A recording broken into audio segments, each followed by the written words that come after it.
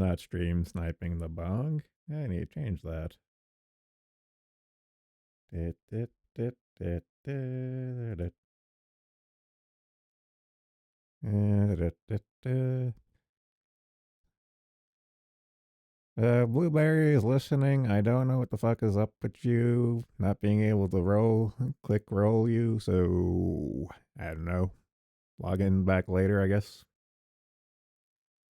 As far as Hanja, if you want to call in, set up your in the registration channel that in the preamble says reacted by Fugi.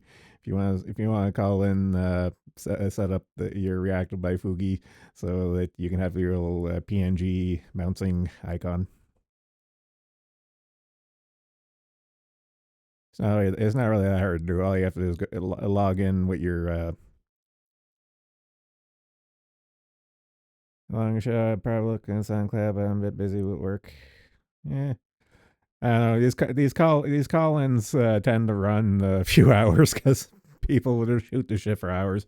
So if you need if you want to focus on work and come back in a couple of hours, we'll probably still be talking for if someone else calls in. So I probably wouldn't worry about it. I don't post anything on SoundCloud. I only have a couple of songs, like a couple of music tracks on SoundCloud for my account. Pretty much everything nowadays is posted to Odyssey.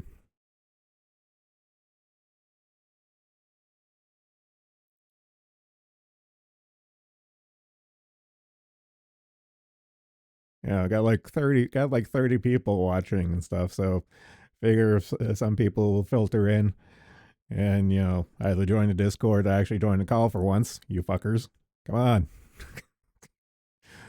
or at least chat and chat and chat. Or just something to give me like I could always dip like I read the news on Mondays and Thursdays and stuff, and I do have a little bit of a pile up right now for Monday's stream and stuff, and I can dip into it for talking points and stuff, but I really rather not because reading the news, I kind of got a nice hour and a half news reading streams, and that there's kind of down path right now, and I'm happy with that. Of course, we could talk about the ongoing. I could probably throw it on stream. Window Brave. So apparently, somebody's getting uppity in Moscow, and I'm kind of leaning towards some gay ops going on in Moscow right now because like the immediate lead up to the terrorist attack in Moscow, the CIA pretty much put out a warning saying like U.S. nationals stay away from large public gathering events. Yeah, it's like like we were chatting in the cafeteria one. You can call in. All you have to do is just pop into the stream waiting room, and ideally, if as a favor to me, make sure you have Fugi set up. All you have to do, I got the Fugi link and registration. All you have to do is log in with your credentials and set up, pictures, just to give people to have a bouncing. Yeah, yeah, take your time. I'm in a rush. Fuck these call-in chatting streams. Like we've averaged between 5-6 hours. Where no one's in a rush for anything at this point.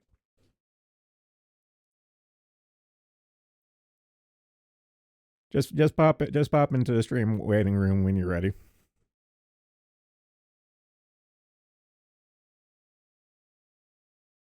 And anyone can pop in the stream waiting room, and I'll just pull you in to the invisible stream channel where we actually talk on stream, the super secret channel.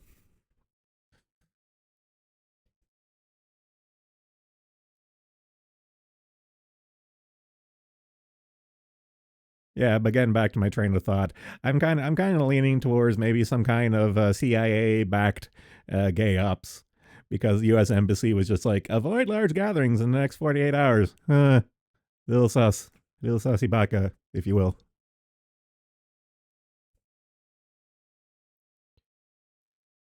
I know there's like a million and one pages and stuff, but as everyone knows, Zero Hedge is my go-to for amalgamated news. And I'm just refreshing the page once in a while for updates. So exciting. Oh, there's Isaac. Testing one, testing two. Oh shit, I actually got to get on the call too. Oops. Oopsie doodle. Stuck. I'm Okay. stuck. Ah shit, I gotta, let's see, stream mode. Ah, fuck. Sonar mode. Okay, there. I can't on my speakers anymore.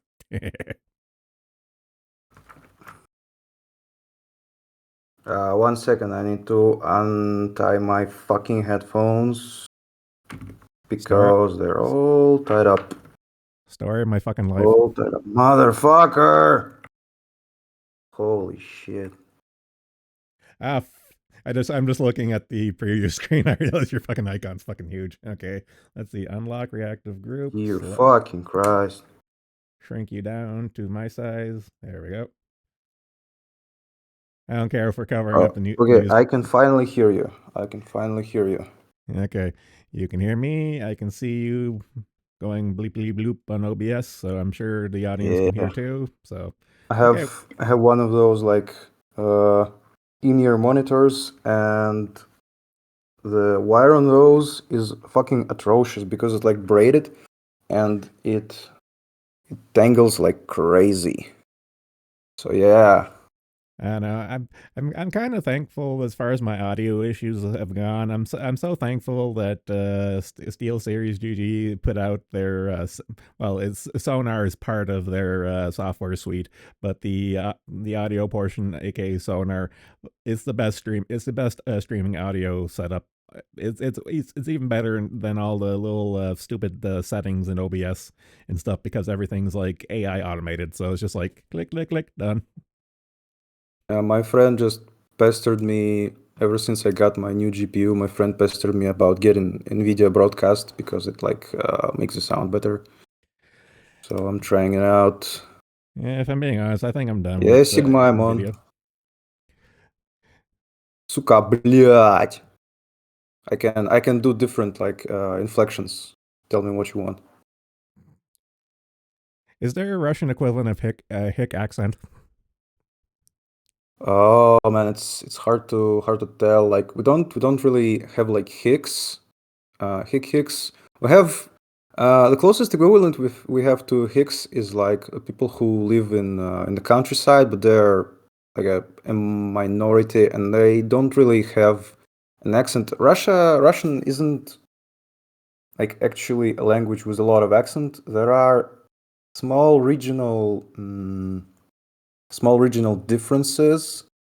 Like people in Moscow tend to pronounce like things in a different way, and like people in the region that border Ukraine and in Ukraine they have the thing that when they pronounce like Well, I guess the better way of saying it, everywhere has regional accents and stuff. But are there any accents that tend to have more like general societal associations with them? I guess would probably the way to think about it. I mean the closest is probably like the Ukrainian slash what is the fucking region called in English?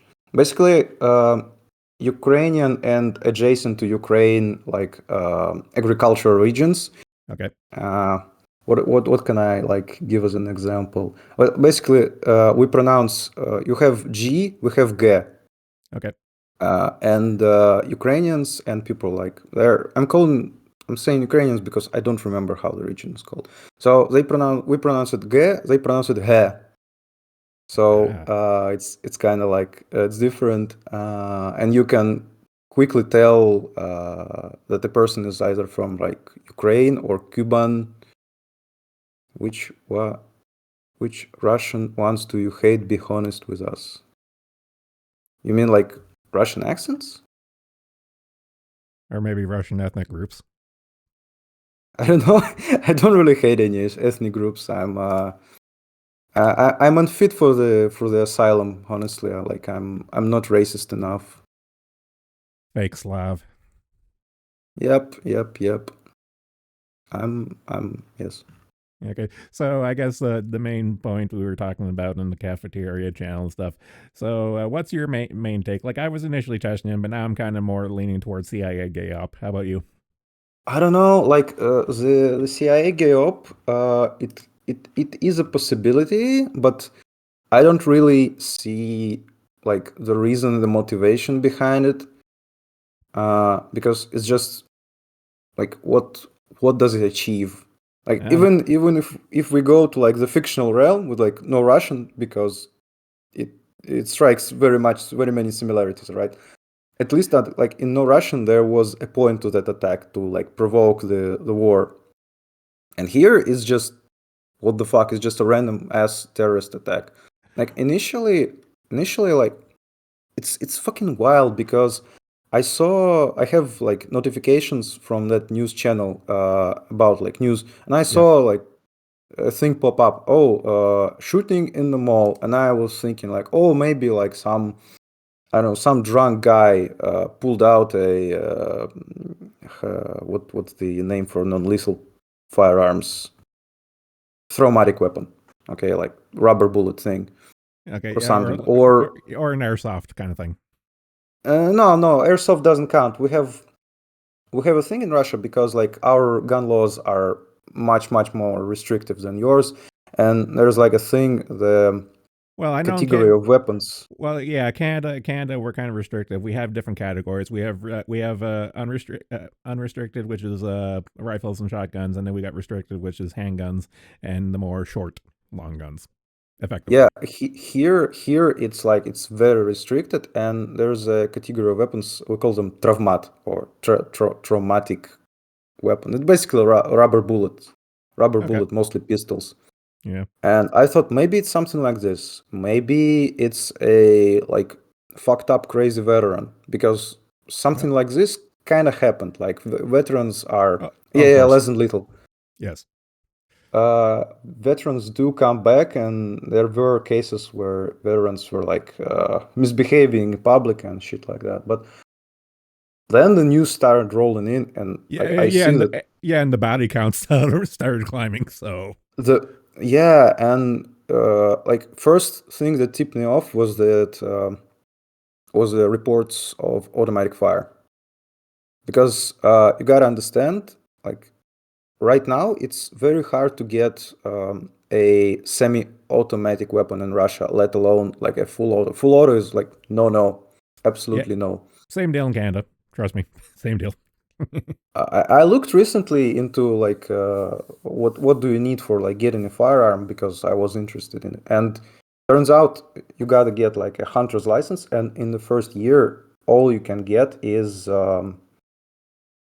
either a double barrel shotgun or a like a TOS kind of thing, like fuck, how is it called? A hunting Like a rifle. sniper rifle loaded mechanism, bolt action shotgun, yeah, without a Okay, magazine, like just just a bolt single, action, single fire, yeah. single fire. Yeah, And okay. that's what you get for like first 2 years. Then you can buy like a Saiga and other weapons with non-rifled barrels, Oh, and still there are a lot of like limitations. And there's news that these guys are firing like full auto, and there is full auto on the news. Um, yeah, and I'm seeing pictures of these guys. They look kind of like I don't know, like older, middle aged kind of guys and stuff. So it's not like some uppity kids kind of thing. So maybe the PTSD going postal ex military mm, thing I, might be the case. I'm not seeing it like it's definitely like a prepared attack, because there Oh, don't get were me wrong. reports. Don't get me wrong. It's premeditated, but like Uh, what kind of hold level on. of like preparation can we like They set yes. off a bomb, and Yep, I saw that. the thing is on fire, so it's like very much premeditated. Pump shotguns, yeah, you can't also get pump shotguns in like the first year. You can first 2 years. After first 2 years, you can get a pump shotgun, because it's It seems to be the powers that be are really uppity about semi-auto and definitely full auto. As far as the more manual mechanisms, they're still kind of like, I guess, kind of thing. It's interesting because like the law wasn't as strict like what 3 or 4 years ago. They changed it quite recently. I remember when I like was back in back in the university, I was also looking into firearms, and the laws were much more like much less strict at the time. So yeah, and there's news about like full auto fire. There's videos of them. Well, I sent one in the cafeteria of them like uh, point blank shooting civilians. And I don't know. This is some. Uh,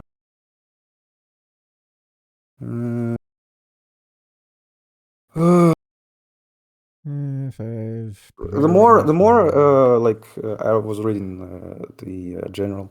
The more I yeah, look at it, the more it looks like a premeditated, like full-on terrorist attack. yeah. It's Well, not. It's well, not yes, the go and postal thing. yeah. No, it seems to be. It pains me to say this. It seems to be like a quote unquote good old fashioned terrorist attack, as opposed to nothing Uh, else really behind it. yep. That's exactly what it is because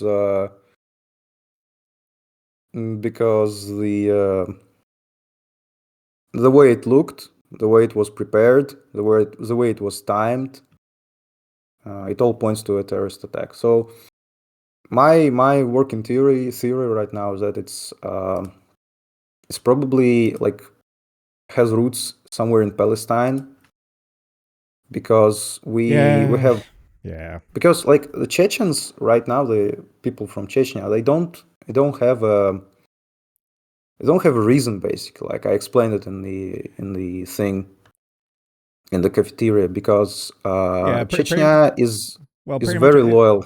Yeah, it's Mhm. it's loyal now, but anyone who would have been pissy with Putin is long gone at this point. So that's kind of where it's where Yeah, it's at. yeah, yeah, and there's always like a possibility of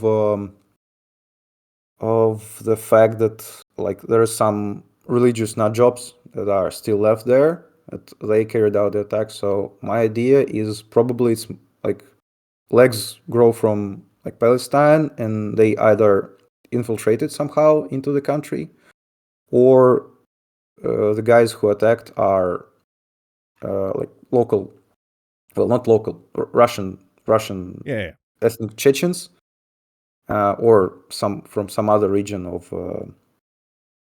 the south. Basically, I'm saying Chechens because I don't remember the other ethnicities. There are many. So yeah, could be something like that. Well, my mental Rolodex for Russian troublesome ethnic groups is kind of limited and stuff because I'm my memory only goes back to the 80s and stuff, and it's only like the handful like Chechens, Georgians, and anyone who had beef with Putin back in the day. Maybe I don't know. So right now there is like news about from the people from the event. There's a guy like he's telling what's happening. I can like take a few minutes to read and like retell. Yes, So like yeah, preliminary FSB says that it's 40 dead and more than 100 injured. That's like official FSB from what I can understand. well, I'm sure his number is going to go up, but as the day goes on. The Wiser saying in chat like 7 minutes ago that you're a bit far away. Maybe you can like balance out the sound a bit. I don't know. Like me or you? He says that you're a bit far away and low compared to me. I'm I'm guessing it's like in reference to the sound levels. Okay, well that's an easy that's an easy fix for me. Just bump me up. Yep. Um, where is the man? I have too many apps open. Uh, so the dude is saying like people try to hide in the basement and exit the building through the basement. It was either like closed or barricaded. There was a lot of people. They somehow like breached the door with a fire axe They didn't see who was firing. Uh, they saw, like, they heard the shots and they saw the muzzle flashes, but they didn't see who was firing. Few people, don't know how many of them were, uh, came out, saw that like the mall is burning. The one of the how is it called? Security guards. By the way, security guards did not have like firearms. Usually, like security guard in malls is like the stereotypical like cop mall cop from Yep. like American stuff, but they just dudes with like with a walkie-talkie and maybe a rubber baton, but it's like unlikely. So they say that when the firing has stopped, a guard who is telling the story, he was standing near the central exit on the first floor. First shots came from the streets, immediately like shattered glass. Near the exit were three more guards. They hid behind the wooden advertisement thing, and attackers passed in 10 meters from them. Then they began to randomly fire at people on the first floor, and then went towards the either the what's the show stage, because there was supposed to be a concert of some band. I don't know the band, like, but they say all the tickets were sold out, and they moved towards the concert hall.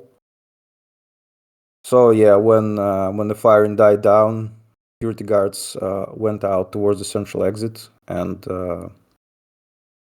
mm, the administrators were helping the injured. So basically, like, security guards had no way to prevent it. They didn't have firearms. They were just Like, basically in the yeah, fucking same way. mall cops versus a bunch of like guys with automatic weapons. Yeah, I can see how that's going to turn out. Murray saying in the cafeteria, like, cops paid off or cops cowardly. Nah, you don't like need to be paid off or cowardly for just five dudes with full auto rifles just rolling in. Because like realistically, I don't know what could have been done to like prevent this. I'm sorry if I'm like talking too much. I'm just No, that's fine. it's You're well. You have the more immediate, up to date news sources and stuff. So you're our slab on the ground, as it were. thankfully I'm really fucking far away from there. I know, like So yeah. I have opinions on major cities. Doesn't matter if you're Toronto or Moscow. I don't care for them. I live in the middle of nowhere too. Yeah, so Murray's saying like cops paid off or cops cowardly. Like cops cowardly, of course, because like what can you do against five dudes with full auto rifles? With your walkie-talkie or maybe a baton. Like it's fucking suicide. Like best you can do is, I don't know, run in, cry like firearms, firearms, and like I guess you're probably equally likely to kill even more people by causing a stampede. Yep, that's always a thing. So now there's a video of people running on the bridge. It's like, I think it's like a walking bridge or something. They're running, trying to like get away from the mall. I'm seeing like hands up or something, like a big flow of people. Yeah, this is kind of fucking unprecedented. Like the closest thing that Yeah, happened. yeah. Like the last big thing to come out of Russia as far as a terrorist attack wasn't it the school one years ago? Um, so I think the last one was Nordost. It was a terrorist attack on a theater. Nordost is the name of the play, I think, that was being held in a theater.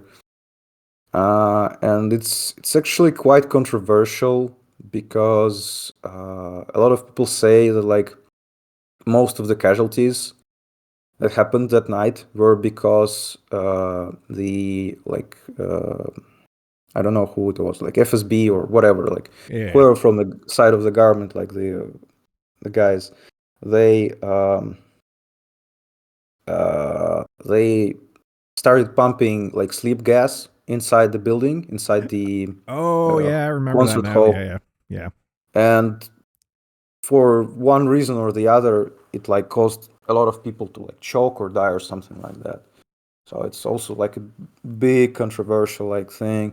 Before that, there were, I think I know at least about two attacks on schools. One is in Beslan, another in oh god, what was it called? Like both I can't fucking were, remember. yeah, I don't remember as well. Well, Uh, I remember the events, but I'm really bad with names. Doesn't matter what language it is. I'm just bad with names. yeah, I even like listened to the a video recently about it. Oh, interesting. Uh, no, that's what was it called? This was like 90s. So Beslan was 2004, and before that, no, I can't find it. So That's basically, fine. That's fine. Beslan was a terrorist attack on a school in northern Ossetia, which is also like a region in the south, near like Chechnya and stuff. So that one is also controversial because there were reports that allegedly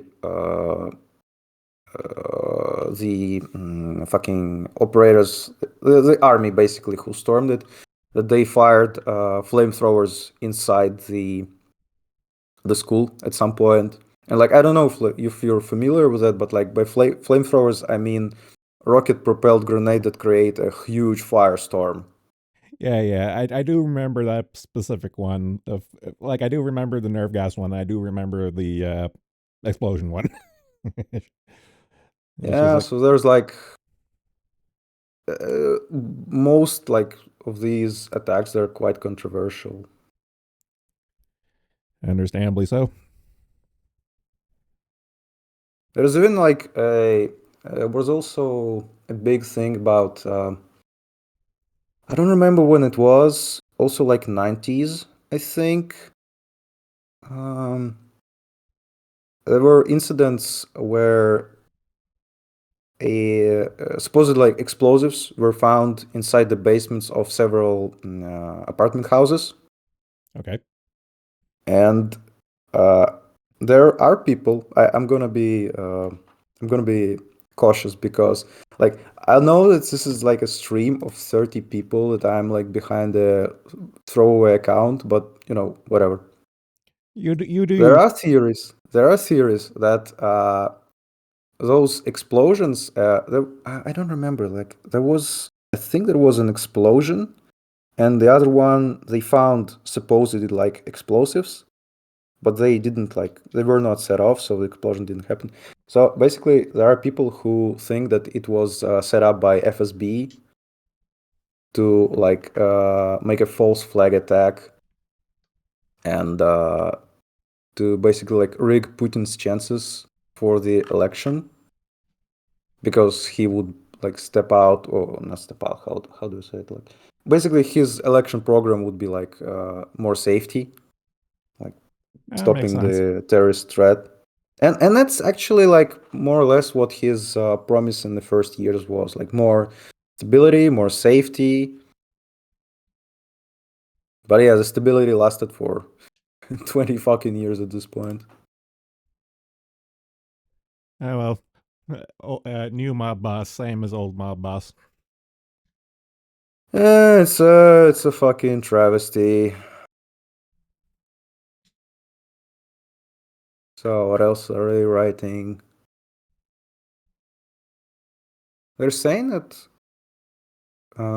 maximum capacity of the hall in that mall was 9,000 people. So like, what's bad about this situation is that not only there is there's like firearms, but actual like explosive was set off, and the building is burning to hell. Like that that mall is fucking gone, I think. Yeah, it's just pretty wild. Yeah, I don't know. I don't really have much to say between you know the world since the turn of the millennium is, I can't really say it's ramped up because it's always been kind of shit and stuff, but it's just like the media cycle, the media availability of the shit that goes on that we're more aware of now.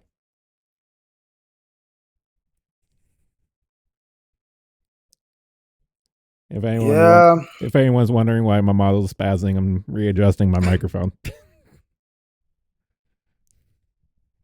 the man behind Red Clippy PFP is scared of the journalism award. It's not a Red Clippy. Okay, I'm gonna explain the lore. So what Azelka is a plant that was producing a brand of cars in Soviet Union called Moskvich. Incidentally, Moskvich is means the person who lives in Moscow, the Muscovite. And it's funny because uh, it's funny because the brand basically died in the 90s. They made like okay cars compared even to like other uh, consumer quote unquote Russian cars, Soviet. But like in the 90s they languished, and eventually like the plant died, and the only there well, not the only like, but okay, they died. But recently, after like the war started, the brand was brought back, and it was brought back, and now under the Moskvich brand, they're releasing like rebadged Chinese shit. Literally fucking skinwalking. Yeah, to be fair, everyone's doing that these days. Not really special. So yeah, I'm just using the Clippy because Emma signed me a Clippy, so now I'm a red Clippy.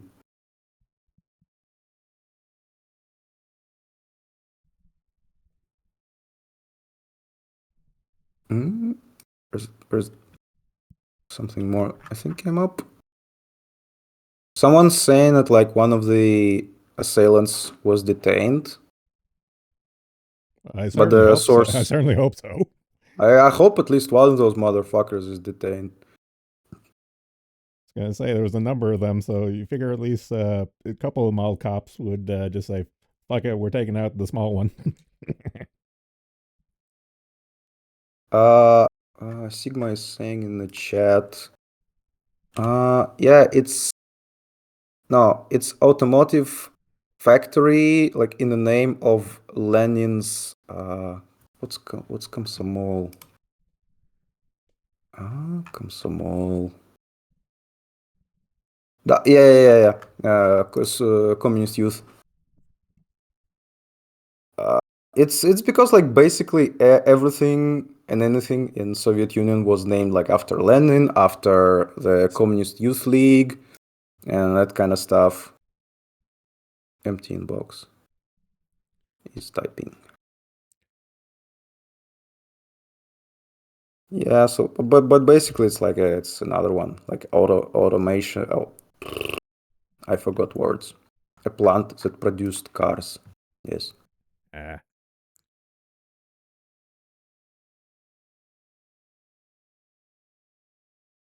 empty Like the inbox. interesting. Empty inbox is pulling a proctor. He's writing a book. Uh, Interesting thing about like the current situation is also because it's a mall, because there was the there was another event in Russia uh, that that involved the mall. There was a mall that burned down, and like a lot of children died because they were basically like locked inside one of the cinema halls. That's tragic. Empty inbox. Picnic as a group. Empty inbox. Are you a Slav, a fellow Slav, by any chance? I can never Because when remember. you I can never remember what his accent sounds like. his I remember him streaming like doing the compilations, and his accent sounded like vaguely Eastern European. I wanted to ask, but forgot.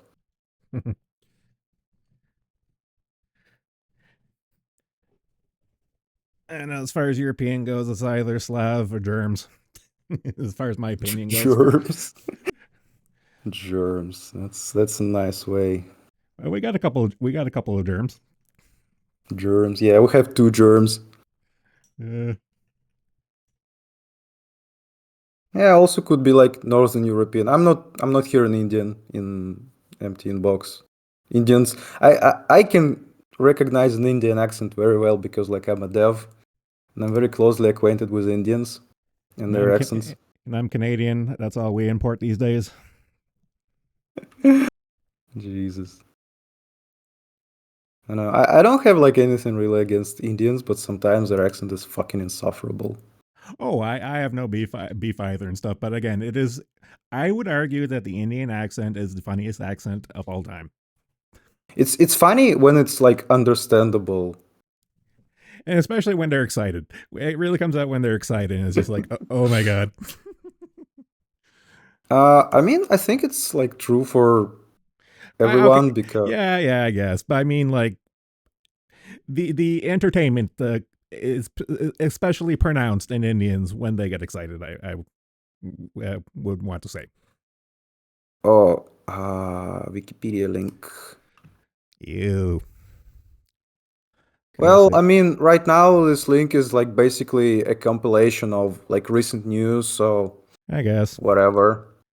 Yeah, it'll get Wikipedia will get a pass right now. Actually, I have a news article lined up for Wikipedia. Apparently, the long and short of it is apparently there's a wiki edit war on literal chairs. The entry for chairs, and the leftist Wikipedia editors are taking issue, saying that sub-Saharan Africa did not have chairs until the Europeans brought them, and they take issue with that. It's fucking hilarious. It is as Yep. retarded as it sounds. What the? Yeah, I'm reading the article on Wikipedia. So it says, yeah, the band was scheduled to play at the Crocus City Hall. Before the band began their performance, at least three masked gunmen in combat fatigues opened fire on crowd using automatic rifles. Assailants were also reported to have used petrol bombs and started a fire in the auditorium, causing a partial roof collapse. Some of the gunmen barricaded themselves within the buildings, according to some reports, but that, like, I don't know, it's unconfirmed. So 40 people dead, 100 injured is from FSB. Shopping centers, other public services were evacuated following the attack. Helicopters were sent, so that's like very like extremely recent info, 10-20 minutes recent. And Oh I yeah. yeah, I imagine that Moscow is one giant beehive right now, and it'll be the beehive for the next few days. Like shit, What's gonna be the big hive? Moscow will be a beehive Moscow is of. all Well, I Moscow mean, is always a beehive. okay, I mean more so than usual. You know what I mean? More so than usual. I mean, for what it's worth, like during COVID, Moscow got a huge 1984 tier upgrade because a lot of like surveillance and face recognition equipment was installed in Moscow, and Uh, currently it's like very hard to like make something in Moscow and not be noticed by the fucking Orwellian system. So I would argue that the expression for this stream is you could say that about everywhere now. yeah, so maybe Uh, maybe they would finally actually use this thing to catch anyone except like opposition or people Oh, who bullshit! You know they're not good. If anyone gets away, they're not going to be able to catch them with CCVs. I mean, look at the UK, look at London, look at all the London acid attacks and all the cameras they have there, and they never find these guys. It's like it's fucking bullshit.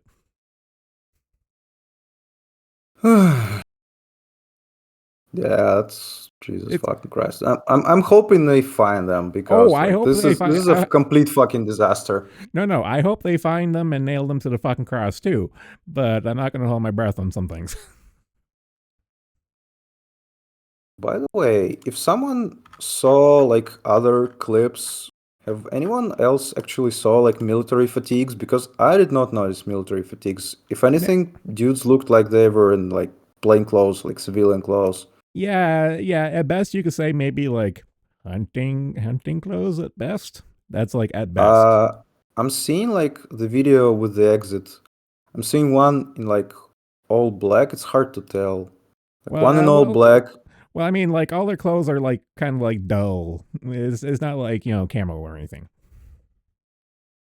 Uh, Maybe it's like one is wearing straight up like white pants. This is not military fatigues. The others are hard to like make out because they are back. They turned with their back to the cameras, but the rucksacks are quite big on some of these ones. But like on one of those, his backpack looks like a regular like backpack to me. So I'm seeing at least one, two AKs. Yeah. Yeah, Hanja, you can post it in general channel. I don't care. And video and pictures don't show up on the stream chat, so you're fine. And I don't give a fuck.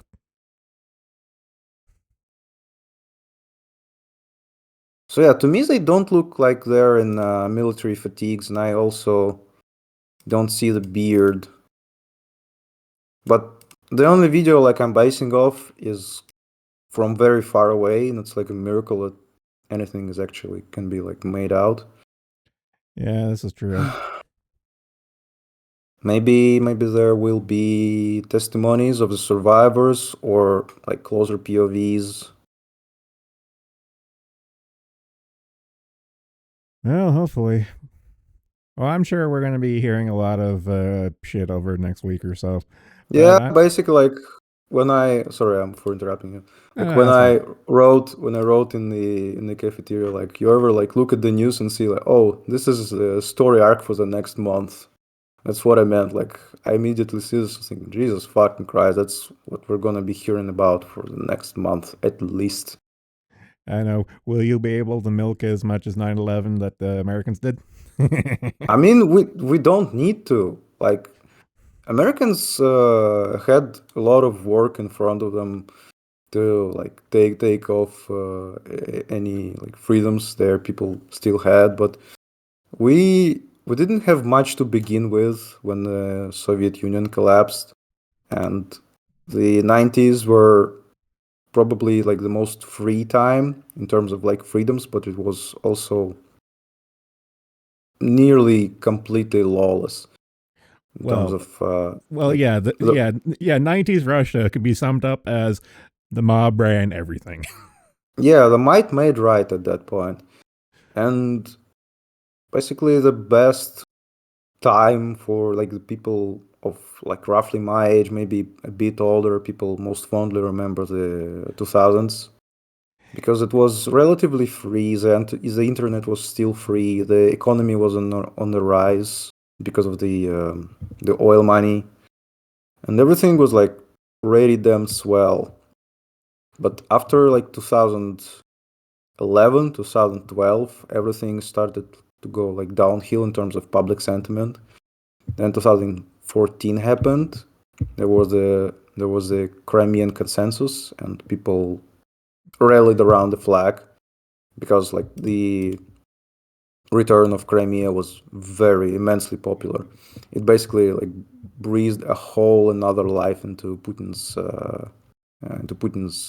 whole system. But It's almost like it served a purpose.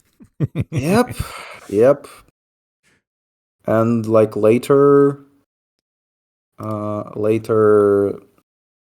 what's it called? Jesus. The Yeah, thing. the consensus slowly eroded, and it was more and more like troublesome towards like 2018 when the another election was held, and pretty much after I think 2020, 2021, it all started going downhill even more quickly. And nobody understood why at the time. But when the war happened, everyone like understood what was it going towards. It all made sense. Well, yeah, like I know the common sentiment is to say that Afghanistan is where empires go to die, but I would argue the overarching concept of war is where empires go to die because it's an expenditure of resources that you don't need fundamentally, and the only one who really benefits from it is those in power who use it to gain, whether it's influence, power, or money or whatever. Who gives a shit? But that seems to be the way things it I is don't what it is. know. I actually don't think like that's completely true because I would say a war is good for an empire until it's not. Like Yeah, if but we look, that inflection point is very fucking fine. yeah, yeah. Well, they don't call it like the small victorious war or whatever. Like the translation of it is like a very I know the concept you're talking about. I'm trying to think of the English equivalent of it, but I know what you're talking about. yeah small good war to like raise up the morale.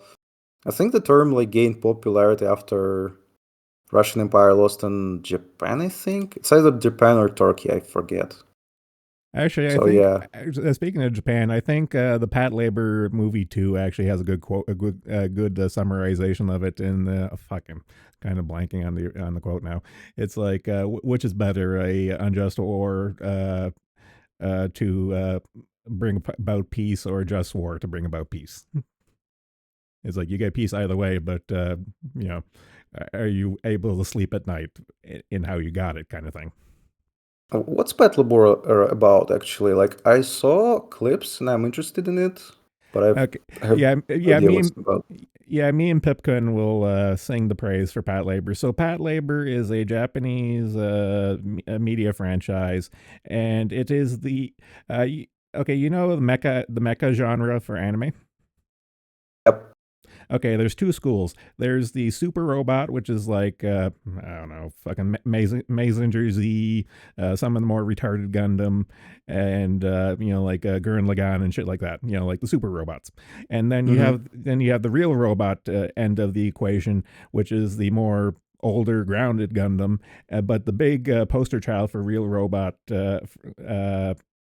genre is Pat Labor. And what it is, it's a series movies, different adaptations. But at the end of the day, it's a ragtag bunch of mecha police, and they have to Ah, deal. And it's pretty much just that. It's just the days and tribulations of the mecha police of Tokyo. so And it's basically Disco Elysium, but in Japan. I I've actually seen bits of Disco Elysium, and they were I'll say they were heavily inspired by Pat Labor. I'll say that much. But Yeah, Disco Elysium is actually amazing. Like oh yeah, it is. aside from it being made by like actual commies, it's actually fucking amazing. It's such a vibe. Yeah, but Pat Labor is a really good franchise. I cannot give it a higher recommendation. Like the movies, the TV show, the OVAs, it's all good. It's all good shit.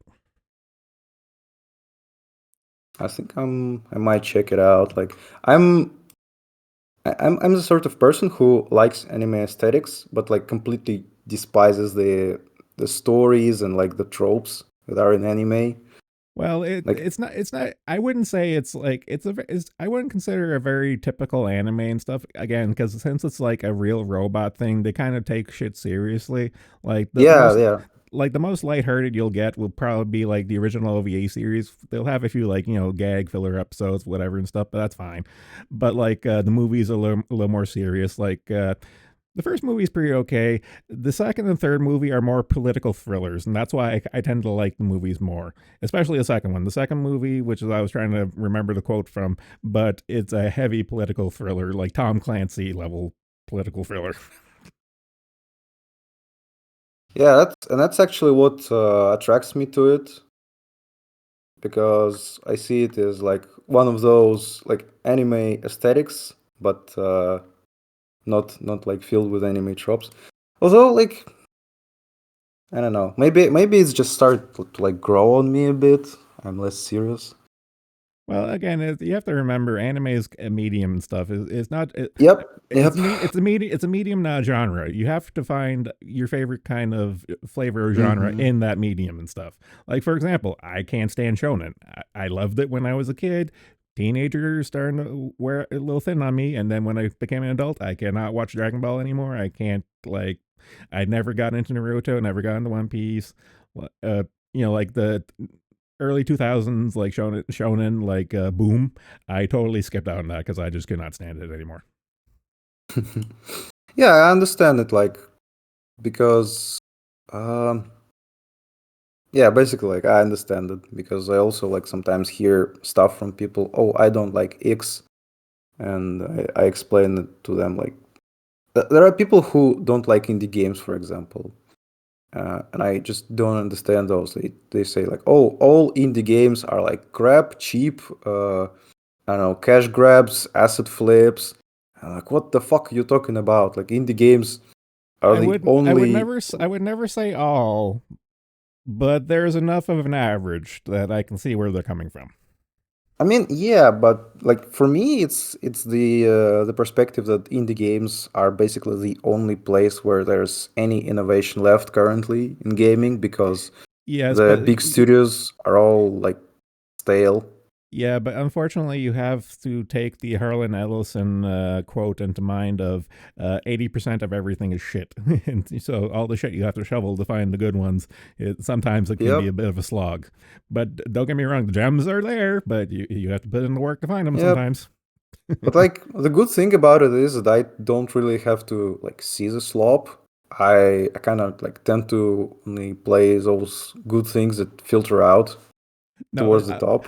I do the same thing, and actually, that's my philosophy when it comes to anime. I tend to never watch anything in the current anime season. I'll typically wait like 2 or 3 years for like the filter of time to take effect, and I'm like, okay, what's actually still quote unquote good, and then I'll actually get into it then. Yep, yep, yep.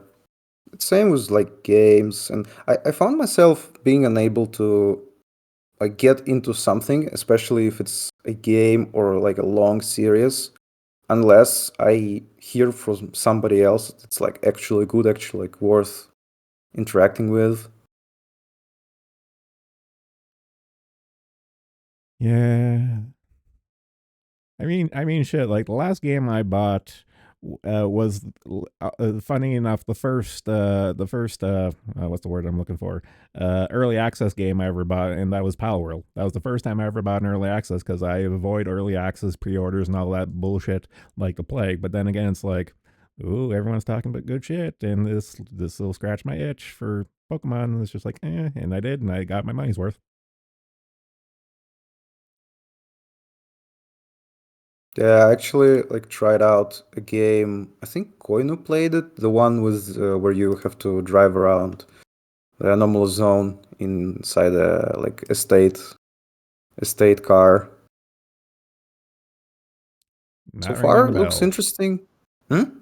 Not ringing a bell. Pacific Drive, it's called. Oh, okay, yeah, I recognize the name now. Yep. Yeah, I kind of expected something more towards like SnowRunner.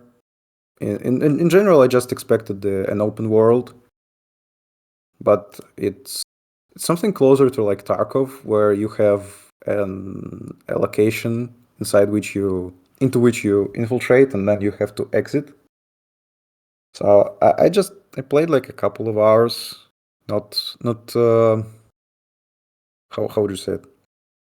I don't know if I like it yet. It's okay so far. The atmosphere is definitely like a vibe. I think I got interested in is that in like marketing, it's they were talking about how they wanted to really like flesh out the relationship between the player and the car like develops works and stuff. And as someone who like had to deal with car quirks for like last 2 years, it kind of rings a bell. Well, unfortunately for me, I'm chuckling because my mind's going two places. One is Knight Rider, and the other part is going Dragons fucking cars. And that's where my mind's going, those two paths. It's like, which way, Western man? It's Mm, like the word car and relationship in the same sentence is a dangerous thing given the internet. yeah. How is it pronounced? Hona, Hona,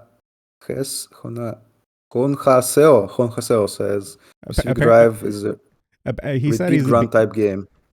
he said he's a beaner, so I'm assuming Yeah. you have to put the spick inflection on it.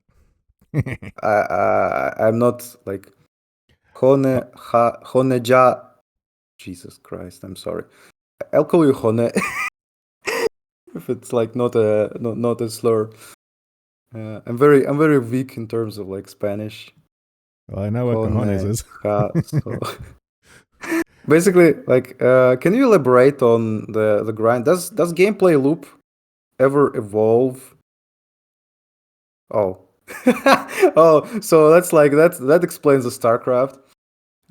Can you elaborate on like the loop?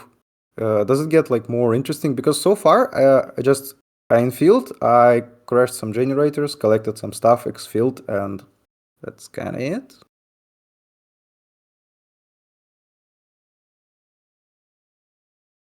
So if it's Korean, how it's read in Korean? Fuck if I know. Honjaso, maybe.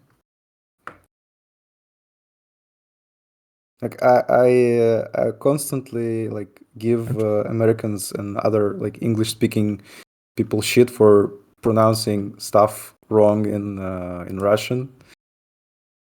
yeah. Oh, okay, I, so that's it. and I'm going through And my here I am butchering the Korean name. and I'm just going through my mental Rolodex, and we tend to and we have a lot more flips than anything else as far as Southeast Asia goes on the asylum. So I'm trying to think, do we have any gooks? We have they're what's the equivalent of trees in the forums? Like Yeah, they're in the signatures. They're in the signatures. they're in the signatures. Oh god. You remember when people were doing signatures in People Thread after that Yep. one Yep. stream? I It remember. was fucking funny. I remember. And It's I funny because like I still see those signatures sometimes because I sometimes go to like the forums for pirated Android stuff, and yeah. people still use signatures there. Now, the last time I took part in anything on the forum was when everyone became Hachima. I took part in that because it was just like right click, save, It's update PFP, done. Okay, it's I'm done. when the shaking blonde girl, right? Avatar flash Yeah, mob. yeah. The shaken blonde girl. That's Hachima. What's the lore behind this one? Well, as far as why everyone was doing that on the forum, I couldn't tell you. But Hachima is a silly girl from Hololive, and she's one of the OG Hololive members. So she has a sizable fan base and stuff. And she was one of the first English VTubers from Hololive because she was taking English as a second language during high school and early college and stuff. So her and Coco would have Hololive English Generation Zero stream kind of things and stuff. And then Hollow EN came out, and then that was history. Okay. Yep. I still don't know why some people on Discord have windmills of peace in their names. I also assume it was some kind of flash mob. Well, I don't know the context for that there, but I'm sure they probably use the excuse of it's the Buddha symbol and not the other one. I think it's pretty obvious. It's like tongue in cheek. And I know. I know. But they do need some level of plausible deniability because again, this is fucking Discord. Discord's full of fucking communist furry faggots, and yeah, fair. that's just the way it is. That's the reason why Proctor and I have the stupid baseline slur filter. because we have no choice. Yeah, Proctor explained it like I think on like his last stream. Again, he explained it. Well, because everyone doesn't fucking shut up. Everyone's just like, why No, do you have the slurs filter? Why do you have the slur filter? Because, like, motherfucker, because this is not our platform. I don't Simple know. I as. actually haven't seen anyone ask about the slur filter. Jesus, filter. I thought everyone like understood why it's there and No, I like still see a couple assholes now and then will say, like, why is this here? And it's like, motherfucker, how many times do we have to say it? interesting. And Do you I'll see them like on the forum or in Discord? on Discord. I think they'll spurg about it sometimes in either the cafeteria or the holding cells. The VTuber chat channel tends to be kind of okay. The names escape me at the time, but some of them have been around for a while and they shouldn't be asking it anymore. I'm just like, okay, you're just being a little shit right now. It's like, shut the fuck up. Interesting. I haven't noticed. It's gonna bug me now, but I'm too lazy to go back and scroll. Yeah. Okay. Well, some people don't read, so Well, natural. I can't exactly throw shade on that one there because I made that post in the middle of the night. It's like 8 to 900 fucking posts since I last read. It's like I ain't reading all that shit. Mark has read Yeah. jump That's to fine. current. It's like That's basically like me when I open the Discord in the morning. I'm like, Jesus Christ, I'm not gonna read all that shit, and then I read all that shit. mm, I'm going like maybe there's something interesting, and I go up the like reply chain, and I end up almost at the point where I logged off. empty inbox. We need Discord recaps. Don't take it upon yourself. You do enough of that on the forum, but I think we do effectively have. We do effectively have Discord recaps in that the Proctor made that the Proctor Sleep channel. So where Proctor can get his up to date, like concise thing, I'm sure everyone else can use that too. At least I certainly hope people would. That's what I've been doing so far.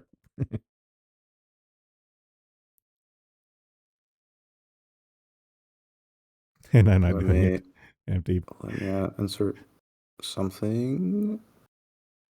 Uh,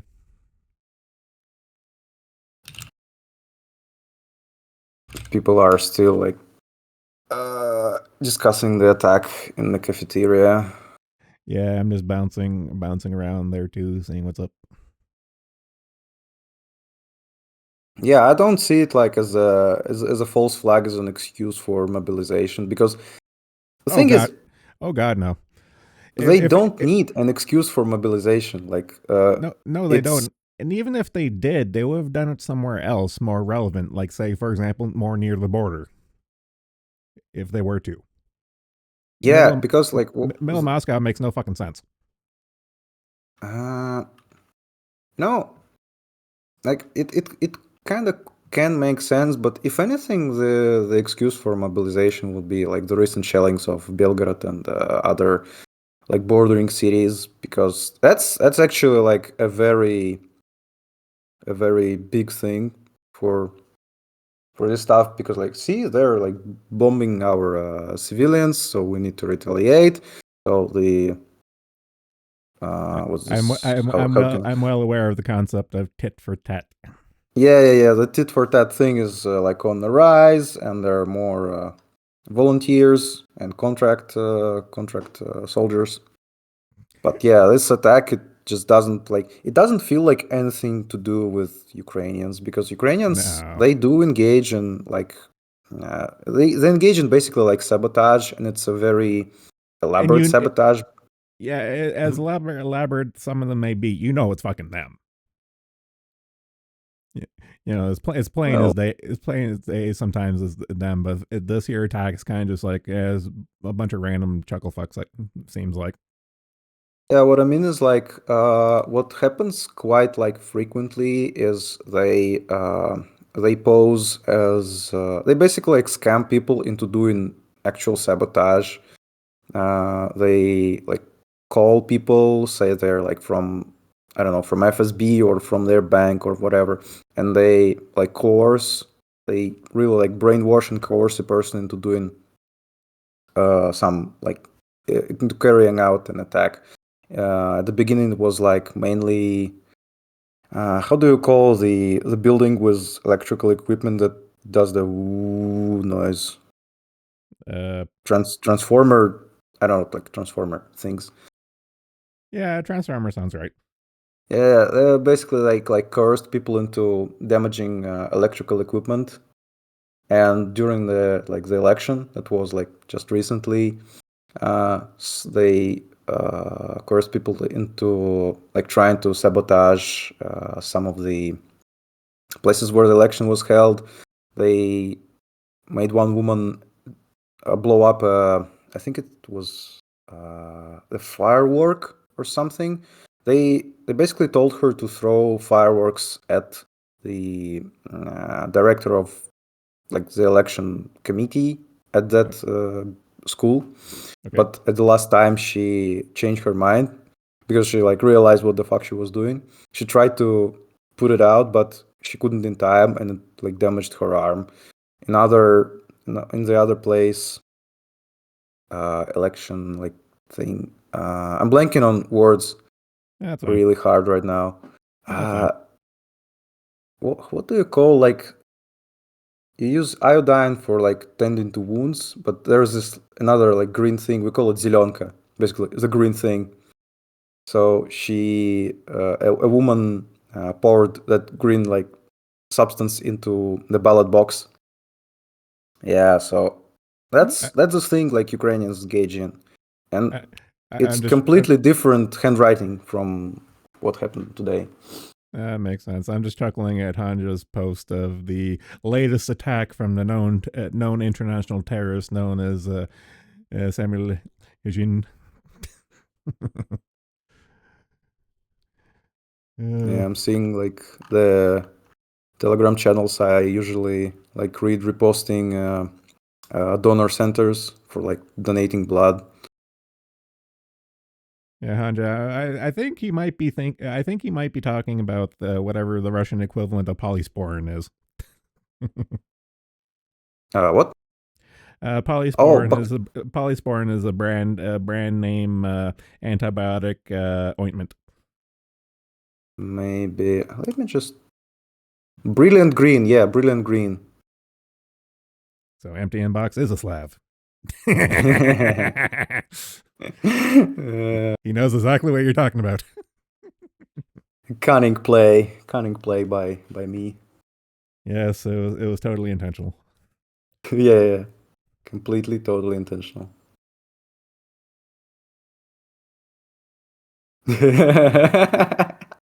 Yeah. Don't try to deny it, empty inbox. We got you. Like Uh, two out of two, the accent and the brilliant green. I'm kind of with Hanja because, like, I can't. I don't know about any states or anywhere else, but we Canada has a Bactrine too, as well, I should say, which is also just another antibiotic ointment. Yeah, it's interesting. Like when I was doing first aid classes, they were teaching us that like brilliant green is like not really good, and you don't even like apply iodine to the wound itself. Like you apply it around the wound, and inside the wound you like pour what's the hydrogen peroxide. Yeah, But like because effectively anything you put in the wound will damage cells. You want to clean it, but you don't want to damage it. Is pretty much the crux of that. yeah, yeah, but like even then I heard like that even like hydrogen peroxide is too strong for like direct application into the wound. Oh, I knew that as a fucking kid because I remember my dad would use hydrogen peroxide for fucking everything. It was like anytime I get cut, I was like, oh fuck, no, no, no. I don't know. Hydrogen peroxide is like pretty mild as like stuff goes. I usually disinfect these days with like isopropanol Oh, I because know. I have a bottle of it standing around. I know. I do too, and I can take it like a champ these days. But it's different when Yeah, you're a kid. It's different when yeah, you're yeah, a kid. Everything is just like, oh my god, it's the worst thing ever. yes, yes. When you're a kid, everything is like ten times more painful. Mm.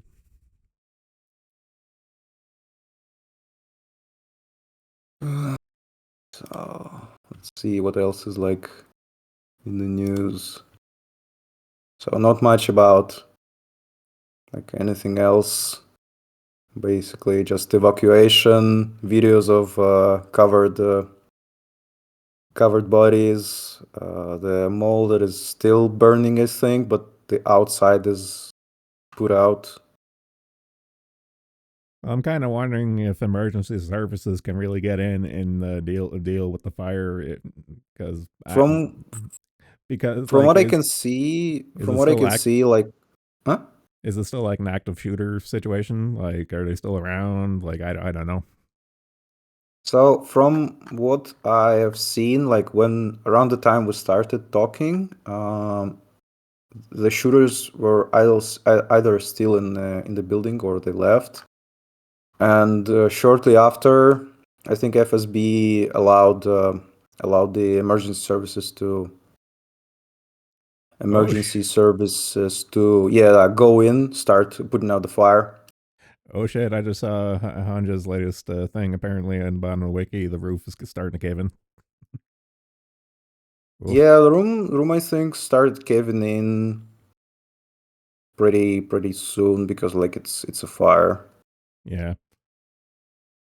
I doubt, like, I don't know what they set off, like what sort of an explosive. Like Wiki says about petrol bombs, so I'm assuming petrol bombs means either Molotov cocktail or like a bigger Molotov cocktail, but like no idea. Well, But you doesn't can. seem like something that Yeah. could like unlodge the roof by itself. Well, the thing is with petrol bombs is it's really just literally a bomb of fuel. So, and they're made specifically for causing a lot of fire. So it does the logic does bear out. And it's kind of funny because after I shoved my driveway and before I went off to the mail, I actually heard about the news going down in Moscow. And coincidentally enough, all the fire trucks in the town were just taking off as I was just leaving. I'm just like, what the fuck? Is this like worldwide kind of thing? It's just like, what the fuck's going on? And it's like, nope, this is just a coincidence. I was like, okay, whew. Because it's one of those things. Like I remember when I was still in university in Halifax. I remember one time me and my friends were walking back from university, heading back to our apartment, and the best we can figure is that there was a drug bust going down because there was cop cars, paddy wagons, fucking helicopters, like sirens, noise. Everyone was just we were just like on the street, and then everything was just like going crazy, and we were just like, oh, what the fuck's going on? And the cops were just like, just go, and we were like, okay. It's like fuck. Yeah. If I'm seeing like shit going down, I'm not gonna go in anywhere near. Well, it just kind of it kind of just like sprang up all around us when we were just on our merry way. So it was just like, what the fuck's going on? It's like we didn't say anything coming. It was just like, what the fuck? Yeah. It's like wrong place, wrong time. So we were just like, okay, we're gone. Oh man, I'll never forget that because it was just fucking wild. It seemed like it seemed like this a scene in like the middle of a movie kind of thing. It was just like, what the fuck? Yeah, I think there was like actually, well, probably there are a lot of movies with scenes like this when like people are just walking on the street and then bam, like fire starts, or not fire, like gunfire Yeah, starts going gunfire or around. something. Yeah. Mm. I think was there a movie about Hollywood shootout, North Hollywood shootout? I feel it like it would be something from about that. I want to agree with you, but it's eluding me too. It's on the tip of my brain. I know what you're talking about. It's gonna bug me now. I Maybe know you remember. shit. I'm still old enough to remember the LA riots and stuff. So it's kind of funny when 2020 happened in the summer of love and stuff. And me and some of the old farts were just like, hey, it's the LA riots part two. Instead of Rodney King, it's George Floyd.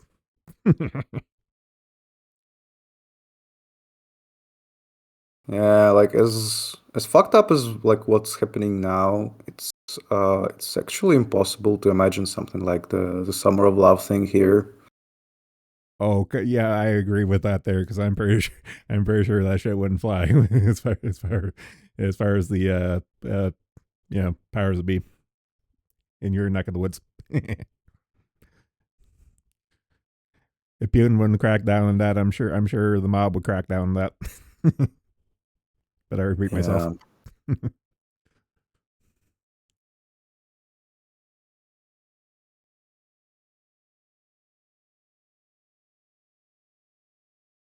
Yeah, nothing new is coming up. Seems like shit is going like calming down or whatever. Yeah, I imagine it's gonna be like a holding pattern as things get sorted out for the next little while. Yeah, I guess the most fucked up thing is that they didn't catch a. They only caught one guy. Okay, If so we're if that. okay. That's a dirty shame because fuck lynch them all. Fuck them. I have absolutely zero sympathy for terrorists. Like memes and jokes aside and stuff. They're just scum of the earth, and I say fuck them all. Yeah. The like that video is just it's fucking mental, man. Like, the closest like thing it just conjures up in the brain is like no Russian. It's not I as like graphic I and know. as like violent, but I feel, it's basically the same thing. I know, but I feel kind of bad because that's going to be the joke going forward of this event. Will be the no Russian meme. Yeah, I'm like looking forward to some like retards with Ukrainian flags on Twitter, like cheering this on. Eh, I don't know. They're not making like a good impression for the Ukrainian flag. No, but I've always had I've always had the policy even before all this here shit started and stuff is kind of just like it's at the end of the day it's halfway across the world, doesn't involve me, and for the most part it's kind of like asshole versus asshole, so I'm just like I don't care. I just don't care.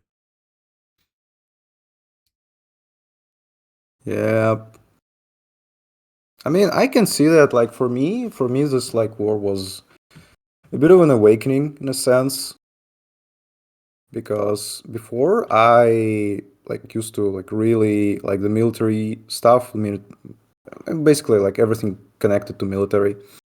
Well, Uh, you can have an appreciation for the military and be apolitical about it and stuff, but then you have to think about the other side of the coin as you get older. Yeah, but like it was like easy to gush all about that stuff when you was like I don't know 16, 15, 16 because like you were no you were in no threat, right? But when you like come of age and when you can like get drafted and Well, like yeah, I'm not that's the thing. When you're old enough to get conscripted and get drafted and stuff, then it's like the come the God moment. It's like, oh, this is what it means. Fuck. yeah, and I'm not like I'm eligible for draft but like not the first wave. Mm. And when I got my like the what's the thing like the document that usually is given out to like people who are not eligible for draft because of like health stuff or those who finish their compulsory service. Yeah. When I got it, I was like, yeah, cool, nice. I'm a free man compared to like guys from my class who were like hiding from the what's it called Voinkomat, The a place that basically like drafts, whatever. yeah yeah There we're yeah hiding. yeah the conscription officers, I guess. Yeah, those ones. Like I was chilling, and me and my friends who were also like not eligible, we were joking like, oh, the only thing we like gotta fear about now is like Putin like makes another war, but like that's not gonna happen, right? So whatever. We're cool. We need to live until like 27, and we're chill. Lo and fucking behold. Yeah yeah yeah. Life has a funny way of slapping you in the face, doesn't it? Especially if you live here. It feels like our modern recent history goes in like 4 to 6 year cycles where shit starts to get like better, like marginally better. Yeah, and then God realizes, oh, the Slavs are having a good time. Can't have that. bitch And slap. it's not even God. It's our own fucking government. It like comes up with another fucking scheme to fuck us over. And that's what it is at the end of the day. It's a bunch of fucking schemes. Uh, Yep. Again, to quote the word of the day, it's like that goes for everywhere now. And I'm just praying to heaven that everything comes to a boil right now, and we can just like, you know what, just go nuts. You want to go ape shit, just go ape shit. Let's just get it over systems at this point. What do you mean, like total atomic annihilation or what? No, no, I don't know if we'll ever get there, but the kettle does have to let off some steam, and we've had it too good for too long, and the human race is overdue for another world war. There's no other way to say it. We're kind of overdue. I don't know. I really hope it doesn't happen Oh, because I I, don't get me I wrong. I really like to like be alive Don't get and me have wrong. all my limbs attached. Don't get me wrong. I'm not insane. I'm not calling for a genocide of the human race and stuff. But I do have to. But I have to acknowledge that we've had a lot. We've had a really long good run since the end of the Second World War. You know, like the Cold War was kind of just whatever and stuff. But as far as a lot of kids these days, and me included and stuff, everyone's kind of just like, it's like kind of listless, directionless. Is kind of just like, I think we all need just a slap in the face. In a sense, you're right because I've also been like thinking about it and like if anything, war makes things simple. Like war in itself is not simple because it's never as like No, straightforward as us versus them. It's no, it never always is. a bundle of like interests conflicting and sometimes actually like not conflicting. What's the word about it? Yeah. Well, I know the running joke is that all wars are bankers' wars, and that's true to a certain extent. But uh, the powers that be have to have something to work with. They can't just say, "Okay, go kill that guy." It's like, no, there needs to be an underlying reason, either like religion, ethnic, racial, whatever. The typical human tribal bullshit. There needs to be something there to work with, as far as the baseline conflict goes. Yeah, yeah, but like what I'm I guess saying is war gives meaning to like meaningless shit. Like Yeah, there's us versus them, yeah, that's a good and way to look at it. Yeah.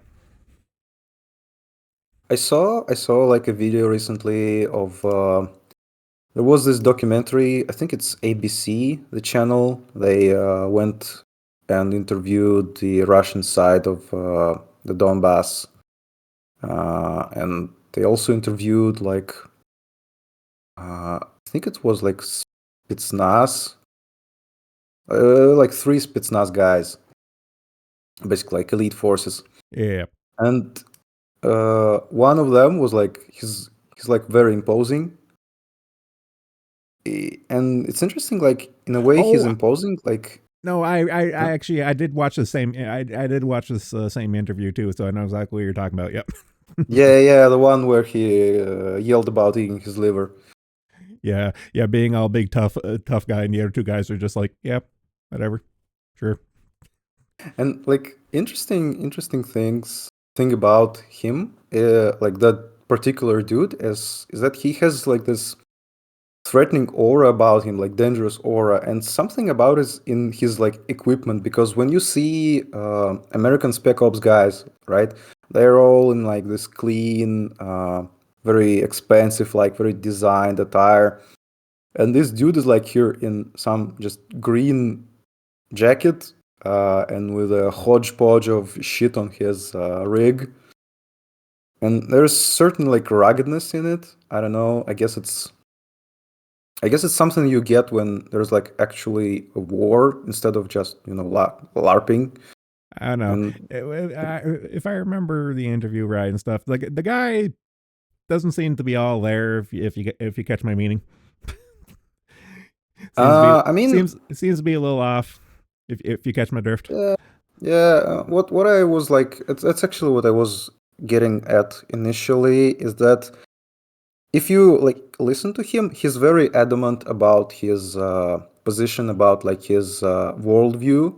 So for him, what he says about like what's happening, it's like it's the truth, like big Well, letter well, T truth.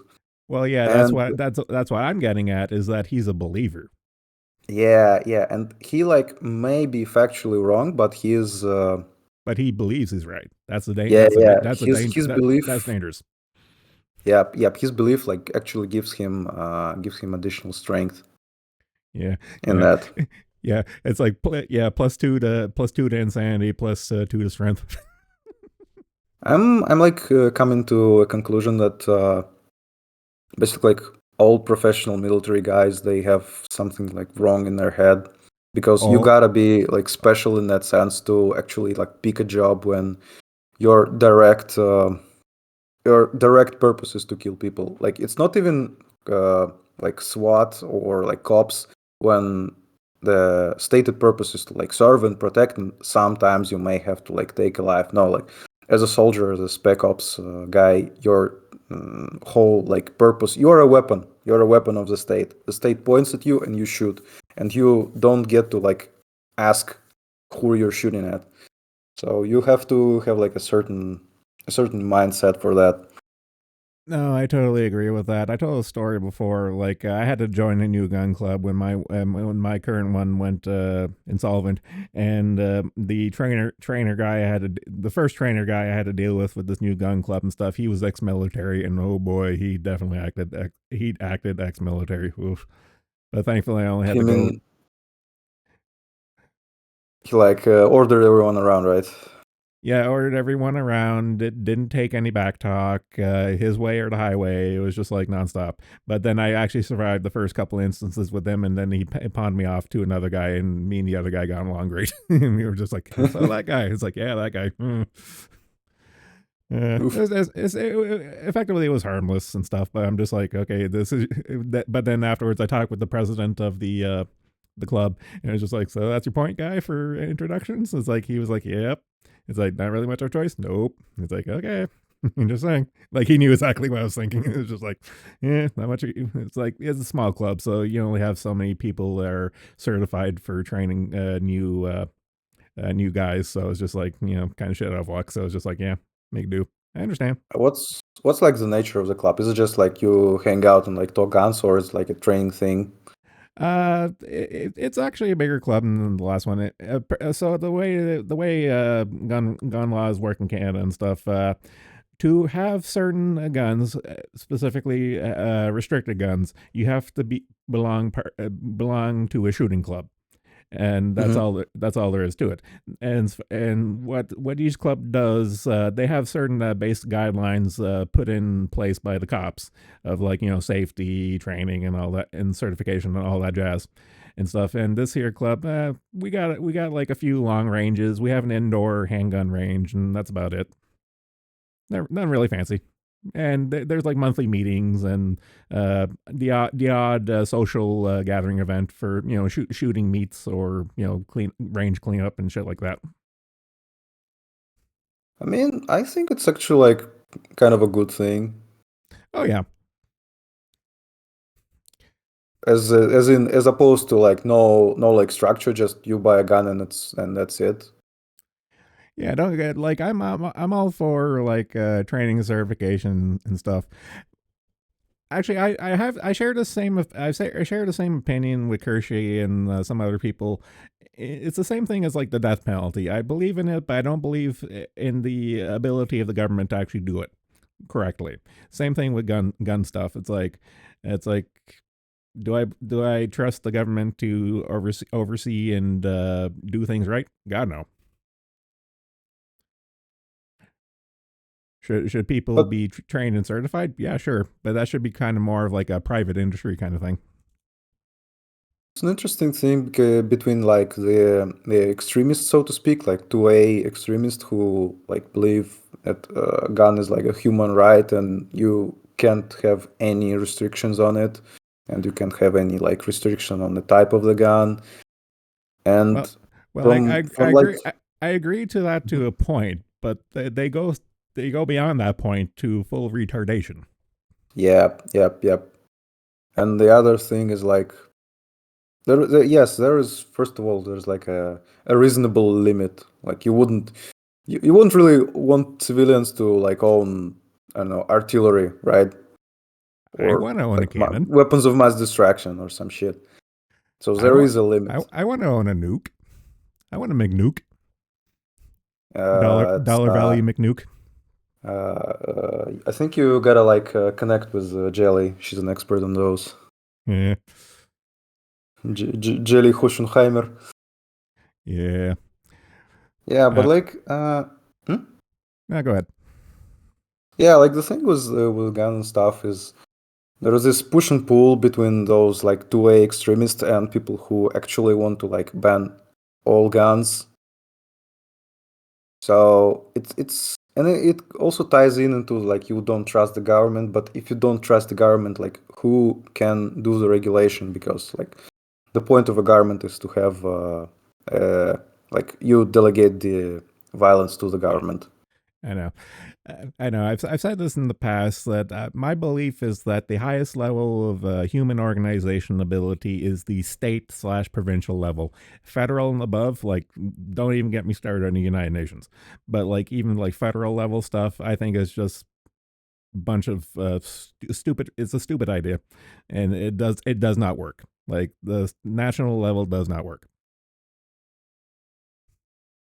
I suppose, but like the thing is, how do you really like go towards that? Because from what I'm seeing in the world, maybe it's just my perception. Maybe it's like a thing of the time, but I'm seeing that in basically like every country there's a slide towards like, well, maybe not authoritarianism, but like more and more control from the state, both in like in the West and here it's like it's basically a tradition at this point, stretching from like the Russian Empire I know. throughout the Soviet Union and like right now, but like in the West, in like I almost called US USSR. Yeah, I know. My opinion is that no one wants to take responsibility. Everyone wants to pass the buck up to someone else. Like everyone is enamored with the concept of I'm just following orders or I've delegated to someone else, so it's their responsibility and and everything that goes with that, and it's not mine. Like that's kind of my opinion for like modern, just like everything. It's just like no one wants to own up to anything, and they just want to have someone else take the fall in response and do all the work. Yeah, and at the same time, like the people who filter out to the top to like the governmental positions are either like incompetent or sociopaths or both. Well, that's the thing. Like, I've never been a big fan of the expression "absolute power corrupts absolutely." No, is that people who are corrupt are attracted to power. There's a difference. Yep, yep. It's like you have to have a certain mindset as well. Like as for like military, you have to have a certain mindset for politics Yeah, because exactly. otherwise you aren't like pushing through the all the adjacent stuff. You can't basically like fight. Good people, like good honest people, can't really fight in this environment. This is true, and it's disheartening, but I don't know. Not to be a defeatist, but kind of just like shrug. Actually, you mentioned you live like in the middle of nowhere. How middle of nowhere is it? I could reasonably drive to the Arctic Circle if I wanted to. Nice. I meant like in relation to like a closest major city or just any city really. I'm trying to do my mental math. I think I'm like a couple hours away from everything. And how do you like, I don't know, go to like the shop for the groceries? Well, I live in a small town. Oh, Like okay. my small town is in the middle of nowhere. Is probably a better way of saying it. Yeah, that's different. That's different. I because like when Americans say or no, well, you're not American, but you know what I mean. Yeah, yeah. When like North Americans, let's say, they say about like, oh, I live in the middle of nowhere. I don't live in like a big city.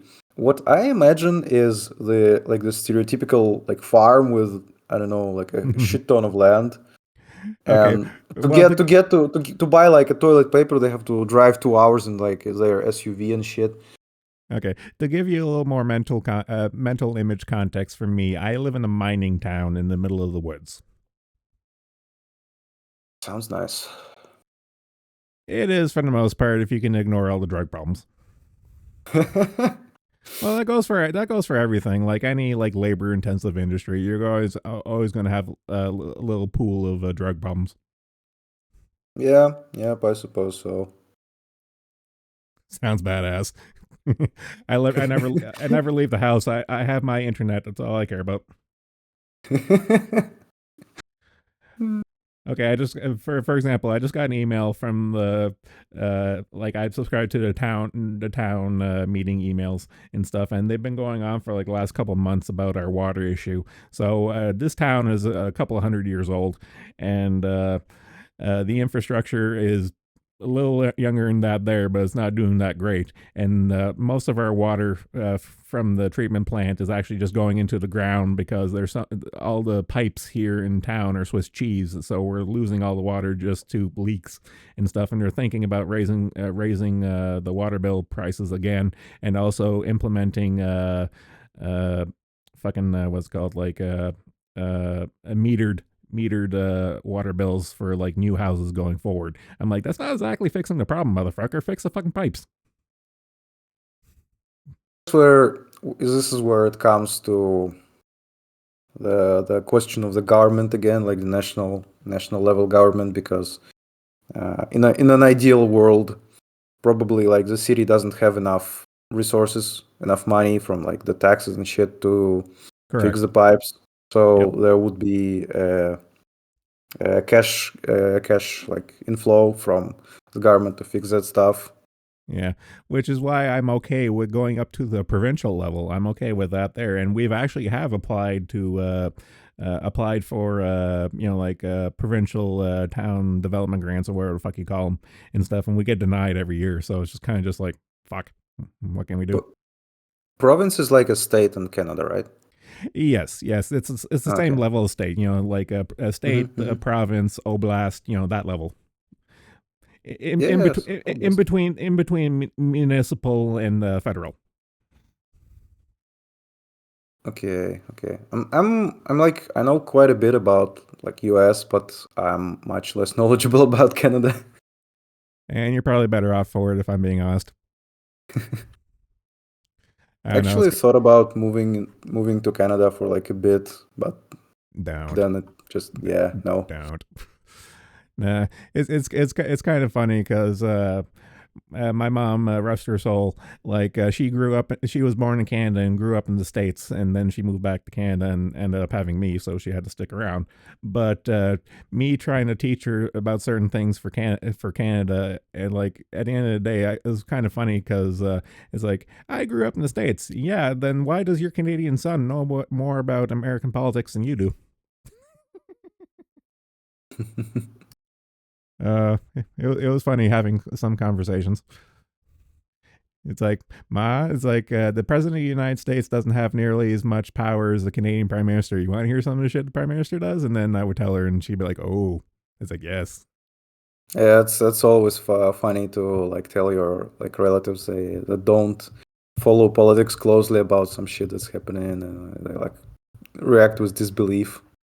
yeah." Because I remember like this happened a few years. This happened years ago at this point and stuff. But there was this Islamic terrorist who came from Canada. Well, he went over and then came back and got arrested. And he threw a shit fit and stuff of saying like racial profiling and all that jazz and stuff. And given how cucked Canada was, literally Castro Jr. himself pardoned the guy and gave him like I think several $1 million in reparations for being, like racially profiled and targeted and all that bullshit and stuff. And I think it was during like the last election year too. So it was just like motherfucker. Jesus Christ. Oh, we are cucked as we're as bad as Sweden and the UK some in some regards. I don't know. I hear like conflicted reports about like Sweden and Nordic countries in general. So like I saw like a blog recently from a person who went there, and he was saying like that he like came. What was it? Sweden or was it? the other one. The one basically that's famed for allegedly like uh, the crime rate growing a lot from migrants and stuff. That would be Sweden. Sweden is the grenade explosion capital and rape capital of Europe, several years running at this point. Yeah, so So, what he basically like alleged to is that it's it's the same as with the plane crashes. Like every time it happens, it's a big news, but or in a global like scale, it's still very rare. So yeah. like in general, it's still a good place to live, even though there's like there is an increase in this sort of problem. It's still not nearly as bad as like right wing media painted. Well, I've talked about this here concept before in that actually, I have an article lined up for next news reading, but effectively, it comes down to it's an art. A lot of things we hear about saying like all time bad, yada yada yada, doom and gloom, and all that stuff is not necessarily the case. Is that you're hearing about it more through reporting? It's an artifact of the news cycle, and that it Yep. seems Yep. like it's getting worse, but not actually is. It's just you're hearing about it more. And that's the distinction. Yep. That's the thing. Right for White, I found this is like 17 minutes ago. Right for White, what's the stream about? Random bullshit. Random fucking bullshit. That's all these streams are. Yeah, initially we had a point, but now like the point is So uh, sad to say it's old news now. yeah, the news what's it called? The news event kind of exhausted itself. Now there's only like aftermath. Yeah. I'm even like seeing messages about it in my like our local city's like car club thing. I know. And anywhere you can post about something's like, so did you hear about the latest news? Yeah. Who would like who would post about this sort of like shit in a VTuber Discord? Jesus. Us? Who could do such thing? I don't know. Maybe some Slavic asshole. And I'm just scrolling through Proctor's server trying to stay up to date and stuff. I don't really I like several months ago I totally gave up on keeping up with the forum, and then that immediately transitioned over to I'm not keeping up whatsoever with the Discord. I'm kind of just like skimming and just browsing as I feel like it. Yeah, yeah. Discord is like it's a funny place to hang out. As much as Proctor like was opposed to it initially, I remember like reading his old posts about like Discord faggotry and stuff. Well, He pretty much like caved to it for all intents and purposes. don't get me wrong, the faggotry is still there, but it's the same thing with like Jim, like Medicare and stuff. He hates fucking Discord and stuff, but it's kind of like an irrational hatred. Like I know there's like a bunch of gay communist furries running and stuff. I get it and stuff, but at the end of the day, it's a fucking tool. And as long as you use it correctly, air quotes, use it correctly and stuff, it's fine. I mean, like I remember Proctor's point was like that having a Discord inevitably leads to like stupid drama, and in a way, Proctor was actually right. And the ironic thing is like he was part of that drama, which is like doubly funny. Don't get me started. Oh god, it's your Yeah, that channel. was It's your that channel, was so a this shit is. show Oh god. from what I saw. I knew Proctor from day one was an autistic retard. Like I knew that from day one. Like just because I just knew, and I knew he was going to have a spurg out eventually and stuff. And there's going to be another one. There's always going to be another one. You can't turn off the spurgatory of a spurg. You just can't. I just learned today that like Spurg is a person with Asperger's. Yes, and that's why it's a derogatory term. That's why you can't. That's why it's filtered. I always thought that like Spurg meant like having what is it called, like convulsions or like well, involuntary movements, sort of like shaking, well, basically like fucking well, bocce. well, okay. Spurg is equivalent as a derogatory slur, it is equivalent to spaz, which is what that is. Yeah, yeah, pass, pass, pass. Yes, but it is an equivalent in terms of just it's like spurg spaz, kind of the same thing in the context. Yeah, that's what I was conflating it with.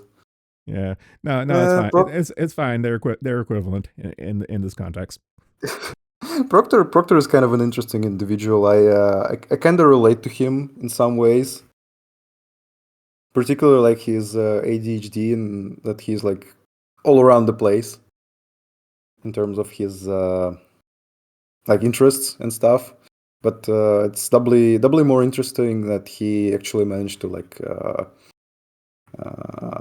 set up the forum and like run it for what is like it's more than a year, right? Yeah, we're over a year. Hello, empty. I was wondering when you were going to pipe up. Hello. Oh god, we're not having this shit again. I can't hear him. Hello. Can you Now hear I me can now? hear him. Okay, Oh, I just no, I already got him maxed out in volume, so I can't do anything on my end. okay. I hope it's okay. I was just trying to. I'm kind of under the weather, so I cannot speak up much. I just hope it's okay. No, this is fine. It's serviceable. It's not ideal, but serviceable. Okay. Hello, I'm under the water. Help me.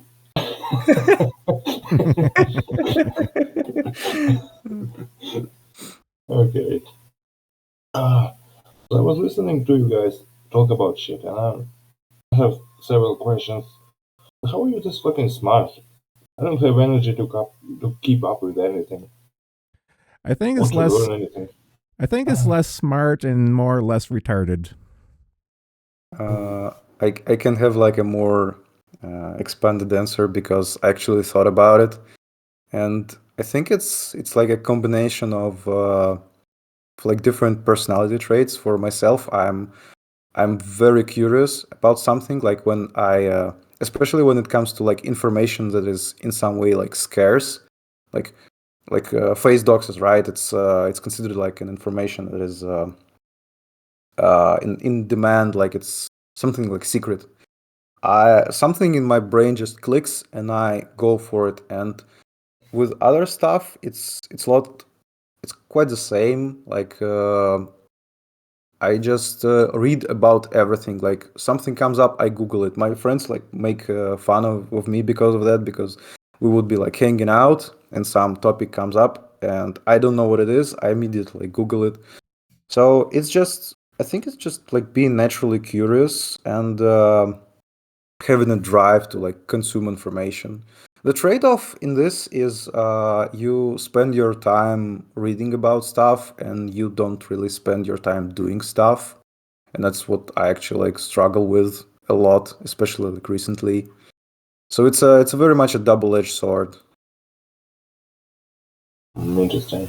Sounds like a good habit to have. You don't know something, you just look it up. Yep. What about you, Samar? You just naturally curious as well? I don't know if I would go so far as to say I'm curious, in that I'm more perpetually bored, and my mind will wander, and I'll just come across weird shit, and and said random shit will just stick. I'm a beast. Yep. I'm a beast at trivia nights, if nothing else. What's that? I'm a beast at trivia nights, if nothing else. Like Okay. random, unrelated facts, right? Yeah, pretty much. Yeah. Like right Yeah. now. Pretty much same. Mm-hmm. I'm just was like thinking, what can I bring to the table and discussion? I don't have nothing to bring, so I don't know. I open to You autistically fucking document the goddamn general thread. There's that. There's that Yeah, feather like in your cap. that's the very least is a thing, because like many people on the forum like know you from your archiving of the thread, not archiving, like summarizing. So that's interesting. You had like a master class recently, so to speak. right. Was kind of boring. I was thinking if I want to like improve my language, improve the English, right, I have to practice it a bit and practice not only the stuff with recaps, but also the speaking stuff, like right now. So yeah. But in terms of this tree in particular, what can I bring? I thought to myself. So I jumped into the Chat GPT and I asked the bot, what is an interesting fact about March 2023rd? Do you want to know what it's giving Yep. me? Sure. Okay. Star Wars from Ronald Reagan. Then Obamacare, Affordable Care Act. It is also March 23rd. Crimea held a controversial referendum, also March 23rd. And then something about Brexit. I really didn't care about that. So yeah, That's somehow interesting. all the things we discussed this far, right? You guys discussed so far. I kind of related to that. I found it really interesting. Yeah, that's actually quite interesting. I didn't know that the Crimean referendum was on 23rd. Let me look it up actually.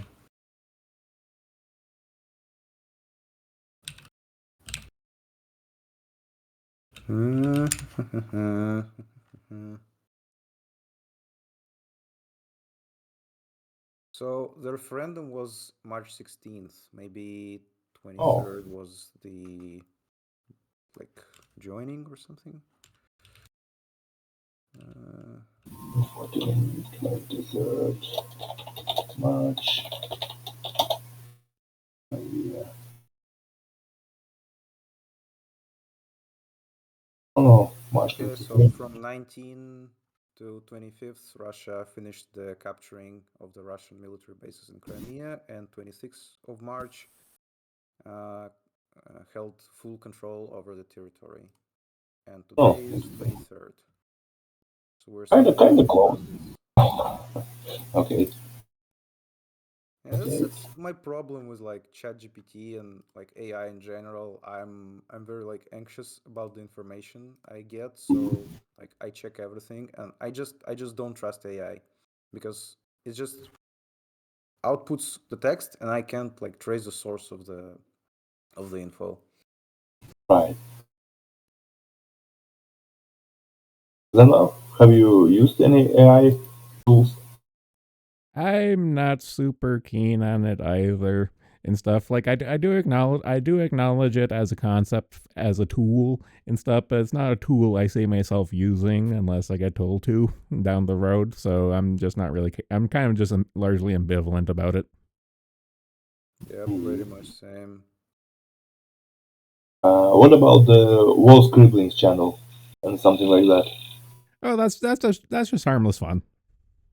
Hmm.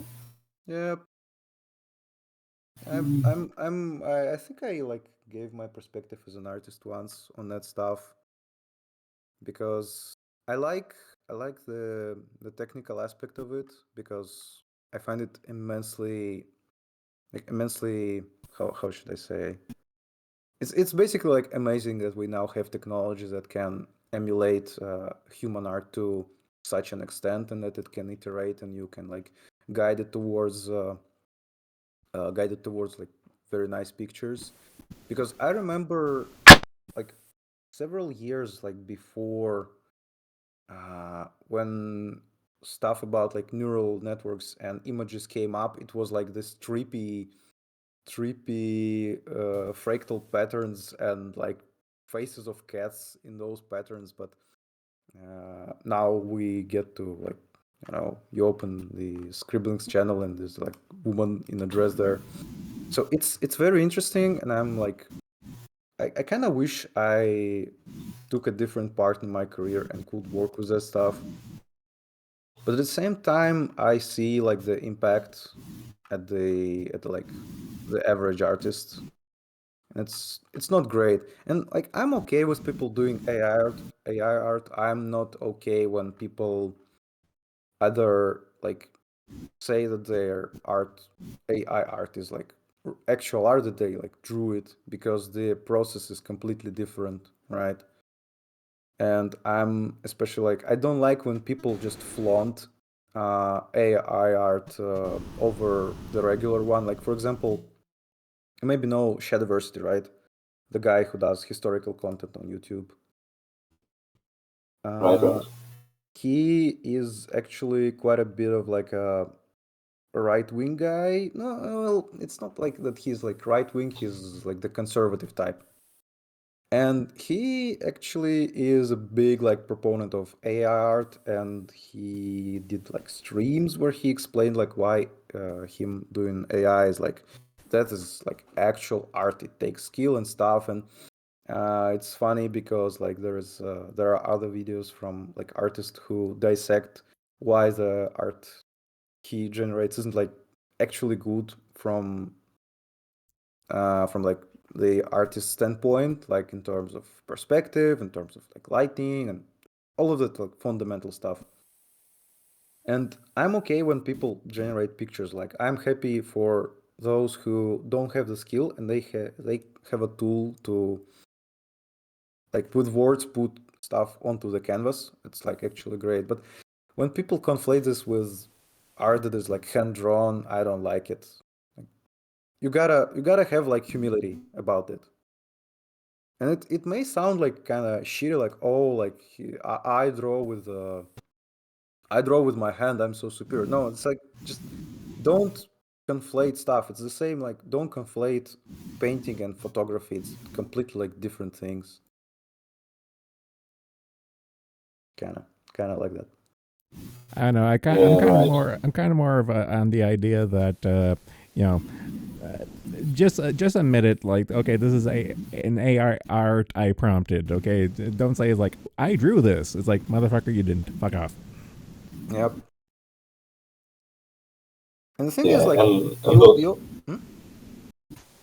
those kind of people are really, really, really defensive about it too, right?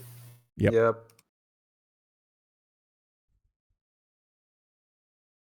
It's kind of interesting how the discourse around it goes to from both sides of the spectrum, from the quite opposite sides, and they're all so personally invested in, like, their egos like trapped in the spot they have to defend. They just cannot like wrap wrap their heads around the idea that it is not something like worth spending so much effort trying to convince other part, right?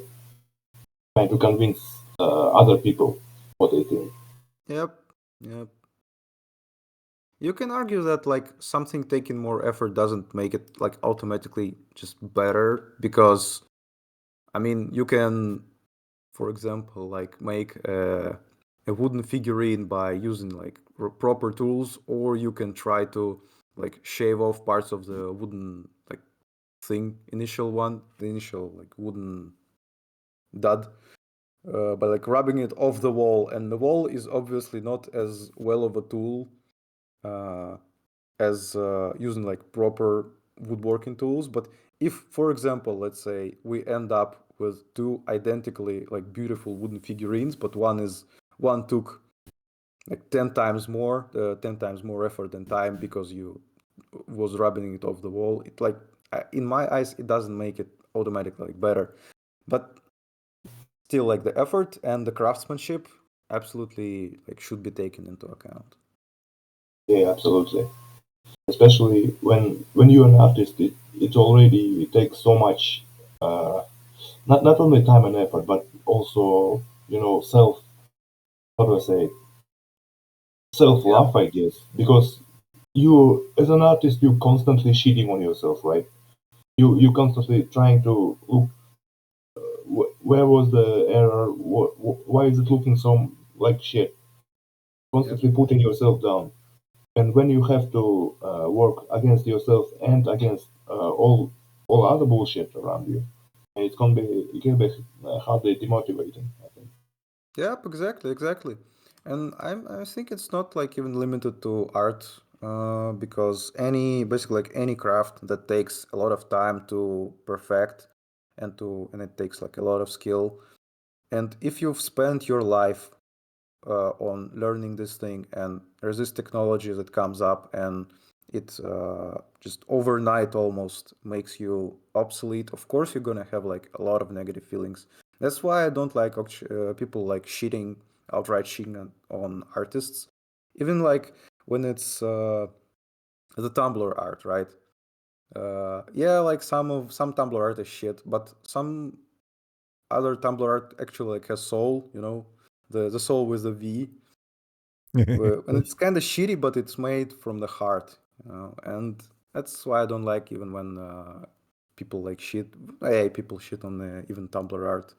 Like, oh, I can like generate with a prompt something you can't even do, and you've been drawing like for so and so time. Oh, you still shit, but like, Well, as with Discord and everything else, my policy is absolute for everything, and that it's a tool. Just use it correctly, and there's no issues. If you're yeah. gonna be a dick about it or use them improperly, well, that's on you. I'm hoping that just artists just take it as a tool and appropriate it and integrate it into the workflows, and so the craft doesn't die. It's what I'm thinking is like I read the manga recently, right? And I read it in a single day, like more or less in like a single sitting. And I thought about it, like how long did it take to draw? And it was drawn by like a mangaka, and mangakas they draw really fast compared to like a shitter like me, who takes like an hour to draw ahead, right? They work really fast, and even then, like the trickle of the new like chapters or pages in terms of like web comics, it's very slow. But what if those artists, those mangakas, they could leverage AI? They could Well, basically without some actually do. So yeah, so they could without compromising the medium, right? Because some genuinely like prefer comics as a medium. I don't like think it's superior to animation, for example. Like, but it's a trade-off. So you're less like graphical, you're more like text. It's closer to a book, but you can make it faster than an animation. And so, if those like artists can use it, I think it's actually great. It's just that now most of those like AI things, they are very obvious. Like I can look at pretty much every single picture in the scribblings and right away tell like it's AI. The hallmarks are there. It has a distinct AI style. yeah, don't get me started. I think I might have glossed over this in a news article, but if I didn't, long story short, the president and the CEO of Hasbro, the toy company, they own Wizards of the Coast, Magic the Gathering, Dungeons and Dragons stuff, and this guy went off on an interview, actually not an interview, an earnings call not too long ago, singing the praise of AI and it's like AI this, AI that, and of course, a lot of writers and artists are hired by Wizards of the Coast, Hasbro and all that stuff for art and writing and stuff, and a lot of them took this really personally, given the head honcho was saying like, "Oh, AI this, AI that, they're going to put us, he's going to put us out of a job," and there was a big hullabaloo about that and stuff, and of course, the board of directors kind of raked them over the coals after the fact, and they put out a press release saying like, "We love our artists, we love our writers, and blah blah blah and stuff." But it's kind of telling of how the upper ends of the industry is treating all of this now.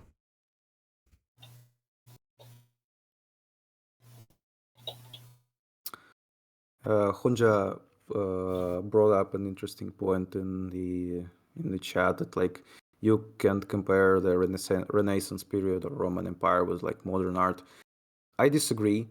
I disagree because, in a sense, like I disagree because nowadays there are artists that can, like in terms of painting, do stuff on par with like the masters of the Renaissance, and with like sculpture, the sculpture I don't know much about like sculpting, so I can't speak about that. But in general, I think it's it's unfair to compare modern art and like those like antique times, Roman Empire stuff, because first of all, we only have the stuff that survived throughout the ages. That's first one. Second one, if you look at stuff like those funny pictures with a lot of stuff happening, and they're very funny. Like the devil is shoving a flower in someone's ass. You know the one, the boss. Yeah, Like, yeah, yeah, yeah, yeah. The Renaissance painting meme is it was one of yeah, my yeah, yeah, one of my favorite memes nowadays and stuff because that shit is actually real and as trippy as it is, it's pretty funny. yeah. My point, I guess, is just to like succinctly sum it up, is that I wouldn't say that the art form is gone completely.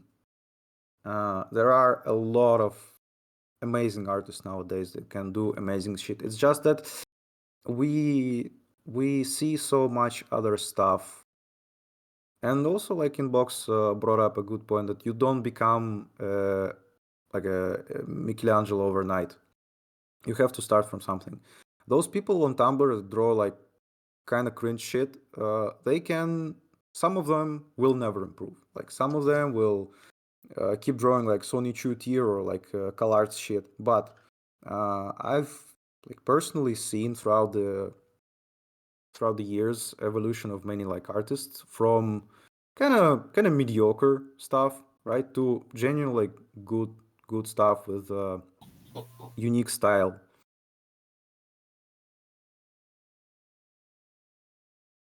Yeah, yeah, I can see that. Yeah.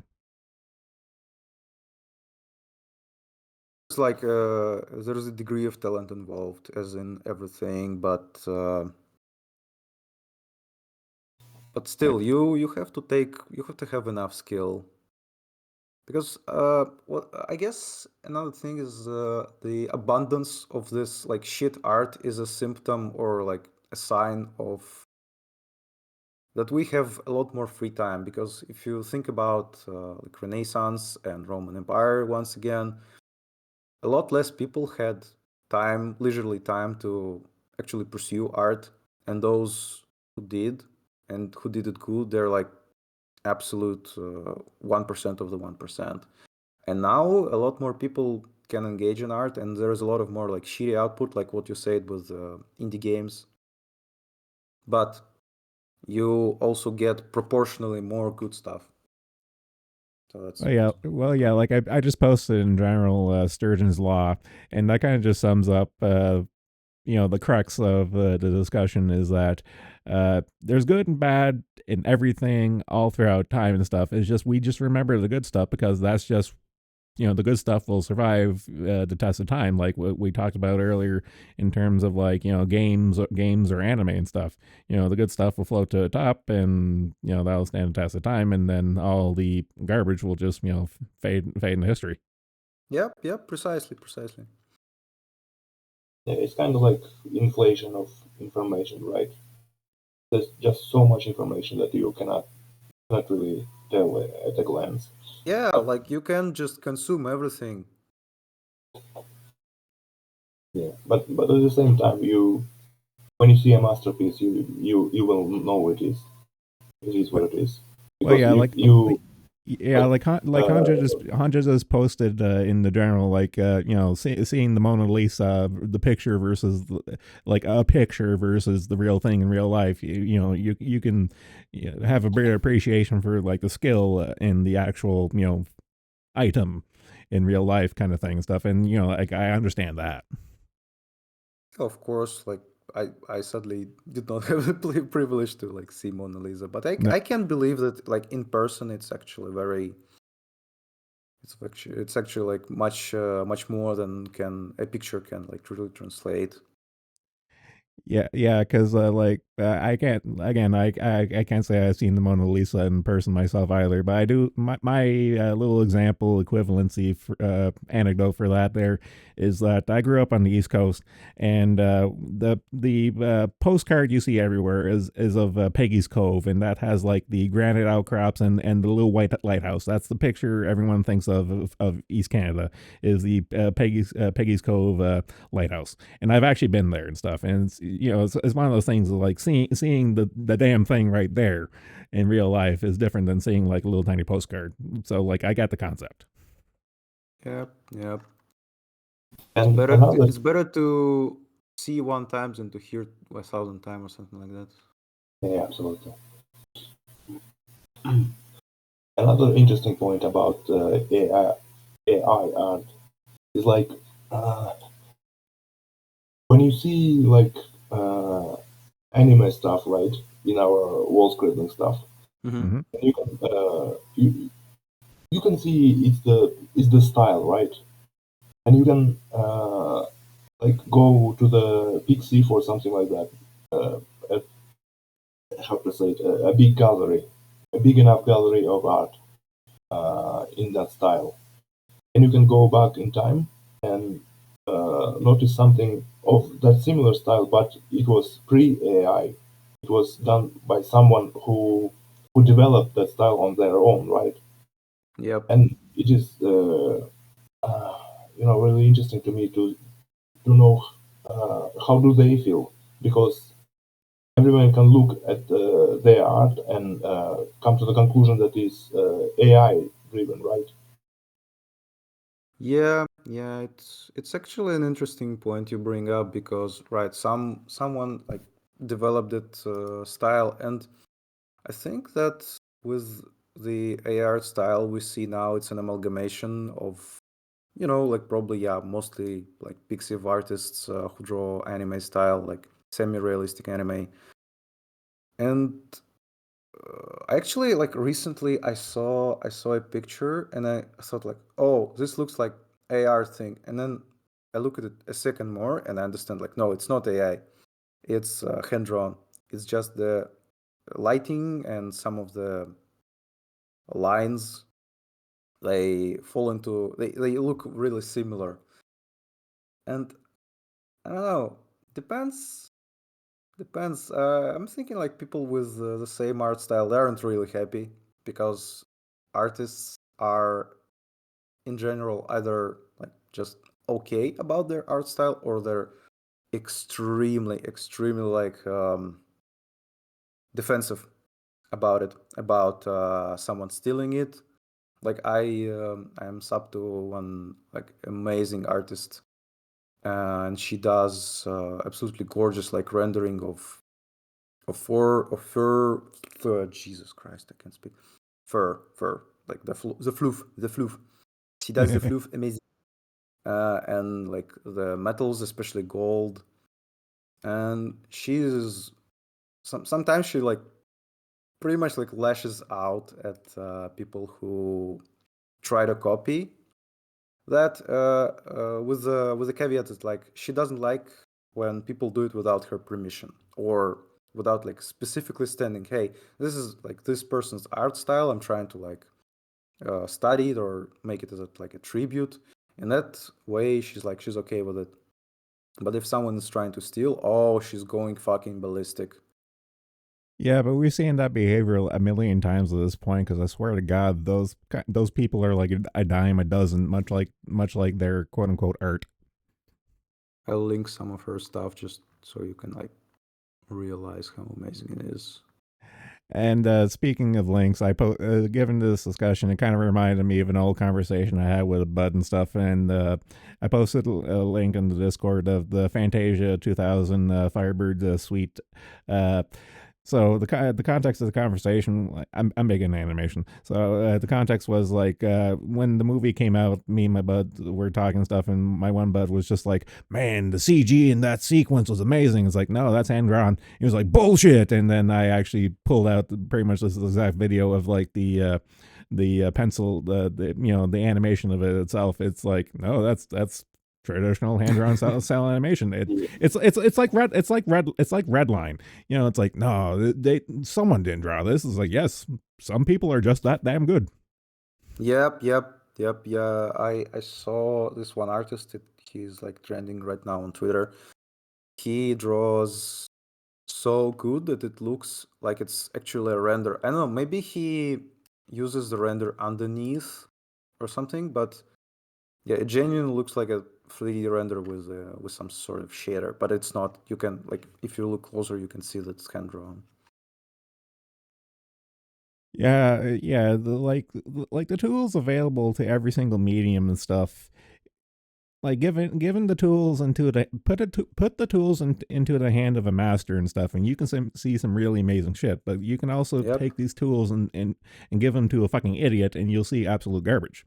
You know, and that's just reality. precisely. This looks amazing. Did you say Suka? No, I say this looks amazing. The Firebirds with pencil effect. Yeah. I know, it's great, isn't it? I also linked the thing. Especially like the first one, it's just holy shit. Oh, The first one looks like Magic the Gathering art. Well, okay, I should say old Magic the Gathering art. I'm not familiar, so like I saw some of the Magic the Gathering art, but it's like so small I couldn't really make out. I know. My opinion on Magic the Gathering art nowadays, a lot of it, some of it has been called out as legitimate AI art, but the digital art has been a problem for the Magic Gathering art. The art direction for the last decade or so has been really bad, particularly the digital art. It doesn't have the same vibe as the old oil and water painting art and stuff from like back in the day. You know, that shit was, you know, it's the same conversation we've been having so far of like, you know, like the old Renaissance art and stuff. You know, it just has a different feel to it. It just has a certain thing to it. Yep, it's true. And the process of like drawing physically without the crutches of the digital tools, it also definitely like filters less talented people, less persistent people. So we have someone like Jesus, what's his name? The guy who Blanche. Ah, Jesus, the guy who is like very famous for Warhammer stuff. Arch? No, the artist. The style is called Blanchitsu, and the guy is, I can't remember his fucking last name. I'm only familiar with a couple of Warhammer artists because some of them actually do work for like Dungeons and Dragons and Magic and stuff. Like it's all the same pool of people for some of these companies and stuff. So there's a lot of overlap. Oh, I found some stuff, some examples.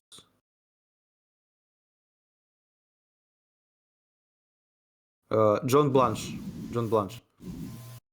He is the guy who was behind like early Warhammer, like this one, like third edition. I recognize that one. Yep. Okay. Yeah, Black Templars. He has a very distinct art style, and he draws traditionally. There was recently a video of interview with him, and like while he was interviewed, he was drawing something. I don't remember what exactly, but I like noticed how basically different his approach was. How he did not draw with like regular, more vanilla forms. For example, like if you see the Adeptus Mechanicus by him, there's this picture of Adeptus Mechanicus by Blanche with a very like tall head. And I think I have a mental image of the picture you're talking about because I know I've seen it before. It's very distinct because of the shape of the head, and you have to have a certain something in your brain to come up with this unorthodox shape, because you like art in a nutshell, like from my understanding, from my perspective, is just our brain processing reality. That's why I'm not against AI art on principle, because what the model does is basically the same process as what the human does, except just faster. well, And yeah, like someone using AI art, like as in terms of like a reference, as opposed to like using a real life model for a reference and stuff. Like I feel there's no real distinction in that application of it. yeah, what I meant was that humans don't get stuff from nothing, right? Gotcha. You can't draw something you don't know how it looks. You can't like you can draw an impossible color, you can draw an impossible shape, you can draw a shape that you can like reproduce in some way. Yeah, And yeah. Asking a blind man to describe the color orange. yeah, what I mean is, my understanding of the evolution of art is basically humans started with imitating nature. So the drawings on the caves, like of the buffaloes and other peoples, and then it started to slowly evolve into like patterns on clothes, right? Uh, I don't know how to the like different patterns on traditional clothes, like repeating patterns. You know what I mean? So this is We're effectively a mimicry of skin of fur coat patterns. Yeah, I get you. not even like precisely fur coats. I'm meaning something more like later with different colors. It's still an imitation of something a person saw in nature, maybe like flower, a shape of a flower, but like simplified to squares or something like that. Okay. Like Other ornamentation, hmm? like minimalistic art, ornamentation or symbolic, like knights. What like medieval knights wore on their shields, right? No, medieval stuff is something more, much more late, much more abstract, or rather not abstract, like naturalistic, I guess. I'm meaning what something like this, for example, or traditional Oh, dresses. So these sort of patterns, they also come from all like patterns symbolic, seen in nature. Like this is clearly some sort of crop, right? some sort of like ground. It's just simplified to like lines. And what humans were doing for past like however much time we have in our history, we have been churning into our brains all those like visual stimuli, and we've been morphing them and adding to them with our own personal experiences. And so what we see now, like in anime, in traditional art, in that sense, like traditional art, like the hyperrealism, it's less interesting because yes, it takes a lot more skill, but it's not as like transformative. You you of course put a lot of yourself into it still, because you take two masters and ask them to make a picture of the same like vase, for example. They are gonna have different interpretation because of their personality.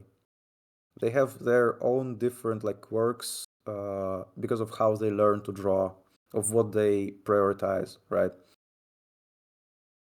uh, and yeah, it's this human touch that cannot be like replaced with AI. I can agree to this.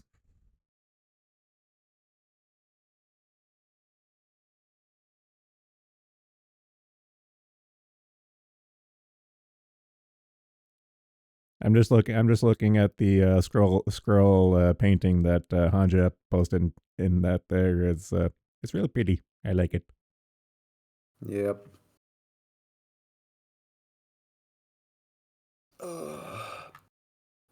What were we actually talking about? I already forgot. I I, have this like bad tendency of going on like tangent after tangent after tangent, and I can't even like remember. We started from ChatGPT Yeah. and then went into the AI in general. Mm.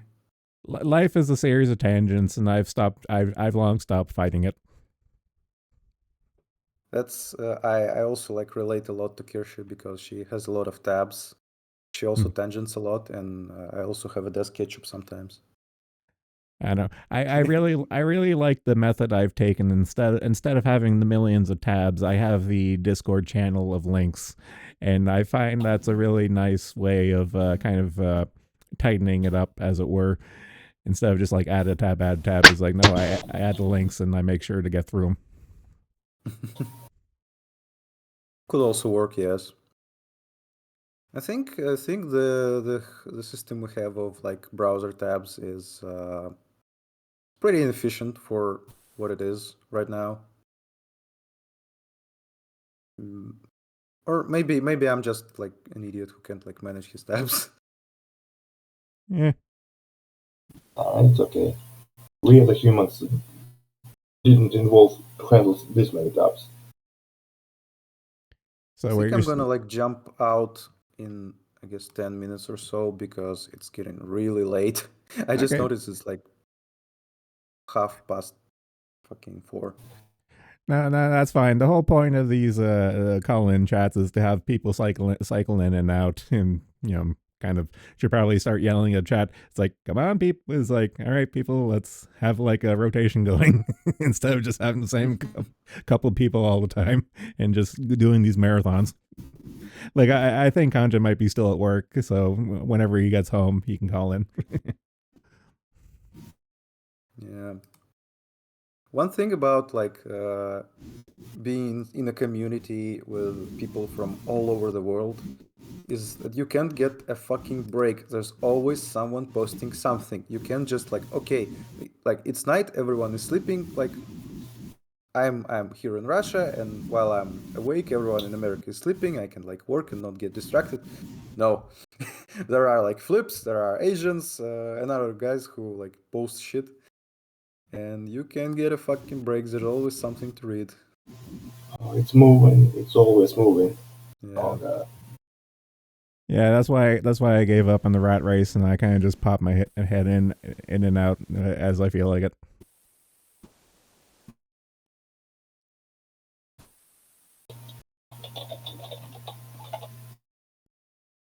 The same person should, as a reasonable person should. Yep. So keyboard with tubing advice. Oh my god.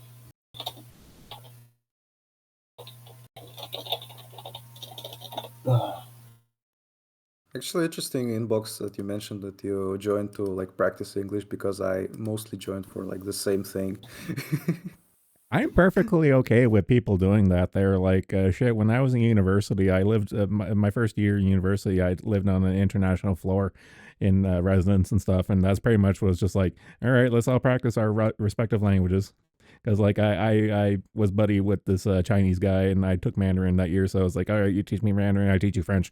It's like good, and we never ended up doing that. We just ended up playing Diablo 2 all the time. That's a fucking classic moment. It's the let's come over to my place to study, and then you don't right. study.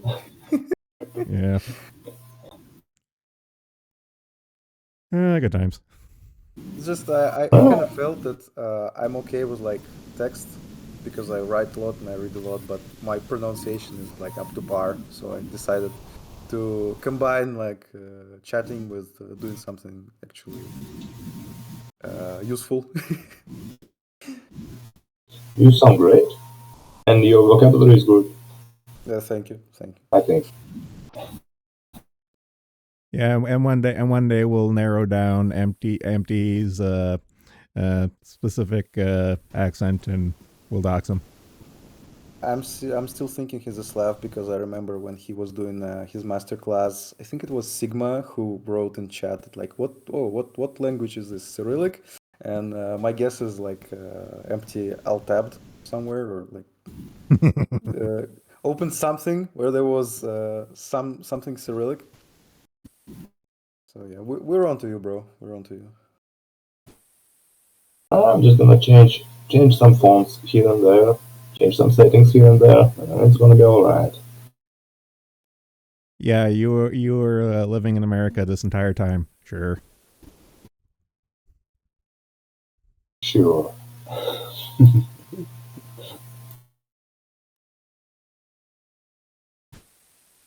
So you were studying Mandarin?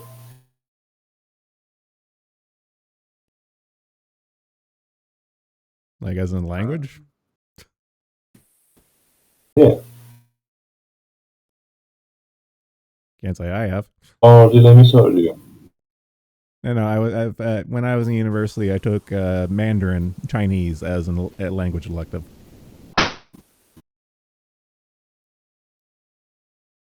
I don't know where you got Hungarian from that. I think you misheard the Mandarin as Hungarian. I'm Oh, trying to wrap my Mandarin. head around how. Hungarian. Mandarin. You're under the water more than before. Oh no, we're losing him. Right. And it's CSL. Oh, it's catching up to me. Oh, guys. I I don't know. think it's more the microphone. Well, yeah, we can blame it either like ESL or microphone or headphones or internet. Now, like I can understand him clearly. It's just the microphone is making it hard. It's like the noise and the bucket effect.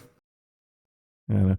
Well, I knocked down his volume boost a little bit, and then I boosted ours in Sonar a bit, so it's kind of more balanced now. So his distortion is not nearly as bad as it was and stuff.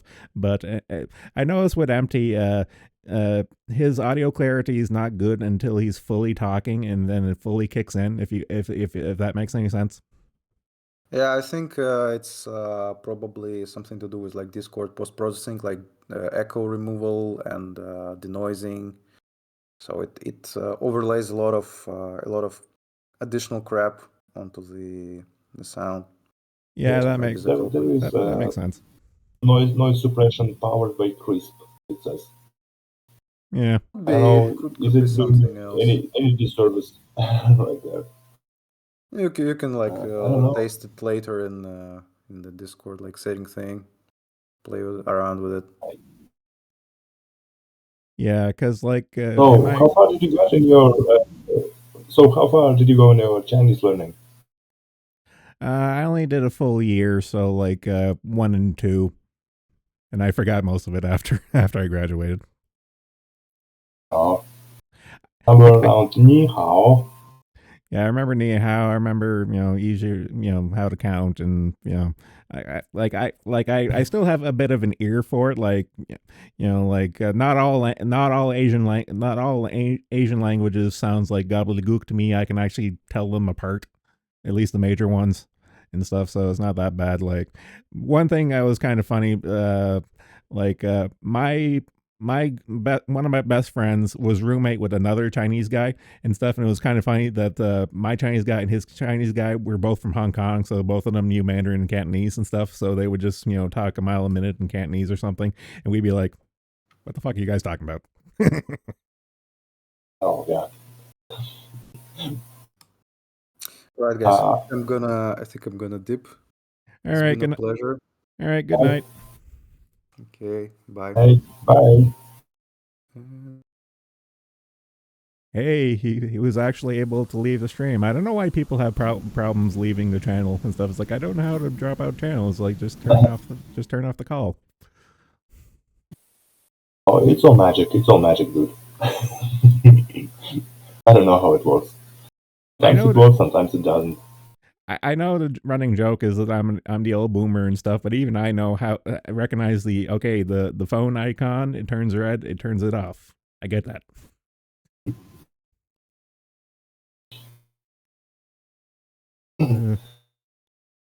So how have you been as of late there, Mister Empty Inbox? I've been okay. And under the weather, but what can you do? I think we're all under the weather. I think we're all under the weather with the season change. Yeah. Someone has because the allergies, someone has the pollen, other stuff like that.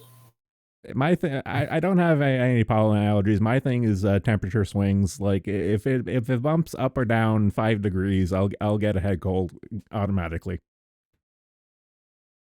Oh yeah, it's a running nose season for me. It's all over that snot. Oh god. Good times. Right.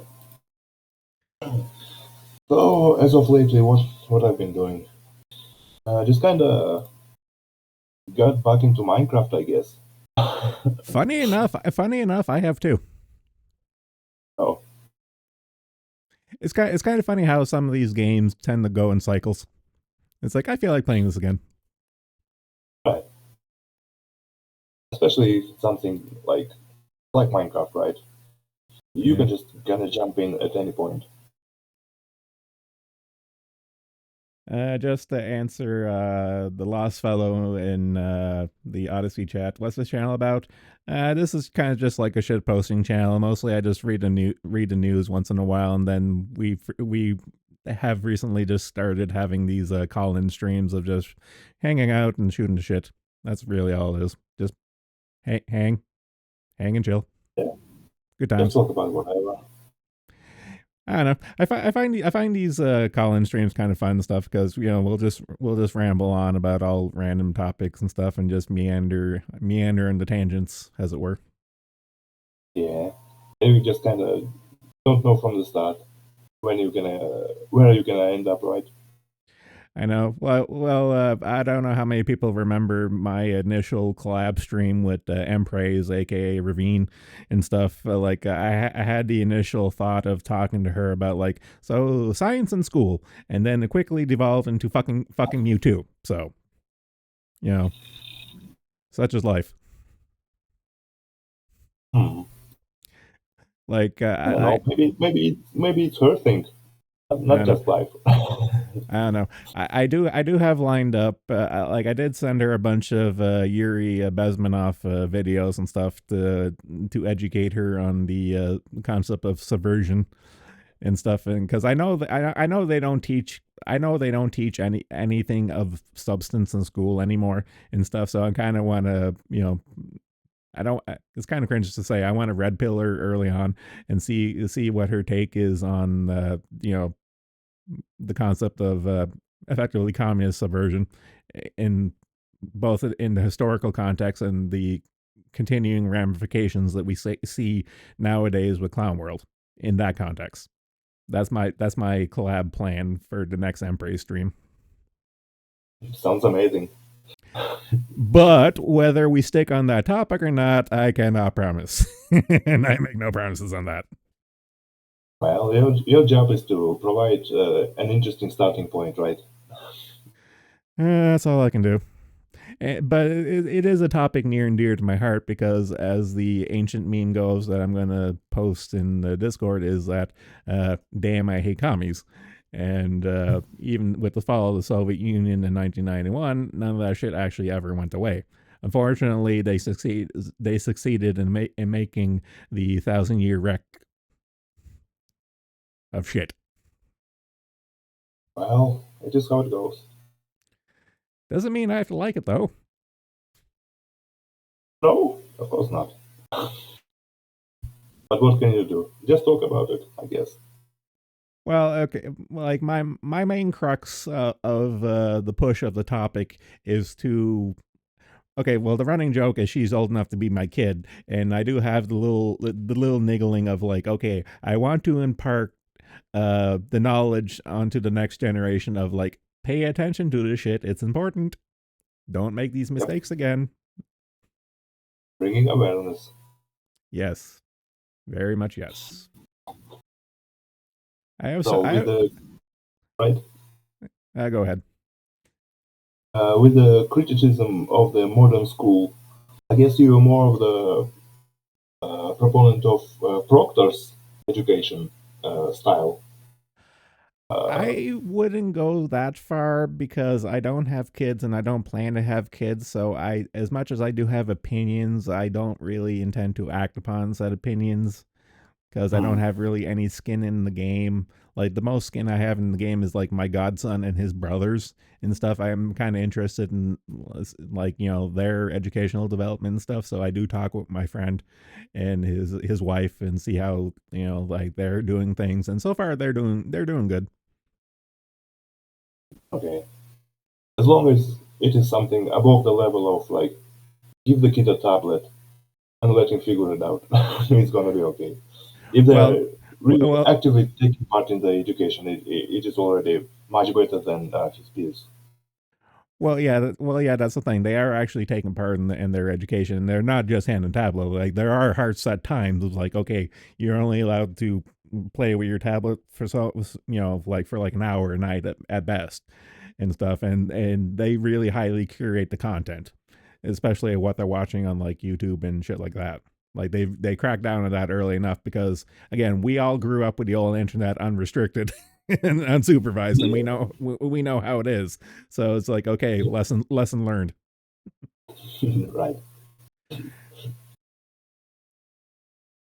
Okay, Uh, okay. I have so many fucking like I don't do photo edits nearly as shit posts nearly as much as I do, but I have so many folders of it and stuff. I'm trying to remember where my I hate commies picture is, and I can't find it. It's bugging me now. Come on, dude, it must be somewhere at hand, in the Uh, middle of the desktop. and I think it might be under. Yep, found it. Ah, that took forever. Damn, damn internet. Everything commerce. Uh, I just remember when I first started talking with Sop like I started talking with Sopmod and Wikidog around the same time in Pippa's chat, and then we eventually each had our own individual one-on-one Discord group chats, and eventually we got to a point where it's like, let's just have one group chat with us three knuckleheads talking together. And me and Sopmod, Right. one of our usual go-to conversations is history talk, and again, as the picture shows, damn, we hate commies. Yep. Nothing more need to be elaborated on. It's pretty cut and dry. Right.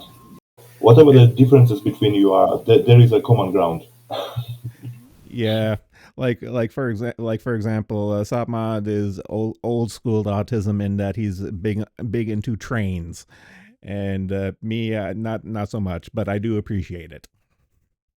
Yeah, that's a respectable topic, right? The very old school. Yeah, yeah, like ye olde autistic subject matters.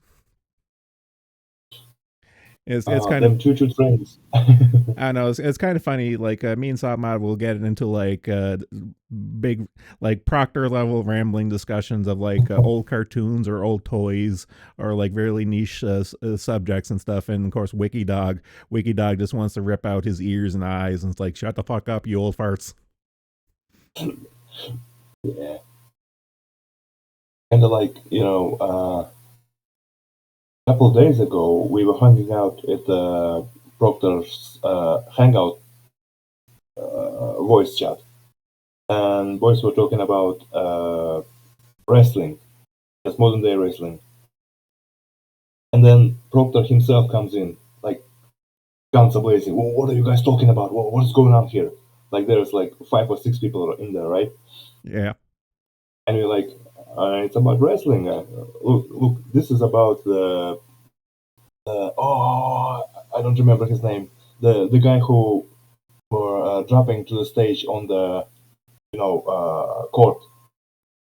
I remember Yeah, what you're yeah, talking about. Yeah, that. Yeah, yeah. yeah. And he heard that, and he just left the channel. uh, so I can imagine what the grunt is about. I mean, Trang. I've given up bouncing between his very very thinly veiled clever handles and just call him Wikidog, and everyone immediately knows who I'm talking about. Right. So, Honja, posted before we got on a hate commies tangent. Okay. ISIS is claiming the terror attack near Moscow. They say they wanted to kill a bunch of Christians.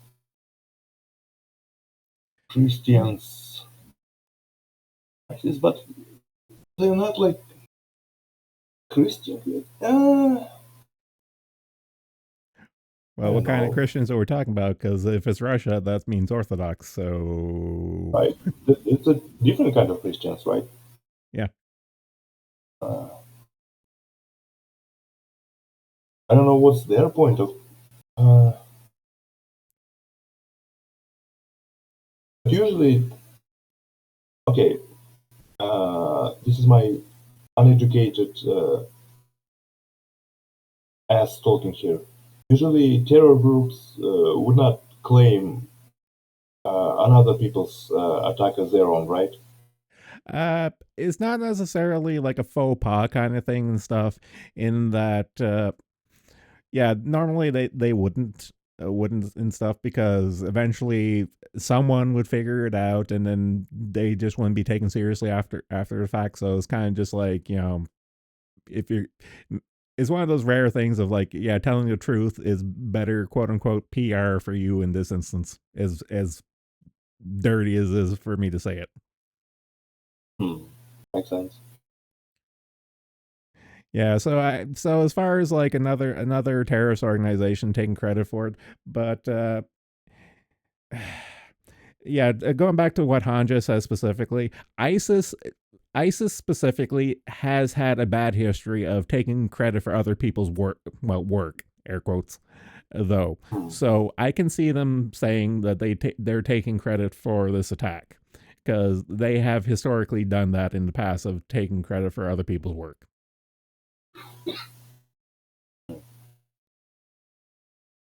I guess history will show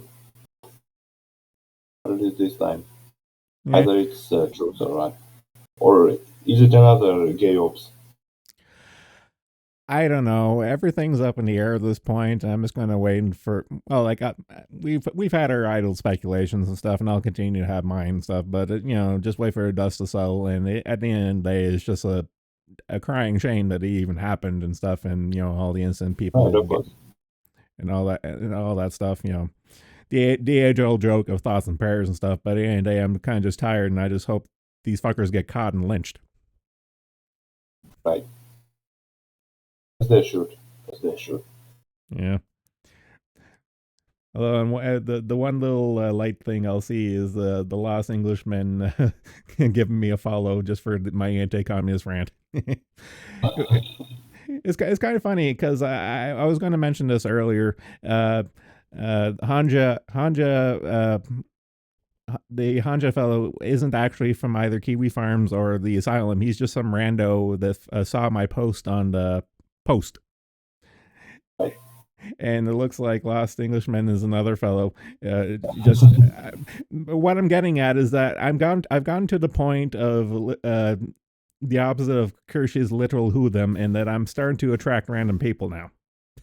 And I don't know how to feel. I don't know how to feel about that. I don't know how to feel. Well, you know what to talk to them about, right? No, I don't. No, I don't. I'm just a.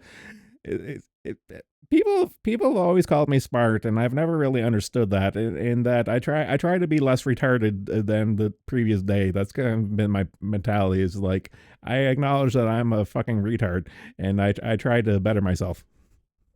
Dude, it's okay. Just call me hate. That's okay. Yeah, I know. I've had this problem. I've had this problem at work in the past and stuff. People come to me for stuff like, motherfucker. It's like, we have a boss. Go to him. Like, he's supposed to manage us, not me. I'm not getting paid manager pay. It's like, go buck someone else. And I encountered this shit dealing with the forum and stuff. A couple of you guys are actually older than me. And it's like, I look up to you. It's like, why? I'm just some asshole who shit posts. It's like why? You are Godzilla. Why not? You have that air of respect around you. You command respect. I don't want it though. It's weird. It's weird.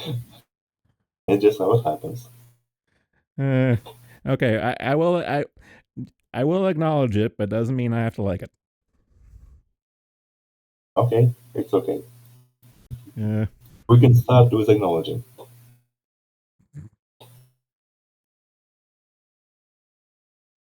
Okay, but specifically about you, Okay.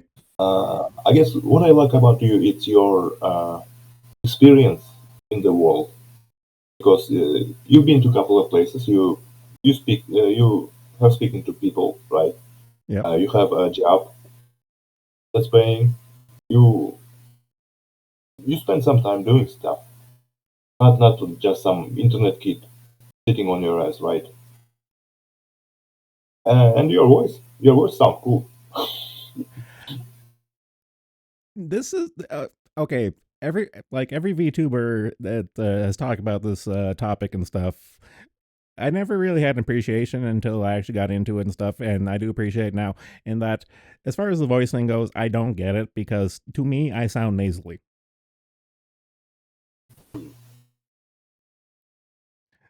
So like like the running joke for the longest time is that it's like, oh, that Zenlayer fellow's black. He sounds black. It's like I just don't hear it. I just don't hear it.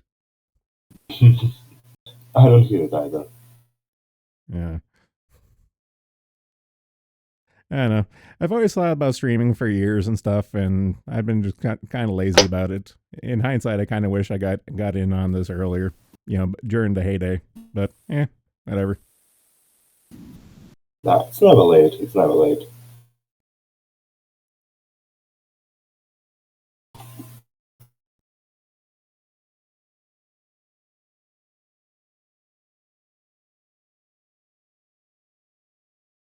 I'm just reading Hanja's post, and I have it's like Hanja, I'm liking you, but some of these references are going over my head. I missed out. I'm kind of angry at myself for missing out the Cheers reference, but this salty cracker, I'm drawing a total blank.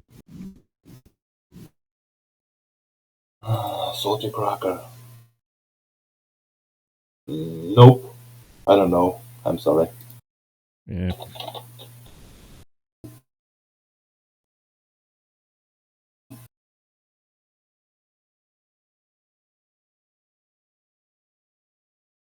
I'm just looking at Proctor server, and I'm kind of tempted to bug some people. I know. I Go know. ahead. I'm just saying. Promoting yourself is a valid and very, very important part of your job, even if it's not a job. I know. Yeah. Like I remember bullying Denna to come on stream last time, but she's flagged as busy. Koi is flagged as busy, probably futzing around on VTube Studio. Mexi Fish is probably still at work or still in the funk over the quote unquote not doxing whatever tomfuckery her and her buddies are having right now. Right. Who the fuck is Faceless Femboy?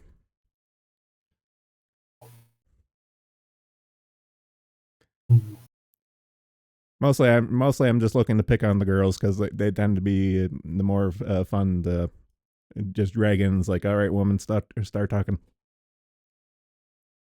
Right. Chat it. There is Koinu if you want. Salty crackers. Salt must flow. This must be after my time.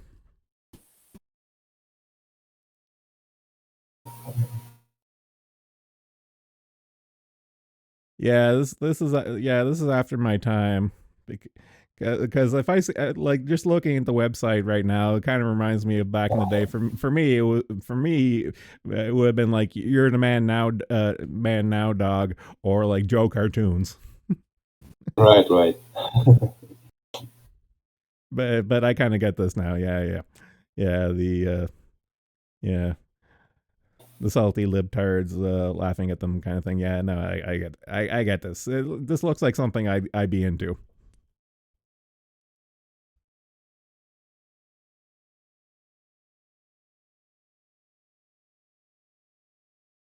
He went political and gained a lot more. That seems to be the trajectory I'm having right now, if I'm being honest. I guess so. If it works, it works. Yeah. And you do have something to say, right? Well, yes, I do have opinions, as retarded as they may be. I do have opinions.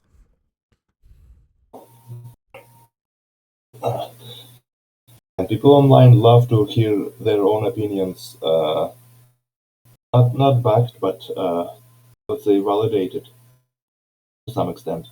Well, So you will absolutely find your audience well, I if do, you I do. go that angle. Well, yeah, like I do acknowledge and recognize that to a certain extent, but I don't want. I hate the word community, but I don't want to foster a community that turns into a hug box, because Oh, that there just grinds my gears. holy shit. Well, when it comes to political topics, it's really it's really Everything, easy to form a every hog box and really not easy to manage to something that does not resemble it, right? I I know. I'm well Just so aware. polarizing, so polarizing. Well, no, I know it is a fool's errand, but it's a fool's errand I feel like I should try.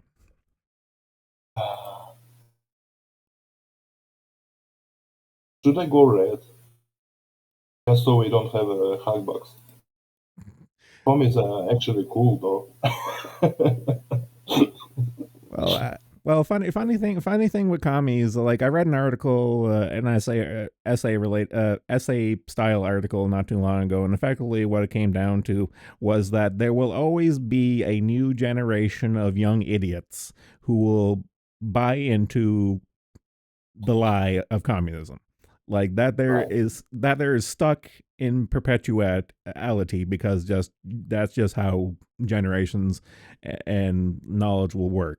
Like the mental virus is here to stay, much like corona. It's here to stay, and it's just something we have to live with. Right. Because it was never properly built, because it was against something that most people uh, support, like capitalism, right? So it has something that will attract new people to it. Absolutely. Yeah, and I find it's I- I've said before that artifacts of reporting makes things seem worse than they are. But this is where I'll put an asterisk.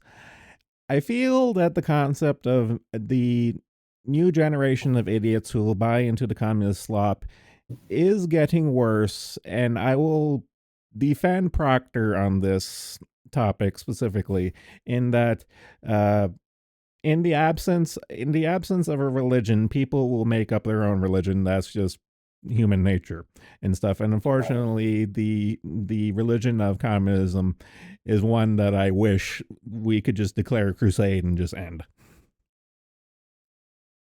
But China, China's not communist, and you know it.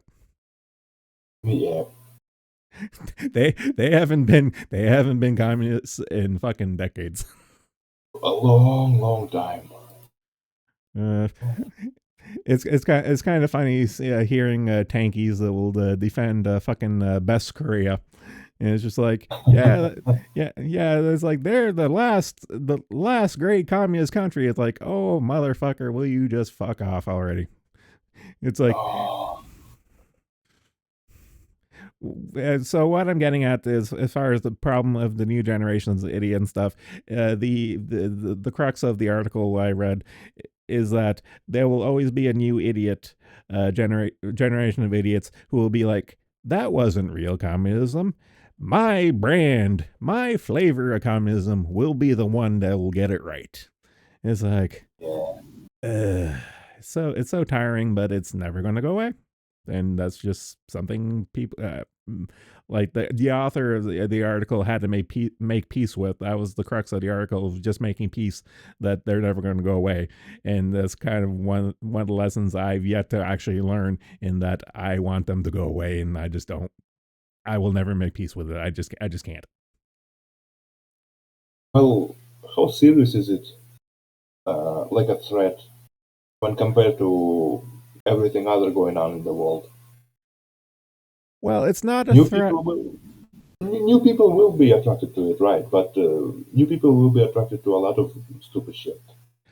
Well, it's not. It's okay. Well, one of the linchpins of the Yuri Bezmenov conversation that I want to talk with Empress is not the useful idiots in and of themselves are not the problem.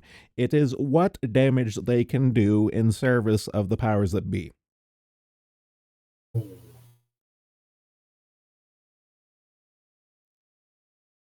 Because if you have a bunch of young idiots who will buy into the slop of like, what's a good way of putting it? I forget what the exact expression is, but the sentiment is, the most dangerous person is the person who believes that they are doing good. Right. And the damage the person, like the path to hell is paved with good intentions and all that jazz and stuff. It's the damage that the crusading moralist who believes that they are in the right, even when in reality they're not. Is what they can do. Like, for example, like 2020, the summer of love and stuff. As much as the niggers were just uprising and wrecking shit as they're wont to Right, do, right, yeah, as right. they want to do. But the problem is that through them having their collective chimp out, is that they enabled the justification of a lot of stuff after the fact. Even though the immediate responses was for the Democratic, the Democrat mayors and stuff, and the district attorneys to be like light on crime and all cops are bastards and defund the police and blah blah blah, and all that jazz and stuff. But in hindsight, well, after the fact, that a lot of other people, and in some cases the same people, used what happened as justification for crackdowns, effectively, after the fact. Right. So the Yuri Bezmenov flowchart of destabilization, crisis, and then like, okay, you cause the problem, and then you come in with the solution. Yeah, as all great cons tend to go. You create the problem, and then you offer the solution to the problem you created. Duh. Mhm. And a lot of people who are, doubting or like sitting on the fence, they figure out right quick what side to join. Well, yeah, I remember one specific news interview. They were interviewing this black girl, and I think the context was her sister got hurt in the riots and stuff, and she was all emotional about it and stuff. But she said the quiet part out loud, in that stop rioting in our neighborhoods, go to the suburbs and riot there. Go riot in Whitey's yard, not ours, and stuff. And it's just like, wow. Someone went off script.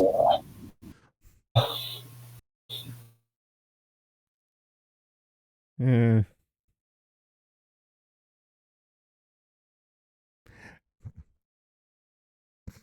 I don't. But It's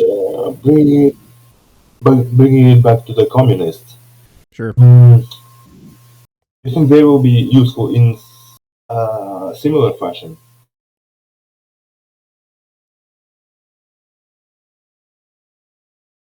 Elaborate the question. Well, you started this by telling me about how they useful idiots on themselves are not really the problem. The problem is how they will be used, right? Correct. Do you think?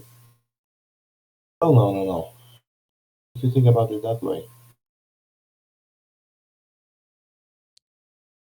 I guess the point is they will be used in a way that brings the most value uh, to those in control. Yes. Uh, and the solution is education. Yes, and that's the reason why the powers that be really clamped down on the education system very early on, in that the modern education system does not work for the people because it's not designed to do that. Like my favorite go-to is an old George Carlin bit, in that they don't want, like, the powers that be don't want an educated population. They want people just smart enough to do all the work and pay all the taxes, and stupid enough to not realize that they're being fucked over by the system. Right. Useful and obedient. Yes. Yeah, the two ends of the two sides of the coin, or, like, the George Orwell thing of you know control the language, control the thought, control the history. That pipeline of control.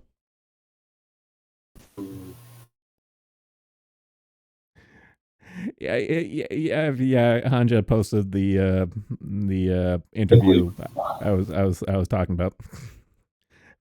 I remember, again, this comes back to, like, just me remembering a bunch of random shit that I've seen over the years and stuff. Like, I'll remember all these, like, talking points and these little bites of history and stuff. It's like, I remember that. Whatever happened? Why do people not talk about this shit anymore? They don't remember, or they conveniently forgot about it.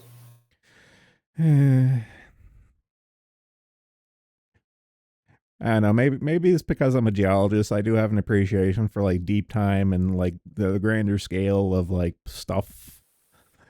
So it kind of makes me sad to see that people don't have an appreciation for history, even history that they lived through, like, saw with their own eyes and ears, and they don't appreciate it, and don't, like, appreciate it for what it was and what it is, and how it did affect their lives and continues to affect their lives.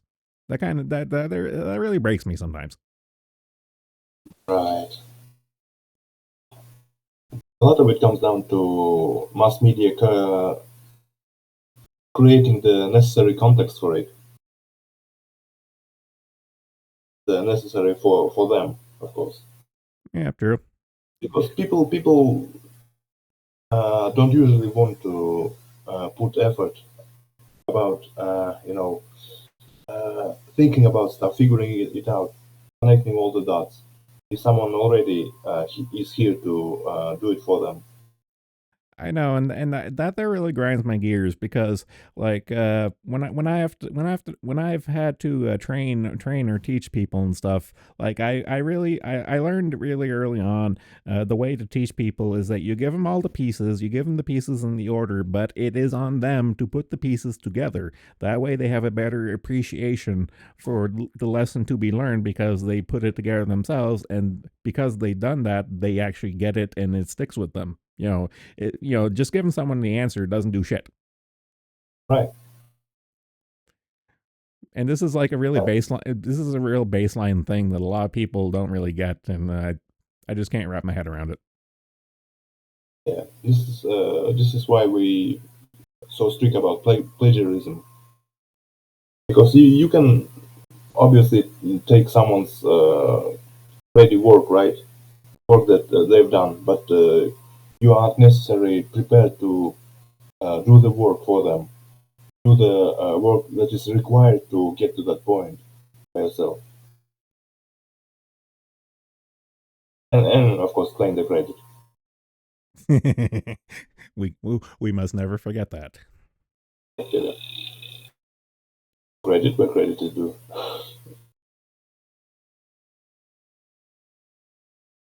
But yeah, about the education and communism, what do you think the most key points that you need to instill onto the new generation, or not necessarily the new generation, yes, to your students about that?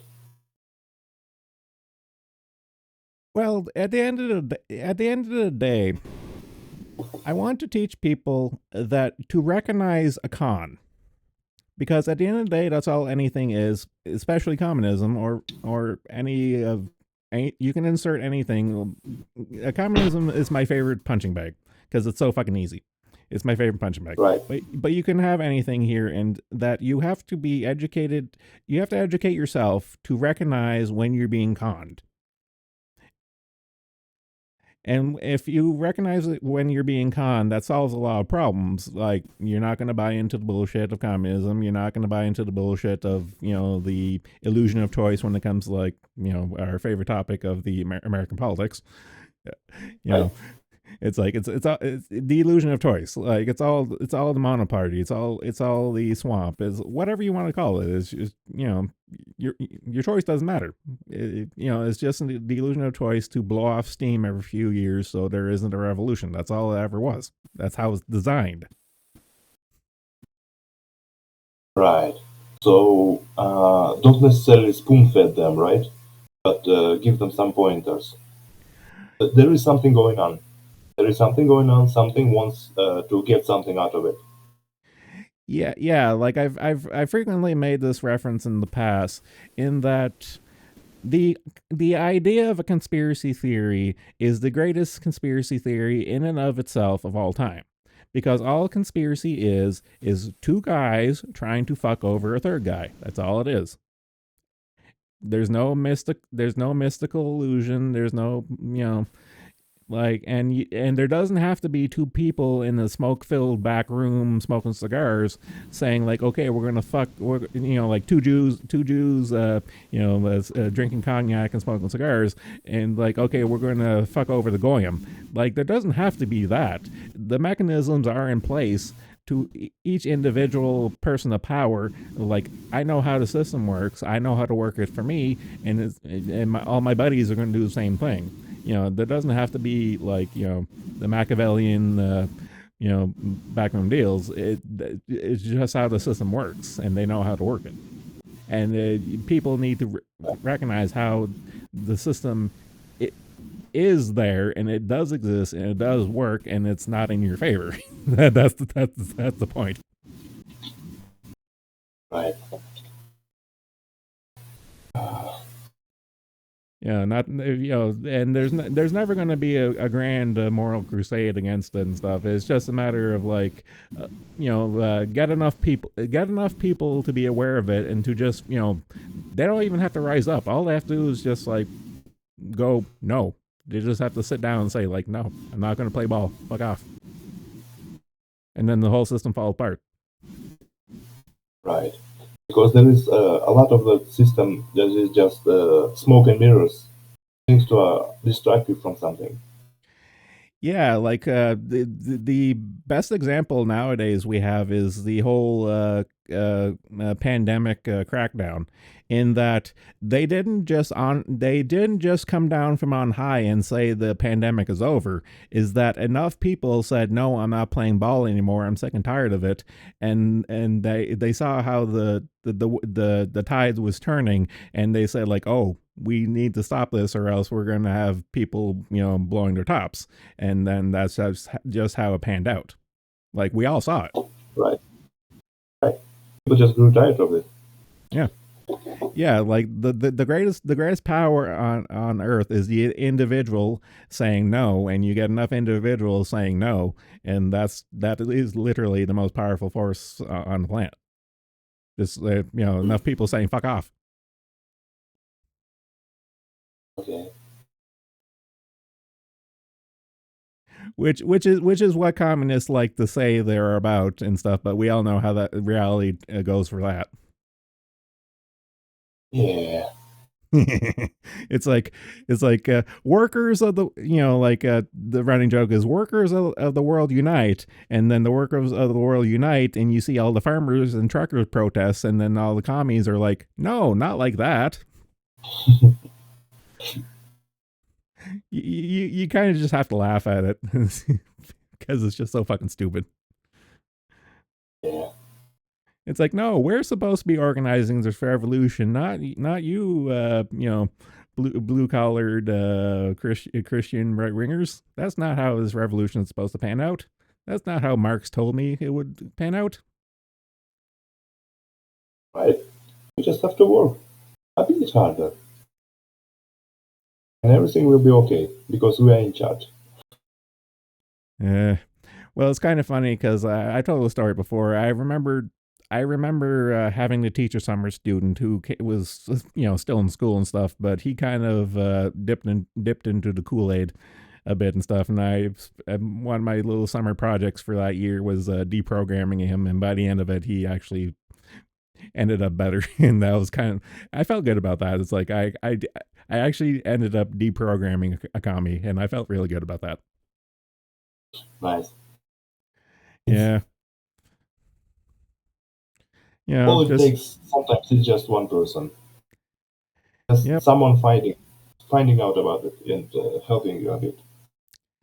Yeah, and that's kind of why I want to make that a stream topic with Empraise, both for her sake, just to see if she like I haven't really discussed anything with her since I gave her like the Bethanoff interviews and stuff. I haven't talked to her about it since, and I want to leave that blank until on stream and be like, so did you hear about this before?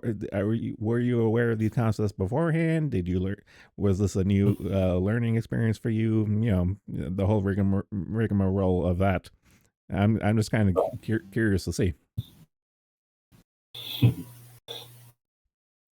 And if people in the audience, like people in chat, actually do end up learning stuff about it and stuff, that's like bonus. That's kind of like Right. that's kind of like that. At the end of the day, that's my modus operandi for a lot of shit I do. Is that I'll do it for my own personal gratification and interest and stuff. And if other people benefit from that, then that is bonus. Right. Like that was my mentality for like the all my shit posts I've done over the years. It's like I find it funny, I'll vomit it onto the internet, and if other people find it funny, then hey. And same thing with this whole streaming experiment. Right.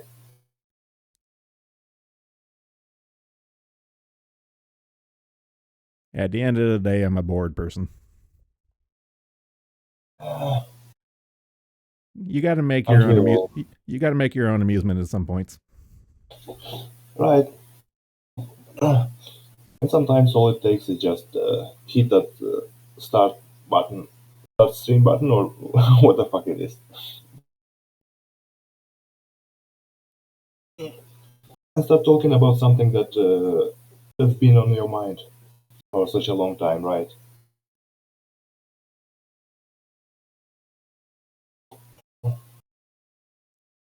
Have you ever had one of those moments where you have someone say, "Okay, how about this specific thing," and then suddenly your mind is blank?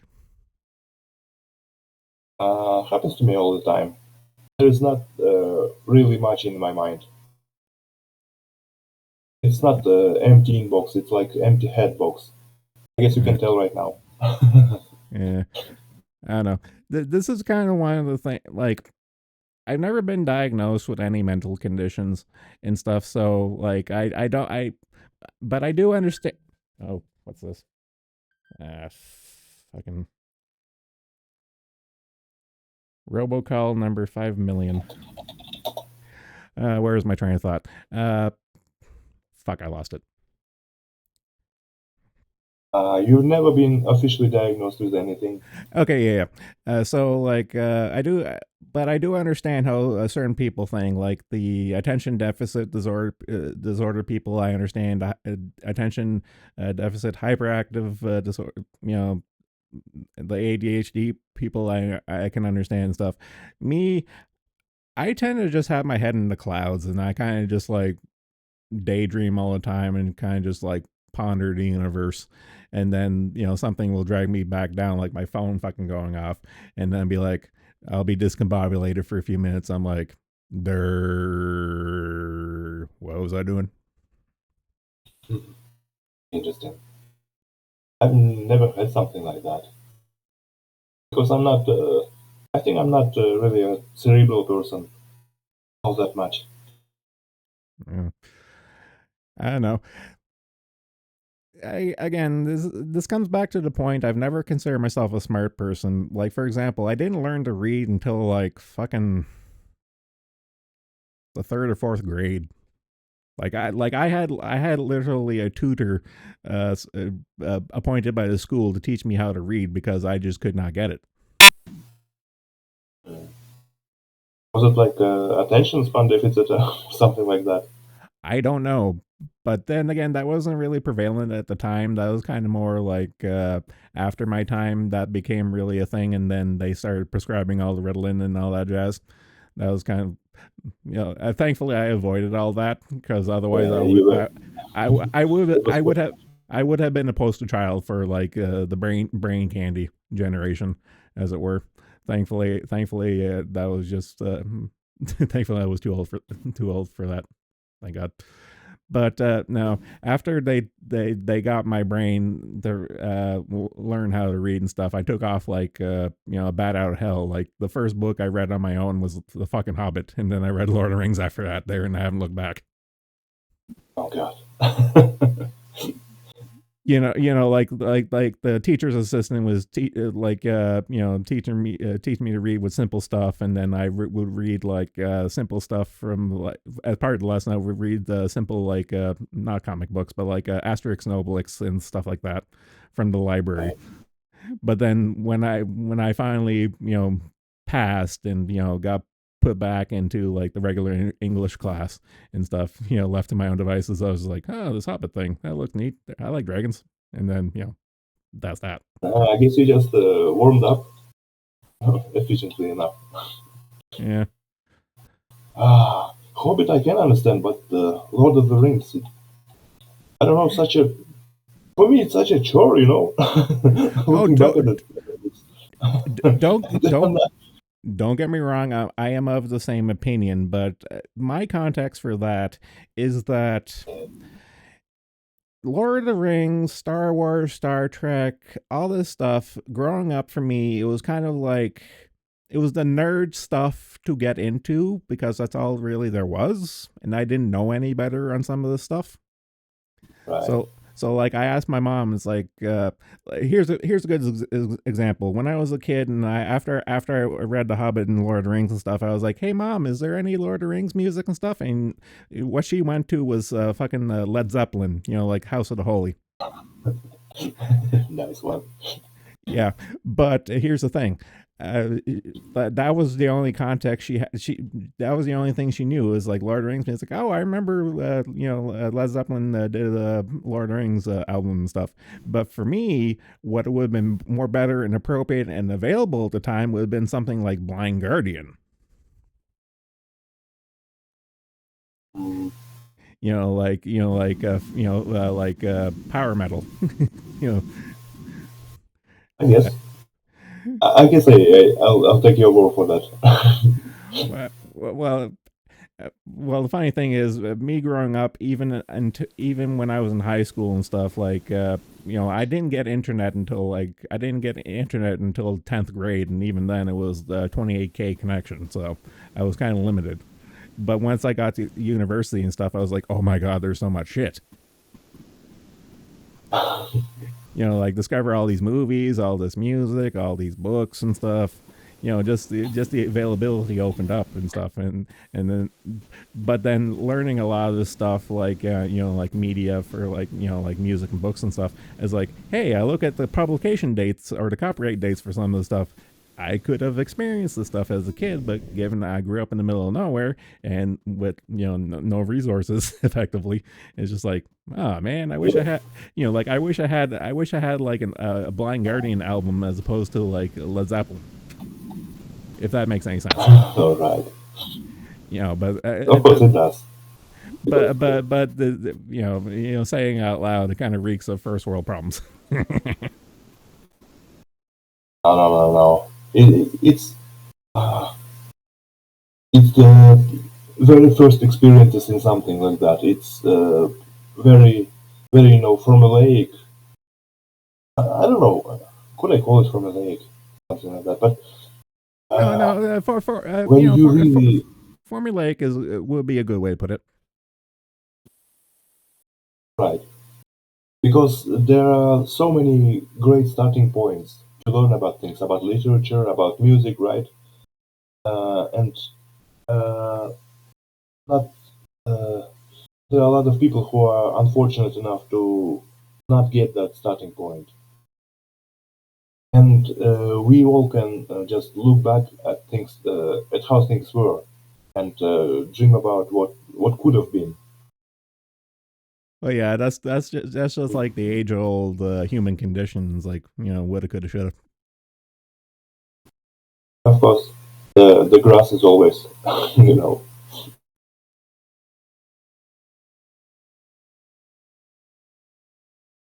I don't know. At the end of the day, it's kind of just like blowing hard air. I don't know. I wouldn't have changed anything growing up, if I'm being completely honest.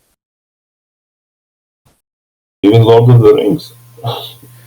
Okay, I'll probably go back on that there because going back to the initial topic of the nerd things to do and stuff. I Hobbit was okay read. The Hobbit's okay book, but Okay, Lord of the Rings is a fucking slog. right. Uh, a lot of historical bullshittery about things that didn't really have any significance on the story, right? Well, yeah, because As far as I remember. well, yeah, like I appreciate it after the fact in that at the end of the day, Lord of the Rings is not a story. It is a vehicle for Tolkien's made up elf language. That's all it is. Right. So, like, I do have an appreciation. I forget the name of the guy, but the guy in his writers group who said, like, effectively to the point of, "Oh God, not a fucking elf." Like I sympathize with Yeah, that guy in hindsight. yeah. But this is an appreciation you got as an adult, right? As someone looking back at your experience. But it is really interesting to know uh, what kind of joy a kid would extract from that. Well, Because in terms of Lord of the Rings, none, no joy. But I it's guess kind. it was a good stuff. No, I cannot say that. You can't say that in good conscience. Let's be real. You can't say Right. that in good conscience. Yeah. The Hobbit is one thing. Okay, Yeah, I'll yeah, give you that. Hobbit is a good thing yeah. to start with. Well, let's just agree on that. It could have been worse. Like you Well, didn't start with Silmarillion or something like that. no, but I did. No, okay. Here's my timeline.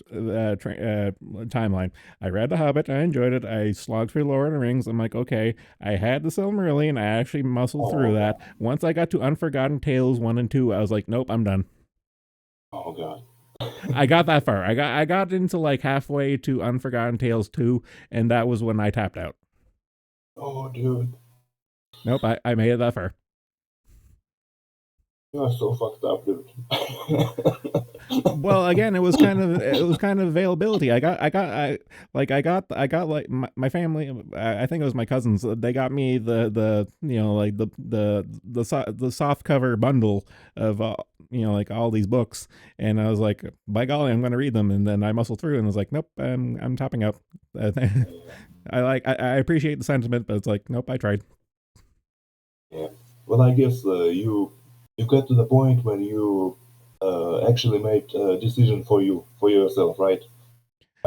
Because for me, I remember a lot of times when I got some book or some story, and it is not really good, but I like naively as a kid believe in author behind the work. Like he knew what he was doing. It will lead to something good eventually, right? So I I to have a think that love for, you I have a make a love hate conscious decision, relationship. right? I have a love hate relationship with the sunk cost fallacy, which I'm sure you appreciate now, given the conversation. Oh God. Looking back at my childhood, I was very fortunate that we got an access to the library. So there were a lot of books to choose from. I think I ha- No, I think I had the right? problem as a kid that I would always as a kid, I would favor the opinion of others when it came to recommendations. So it'd be like, for example, the music things like, "Hey, mom, do you know any Lord of the Rings music?" And then I got Led Zeppelin, or like, Zeppelin.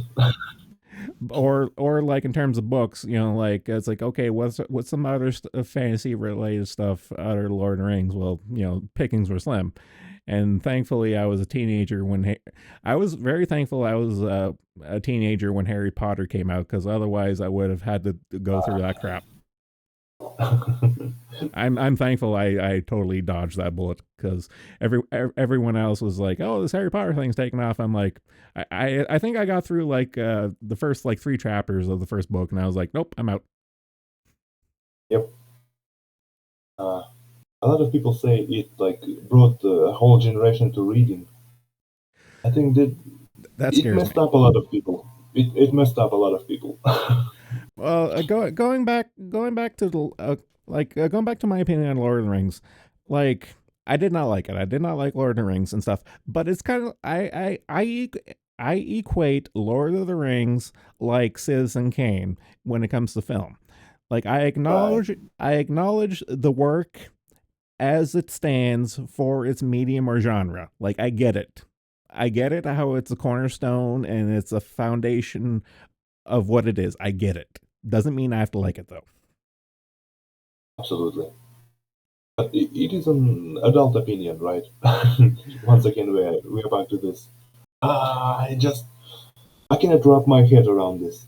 How would a kid how would a kid slug through this? Oh my god. it's like I'm not going to let this beat me until it does. It does good. I But know. then again, you're right. What other choice do you have at the time? Like Well, yeah, like because like I compare it to like Star Trek and Star Wars. It was kind of like the quote unquote nerd thing to do. It was what was available, and it was kind of like like it was the thing to do. yeah, And but something like in hindsight, like I don't care for Star Wars and I don't care for Star Trek, especially Star Trek, given some of the topics it covered. At the end of the day, it's just communism in space. So, like as a kid, right. I was like, it was kind of. I like Star Trek. I find Star Trek funny because as a kid, I would watch it because it was the thing to watch.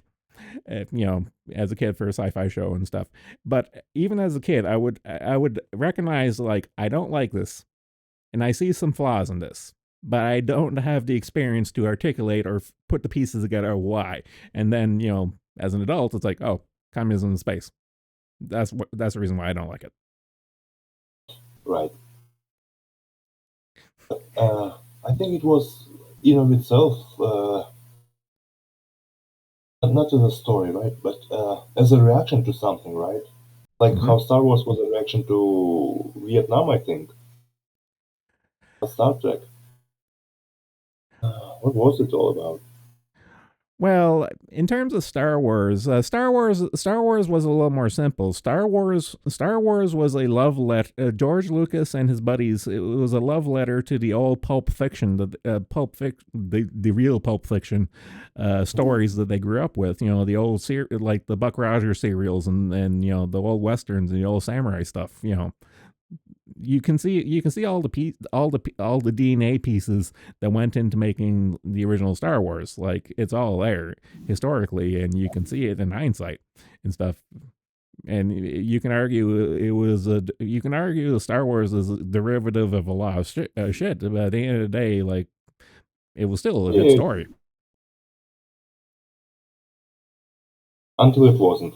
But yeah, we are talking about the stuff. Yeah, well, I mean more in like in the abstract sense, because you know, yeah, I did, as with a lot of things, I didn't revolve my personality and life around a piece of media, which is fucking retarded. Yeah. Oh, it was like of all the things uh, you can mess your life around, right? Uh, like adult Harry Potter fans are like terrifying. Same like adult Disney fans, I think. You know what's one that would always make me chuckle? Oh, The adult Avatar fans. Oh god. The Wait. Which one? the James Cameron Avatar, the Navi kid. Oh god. You It's know, even worse. you know, Even worse than I thought. you know that which I speak of. Oh god. The With PTSD, the PTSD is coming Pandora, back. post Pandora depressions. Right.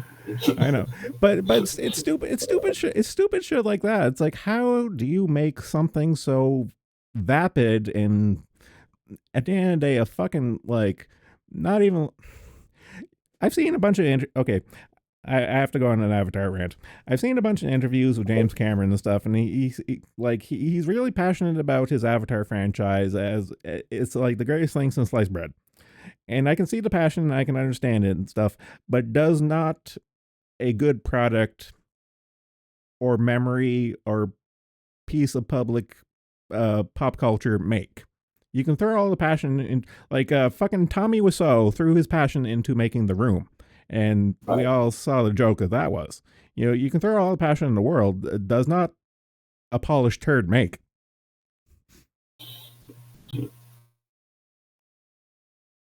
And that's how I feel Well, with it can. that's how I feel with Avatar.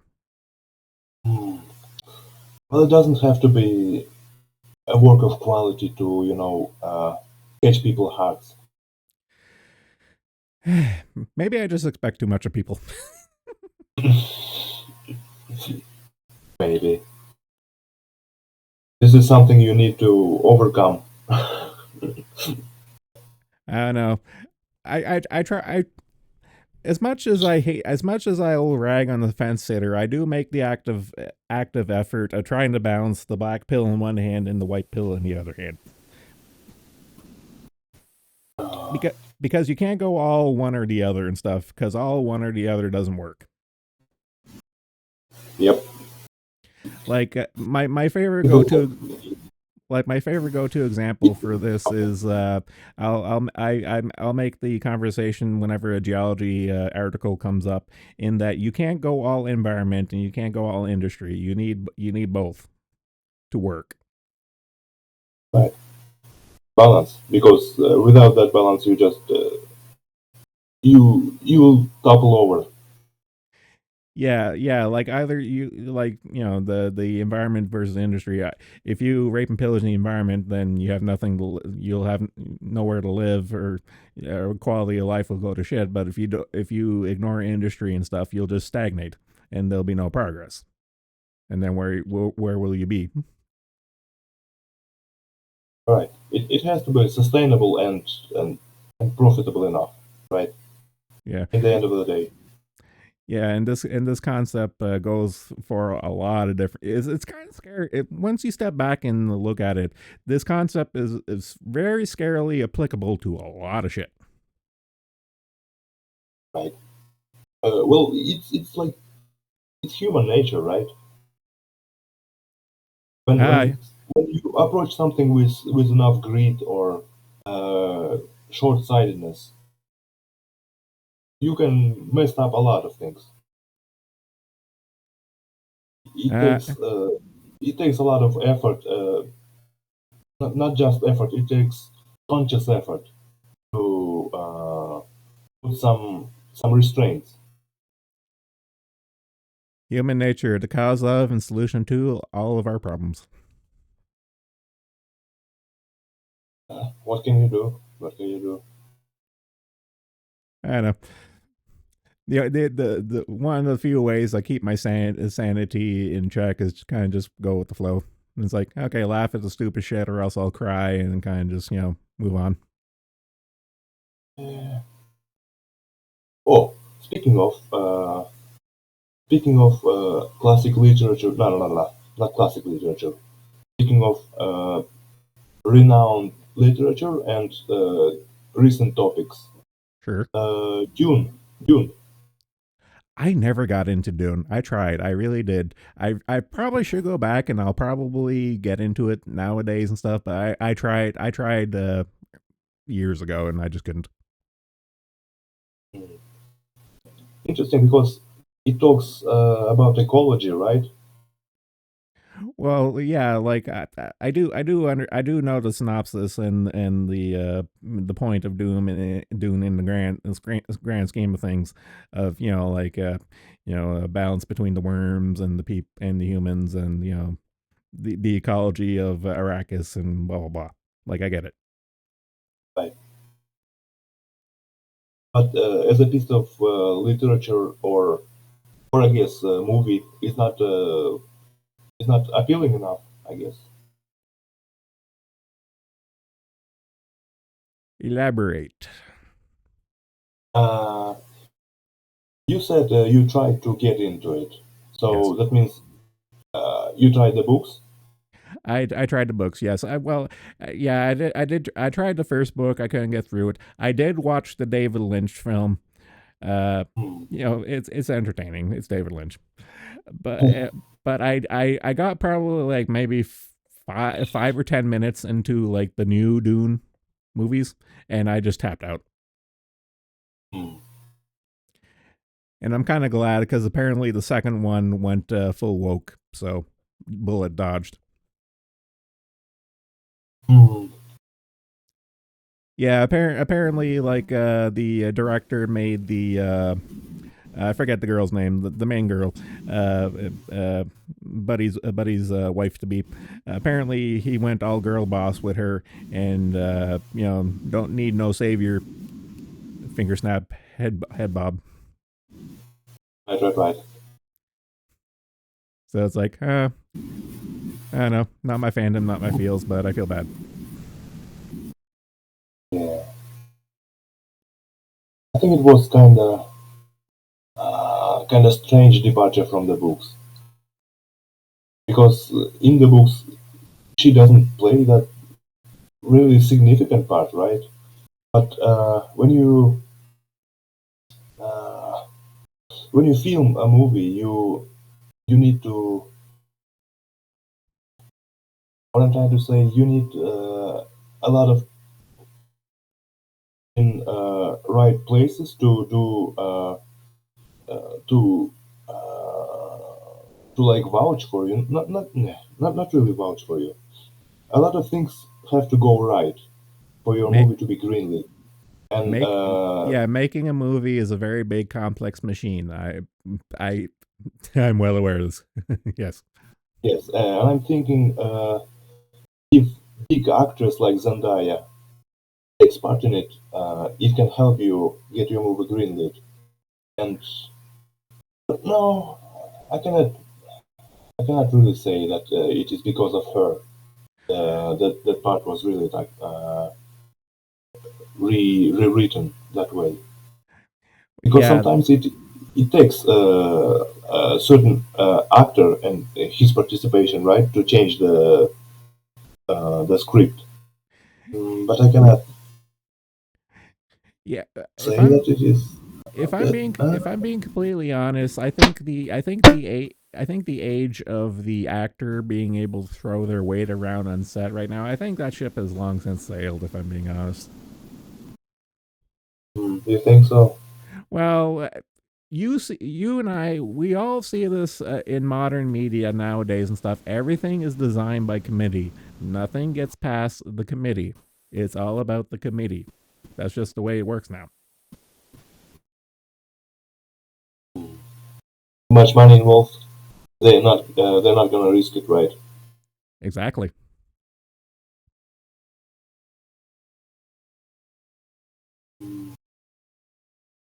Like here's a good example. The movie Madam Web came out not too long ago, and it bombed. And I followed up a couple of articles reading how the lead actress was. This is kind of funny to say. The lead actress who played Madam Web, she was sold a different pitch when it came to the script. And then when it actually came into production, they changed everything and stuff. But by that point, she was, contracted and in and stuff, so she had to go through the motions and stuff. And it came kind of Right. funny, because during the press cycle of promoting the film, she did what I forget the actor's name, the guy who played Edward in Twilight. he was under no contract to actually promote the films and stuff, and she's kind of the same deal. So whenever a reporter would ask her, it's like, so how's the film? And she would effectively say, the film is shit, and I'm not surprised it's doing bad. And apparently Hollywood did not like that. Yeah. Oh shit. It's time for everyone's favorite. It's time for everyone's favorite THC elemental boogeyman. It's where did he go? I clicked and dragged him, and he disappeared. Oh, he's gonna be back. Am I high? You saw Pipkin. I don't know. Are you? You saw Pipkin in the waiting room too, right? I'm not sure what I saw. It's a grand conspiracy against my mental well-being. Pipkin, you asshole, come back. Got my hopes up. So I guess we will not gonna see a lot of new upcoming movies with this actress, right? Well, okay. There's the funny part. Apparently, because of all this here, she has elected to make her own production company. Now, whether that actually does anything or goes anywhere, I don't know. But I wish her the best. Right. Misclick. I'm at work handling a debt collector. Lol. Okay, fair enough. Yep. Okay, deal with your debt collector at work, I guess. I wish you the best because debt collectors are fucking asses. Oh, I told the story before, but one of my friends who I worked with and stuff, she hired a local guy to do her fence, and just as she was about to pay him, literally I forget what they call it, a process server came along and said, like, I'm sorry, you can't actually pay him because he has a lien on him.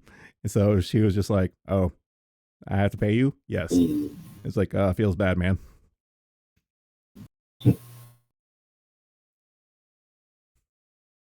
Must be.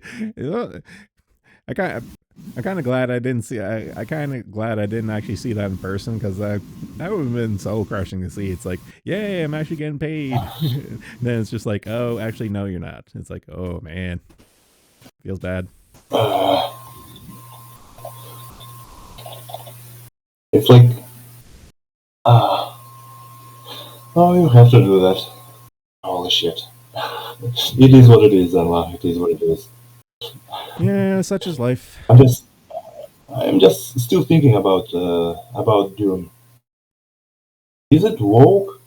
Because the whole, what can she accomplish? I guess. Well, okay, like in the story goes right. The story. If the story goes as the original, in the broad strokes, right? She cannot change anything. Her people is entirely on the side of the savior, the one guy, and all her theatrics just go to waste because it only affects her at this point. Well, yeah, like again, I didn't read the book, and I'm not watching these movies. I'm just from these from these commentary videos I'm watching on the internet and stuff. But I get the gist in that the director and writer are trying to make her in the movie more of a girl boss and fighting against, and I quote, the patriarchal messiah figure that is the main character. You can see how so seriously, like the literal white messiah and stuff. You can see how these people would have an issue with that, and of course they're fucking trying to subvert that. Of course, these people are miserable cunts trying to do that. But the whole point is not is about that white messiah, the white savior, right? The whole thing about him being not real but fake, planned. Like there was a plan to make him into Messiah. The whole organization behind it. Well, I know this, and you know that and stuff. But these chuckle fucks like can't see the forest for the trees. Like What's another right. what's They, another example? they have an agenda to push, right? Yes, they No do. matter how. Is it a round hole or a square hole? They gotta peg it, so to speak. Well, exactly. Like, actually, there's a more recent one. I, I'll give Amazon crap for their adaptations, but I'm actually enjoying the Invincible adaptation. And but I do have a couple funny moments that made me chuckle because I didn't read all of them, but I read most of the comics for Invincible. Oh, And the overarching point is that the evil Supermen from right. Invincible in the comics are all literal space Nazis. They're all white. They're all white space Nazis. Okay. You, Okay. you don't want to know what they did in the cartoon? Make them. No. They are not all white. There were a couple of black guys there. Okay, but Uh, in the comic, the majority of them were mighty whitey. Okay, but oh, in the cartoon, they made them okay. they made them They were. diverse. Yeah, Okay, I see that. yeah, but you see where the joke is. Since in the cartoon they made them racially diverse, then it kind of forgets the main point of like, okay, you were like, here's a story. You're handed on a white platter. You can here is your white devil on a silver Right. platter. And what do you do with it? You diversify it and say, okay, all colors can be evil space Nazis. It's like Uh, it's like you get handed on a silver platter your immortal enemy and you fuck it up. I find that funny. That's fucking hilarious. it is funny. My God. Yeah, it's just it's like, and what's even funnier is that the writer of the comic is the same guy who does The Walking Dead, and he's executive producer on most of these episodes and stuff. So he actually has to approve a lot of this shit and stuff. So I'm kind of just like, is he doing it on purpose? Maybe. Because I've seen a bunch of interviews with this guy Kirkman. I've seen a bunch of interviews with him, and he doesn't seem that woke and stuff. So I think he's doing a lot of this shit as a joke. You know, he's getting paid either way, so it's kind of just like, you know, let them get the rope and hang themselves, kind of thing and stuff. I find that hilarious, and I respect that. Absolutely.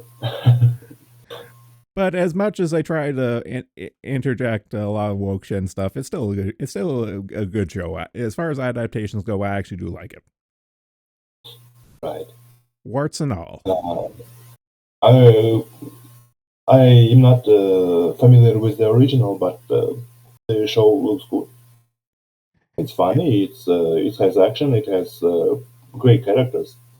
Yep. Yeah, it has a really good production quality and all that jazz and stuff. And as far again, this is Amazon. This is Amazon who fucking destroyed Lord of the Rings and absolutely murdered my baby Wheel of Time. Oh, Like I said this before, and I'll say it again. I passed on watching the Dresden Files from the sci-fi show adaptation of the Dresden Files. I knew that was going to be shit, so I never watched it.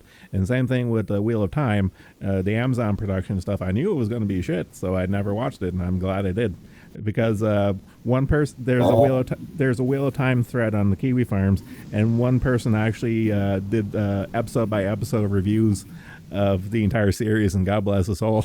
I'm just like, oh God, you took that bullet. Thank God. right. Oh God. Another fantasy. Wheel of Time. Wheel of Time is I have a love hate relationship. With it. It's Brandon not a. Sanderson. No, he wrote the later books. The original author, Oh, Robert Jordan, the original author died, and Sanderson took over the end of it and stuff. He actually did a really good job. He was the right guy to finish it off. oh, okay. Mm, But okay. it's kind of a. I don't know. Never played a drinking game when it comes to Wheel of Time because you'll die. But it's an okay fantasy series and stuff. It's not. It has its problems and stuff, but I like it. It's my favorite. It's my comfortable blanket as far as fantasy stories go. Right. Yeah.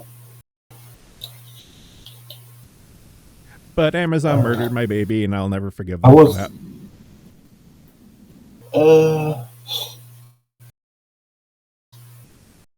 The Wheel of Time seems like a very old and respectable property franchise, right? Do you think there will be another attempts at synchronizing it or something? I don't know because the Wheel of Time, as far as the rights, it has a long. It's like the battle. It's like, this is my favorite comparison. Wheel of Time, when it comes to legal rights for publication and broadcast and all that stuff, is the same as BattleTech. It's a fucking nightmare. And Yeah. and it has a long sordid history that I have no time or patience to go into. But trust me when I say the rights to the Wheel of Time is a one giant clusterfuck, and I don't think Amazon, as much as they shit the bed with the show, I don't think they're ever going to let go of that there because it is too much of a cornerstone of fantasy. Like it's up there with like Lord of the Rings and the Song of Ice and Fire and stuff. It's like one of the big ones. They're not going to let Okay. go of that. They're not It going to let go of it. has the prestige. Yeah, Prestige of it. yeah, it has prestige, and since they got a hold of it, they're not going to let go of it. And I don't think there's ever going to be another adaptation, or if anything else, there's not going to be a good adaptation unless Amazon contracts it out to someone else. Like me and the boys, we love Wheel of Time, and our dream for Wheel of Time has always been an anime adaptation of the Wheel of Time. That would be fucking amazing. Oh. Like Yeah. like We can hope. no anime tropes or anything. Just get like a Japanese production company and just tell them to go ham. Right. Get Studio Trigger on it or Something something, like. or get Studio Trigger or like Madhouse or something. Like get one of the big ones to do it, Yeah. and it would be fucking amazing. Yeah, I was gonna bring up Cyberpunk genres, but yeah, Trigger. Yeah, Uh, we can only hope. I know. But now, rip my condolences about Wheel of Time. But the books are there, right? Books are still there. Well, yeah, like the books, like I still have all my hard copies. Like I have my audiobooks, like all my copies and copies of audiobooks. Like I have like local copies and duplicates and stuff. Like Amazon and their skeeviness, they're never going to take away from me. I'll just find another reader for it for the files Right. because I know how modern digital distribution works. Is that everything nowadays is a fucking license and fuck that noise. Yep. You don't own anything. You don't like physically own it, right? Yeah, this is why I don't use a lot. This is why I don't buy a lot of my games on Steam. If given the choice, I'll go on GOG because I can actually get the install files. Right. Which is why a couple of games I actually do like are exclusive to Steam. So it's kind of just like I have no choice. Yep. I have to. You can always, try to find different means of acquisition. I know. I know, but I do have the means and capability of being legit, and given the choice, I'll do my best to do so. But I have no compunction of not slipping into the old ways if I have to. Yeah. And I do gripe on Steam for certain things and stuff, but for the most part, yeah, Steam does have a good track record, but that doesn't mean it's going to be forever. Right. Just recently, it got an update, right, about the family sharing or something. Yeah, I heard something about that. Didn't really look into it and stuff, but sounds like bullshit. It's like Uh, I think it's okay feature. I haven't tried it, but what I've heard, it was really great. Like like up to 10 accounts or something. You can claim your family, and you don't have to provide any proof of that, and you can just share your library with them, no problem. But there is a problem: you cannot play the same game on two separate accounts at the same time. I can understand the justification for it, and I can see the Like implement how they would implement they it, but it's just like, they did they didn't have to give it to us. They did. mm, I don't know. What I'm kind of getting at is Lord Gaben is not going to be with us forever. So Oh enjoy his benevolence while we can. yeah, kind of have to get my DVD drive right. It's kind of funny. I think the last two iteration of my laptops, I don't think they've had a CD drive. I'd have to get for some of my old games. I probably would have to get like a DVD slash CD external drive Oh, with on the like, USB. Oh, yeah, with a USB output. They obsolete exist. technology coming back to save the day. Well, it's kind of funny. I actually do have a lot of what's a good way of saying it? Technological workarounds. Like for example, my vehicle doesn't have a Bluetooth stereo, so I had to get like a Bluetooth auxiliary cable, one of those little dongles, so that I can uh, listen to my audiobooks and music on my phone, because my phone no longer has like a 3.5 millimeter jack anymore. It only has Bluetooth. So I was like, fuck, I have to daisy chain this now. It's like, but it was just like it was like what, like a $20 like purchase off Amazon. So who gives a shit and stuff. But it's kind of funny. It was like, I will make this It's like whole that, technology last as long as I can. Goddamn it, because I don't have a fucking choice. right? Just like a long line of connectors leading to another connectors. I know. Growing up as a kid, I'm amazed that my mother was able to connect the Nintendo Entertainment System to our TV. I don't know how it happened, but it did, and I'm thankful. A small miracle. I know. I remember one time my mom called me and she was like, "Hey, I hooked up a computer." It was like, "What do you mean hooked up a computer?" Well, the computer I was using died, so I dug out your old one and I connected all the cables together and it turned on. I was like, "Who are you and what did you do to my mother?"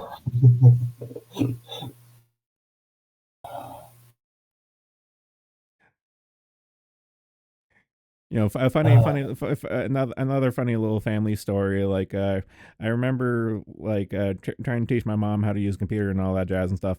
And then when I went off to university and stuff, but then heard out after the fact that my mother had to teach my father how to use a computer because he had to file his taxes and shit and stuff. all And right. then I when I was talking to my mom when she told me about this, and then I asked her, it's like, so do you have a better appreciation for how it was when I had to teach you? And she was like, yes. Yeah, And then she actually kind of like got it. It was like, I understand now. right. because So my teaching because my teaching things and learning things runs in the family, I guess. yeah, it was kind of funny because my father was really bad because, like, I shit you not, he asked her, what is right click? And even then my mom had the appreciation of, oh god. It's like, this is how it is. Because it's kind of weird and stuff, because like, even like I had like tech class in school and stuff, but they didn't really teach us anything. Like, I remember one tech class, they taught us how to use the internet, and it effectively came down to how to use Google and how to make a bookmark. Whoop de fucking All do. right. You kind of assume that you already have some knowledge, right? Well, yeah, it was kind of funny because like my first tech class was actually ran by our woodshop teacher, and you would think this would be kind of bad, but he was actually one of those old farts who was always up with the latest technology. He was one of those fellows and stuff. So it was always Mhm. great because like a bunch of us whenever we would finish the wood project, like whatever project he gave us, whenever we would finish, if we finished it early, he would let us go on his computer. And of course what we would do is boot up MS DOS and go straight to SimCity. Right. But uh, when it comes to technology, I think it's like your story about learning to read. It's like at first it's like a wall, like insurmountable obstacle, right? When you first touch the thing, like yeah, computer teaching computer to your mom.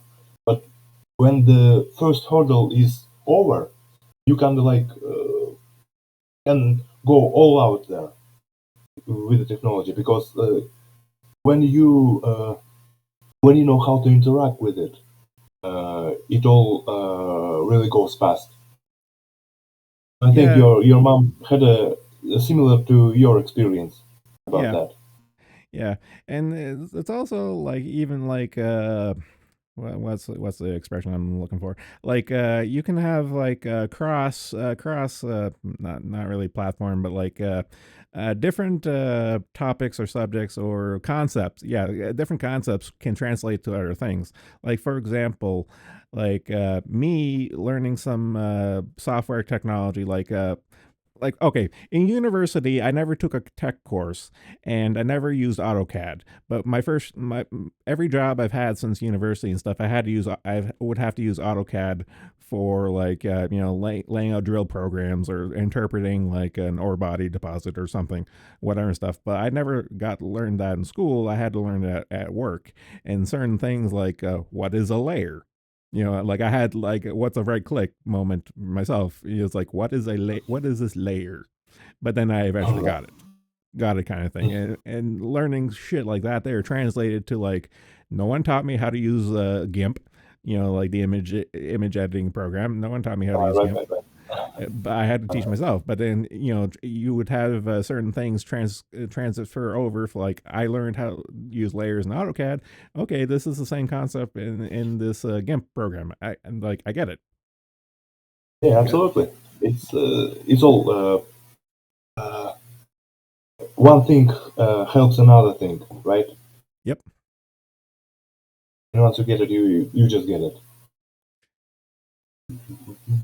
And don't get me wrong, I'm still kind of stubbornly stupid on certain things. I'll be like, I'll bash my like for example, fucking around in GIMP. I'll bash my head against trying to trying to translate what's in my head to like, okay, I want to do this thing, and I'll be like Google searching or YouTubing. It's like, how the fuck do I know I can do this? It's like how to do this, and then I'll find a way how to do it. Like okay, here's an example. Having text and then having like a border around that text. It's not really that simple in GIMP because I have to make a new layer, select the previous layer of text, and then like expand it and then fill it, and there's a process to it and stuff. But there's many different ways of doing it and stuff, and it's just like okay, what's the faster way of doing it? Like what's the faster and easy way of doing this, or like how to make like a circle of text, and there's many different ways to skin a cat. It's just like okay, I'll find one way, and then I'll going with the text example, the text border example. I found the first way I did it was the longest, stupidest way of doing it, and I did that for a long ass time. And then I found another way of doing it. And I'm like, oh, derp. Well, that'll learn me. Mhm. It's That's the beautiful thing about technology. A lot of solutions for same problems, right? yeah, this is true. Okay, I like what Porian just said. No one learns GIMP. It's more like you're taken hostage and develop Stockholm syndrome, and just let it have its way with you. This is very true. GIMP is not good software. I'll admit this. It's not good software, but I've used it for long enough at this point. I'm kind of stuck in my ways.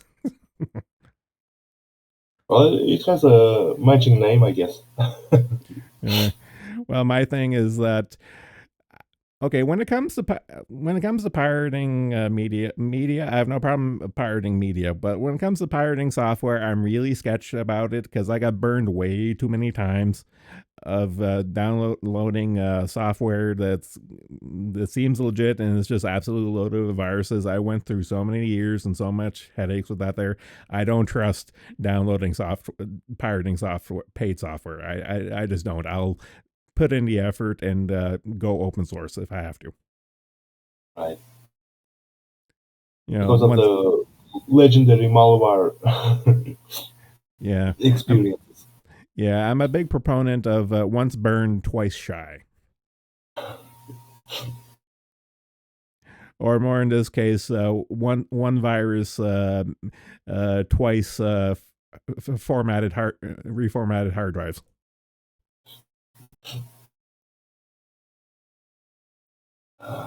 All leading to good practices and good habits. This is building good habits and cracking down on the bad habits is something I don't think anyone will ever fully learn or appreciate, no matter how old or how many headaches they have to deal with over the years. But it is one of the more powerful lessons to learn, or at least to try to learn, because human habits and nature are very difficult to deal with sometimes. Yeah, they are deeply, deeply engraved into with your experience, right? Yep. They come to your life with a lot of time, a lot of effort put by you to develop them. Of course, it's not gonna be easy to get rid of them or like to implement something new, even if it's beneficial. Yeah, and It's just sometimes not easy. Yeah, and sometimes people just don't want to do shit because it's a mild inconvenience. Sometimes, like more like most of the times. Yeah, if it's worth doing, it's worth doing right. And at the end of the day, it ends up becoming work, and no one wants to do work. Uh, and then it comes to if it works, it works. Well, that's just a programmer's mentality there, and that's something I appreciate, even though I don't know a lick of code. Right. Well, But like, sometimes it can be much better if you do it properly, right? But sometimes bare minimum is just enough. well, yeah, like, oh, what's a good? I actually do have a good example with this here. Like, the last job I had, when I first started, our logging software was literally an old MS DOS program that was written in like the 80s and stuff, but it still worked. You know, it's like talking with an nuclear engineer. It's like, oh yeah, all our computers still use COBOL. You know, it's something stupid like that. But then Right. eventually we got new software that was way more robust and stuff. But it did lose a little bit of the touch of like, okay, I only have 3 fields to deal with. Now I have like a million fields that we can add more to. It's like, ugh.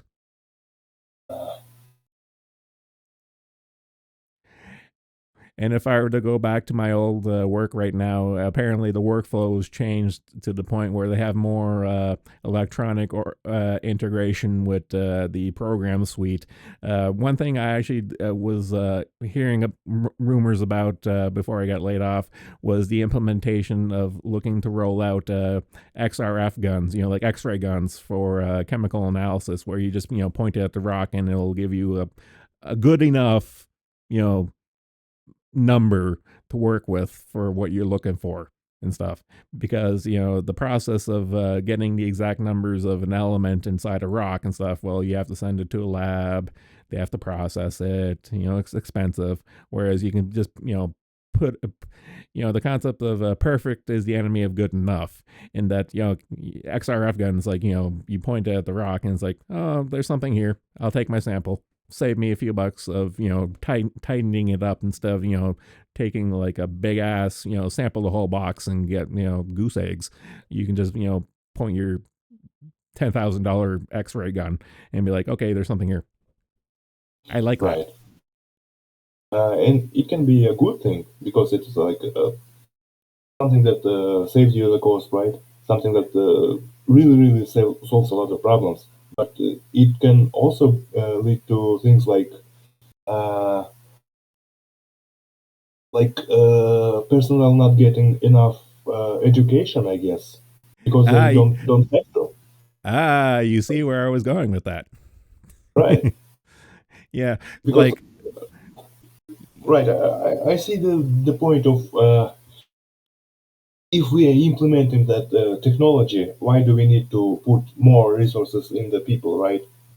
exactly.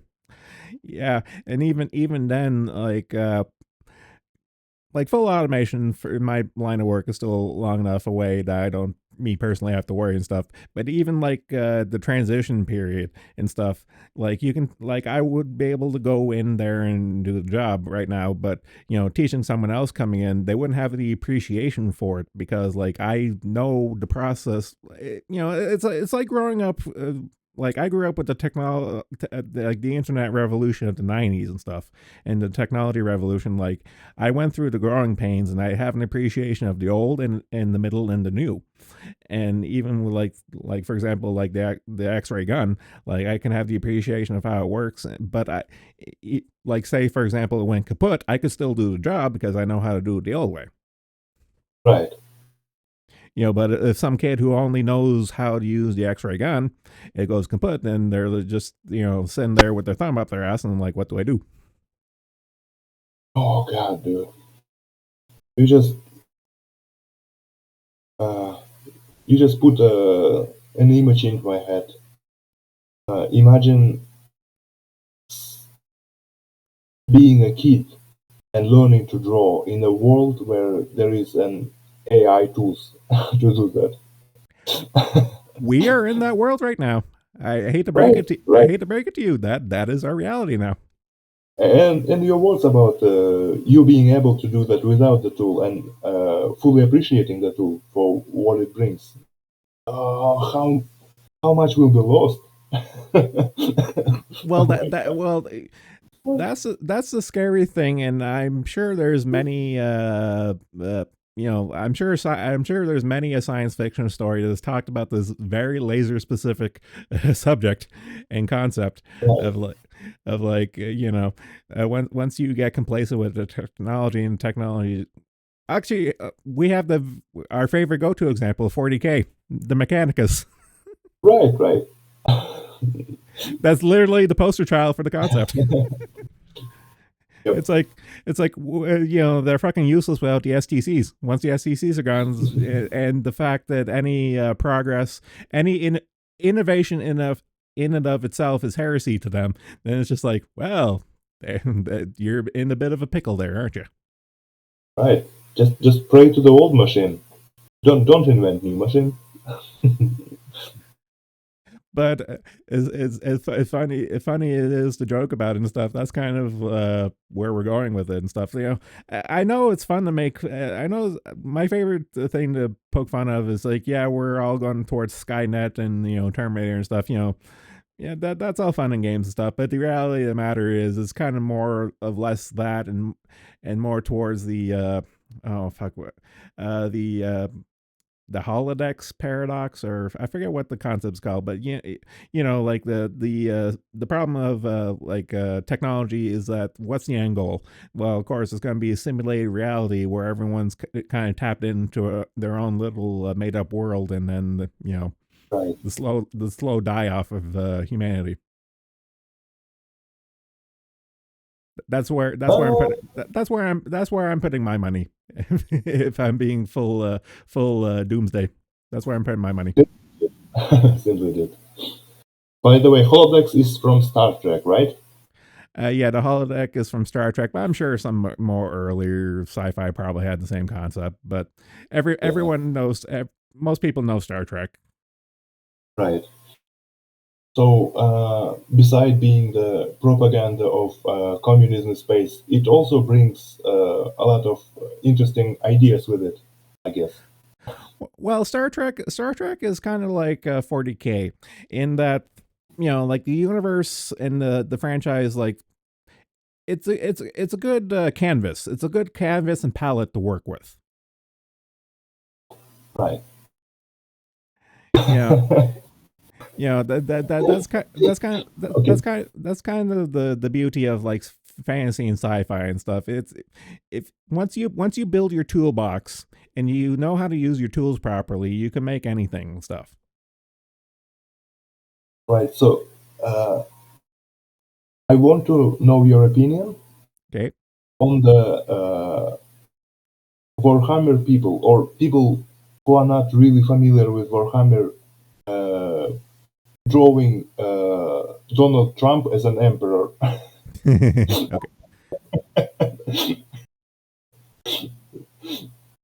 Yes, the God Emperor Trump. Okay, I'm with you so far. Yeah, because it's so many layers to that, you know. Because from one point of view, it is like glorious and magnificent something, right? Something that is really evidently really important and holy image.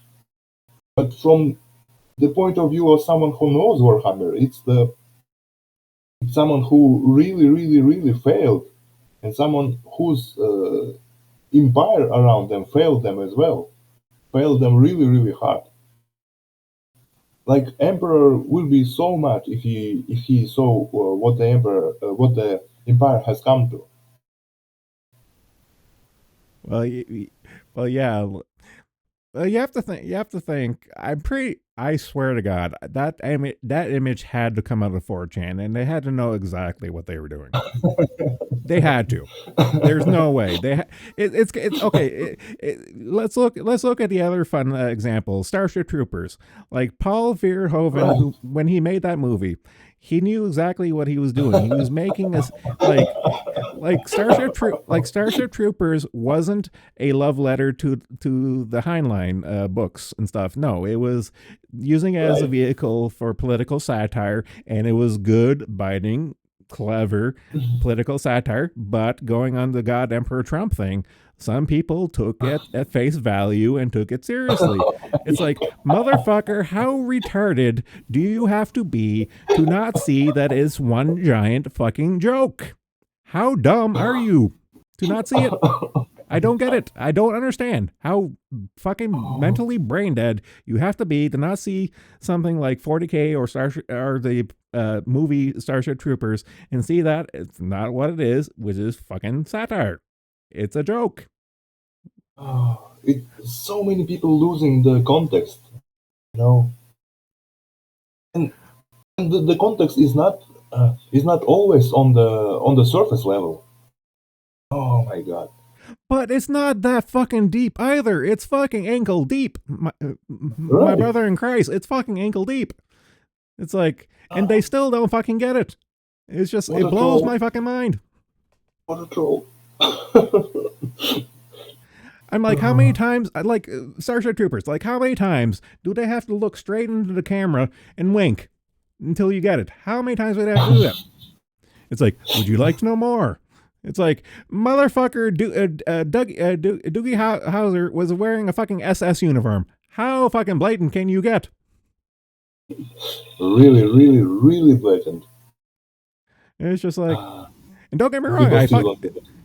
don't get me wrong, I fucking love the movie and stuff, but like some of the motherfuckers that Yeah, circle of around course. it and stuff to this very fucking day, I'm like, how? Oh, it's the other topic, you know. What's it called? Media literacy.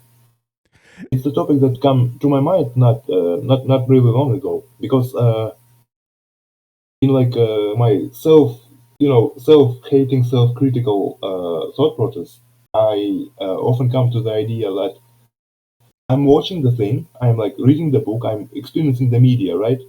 And how many of the context I'm missing about it? What was it meant to say, right? And what do I interpret it as? I know that any media, like, and more often than not, the books are all about that, subjective experience. What Yep. do you have? What do you got out of the thing? But intent of the author is the intent of the author and what it's trying to convey. It's also something that you cannot just dismiss, right? And No, it's because really a hard what topic for me because I know I am as an ASL again. I'm missing a lot of on the thing that is conveyed through the knowledge of North America and its own cultural breadth. yep. And what shit do I miss? What shit is flying right over my head?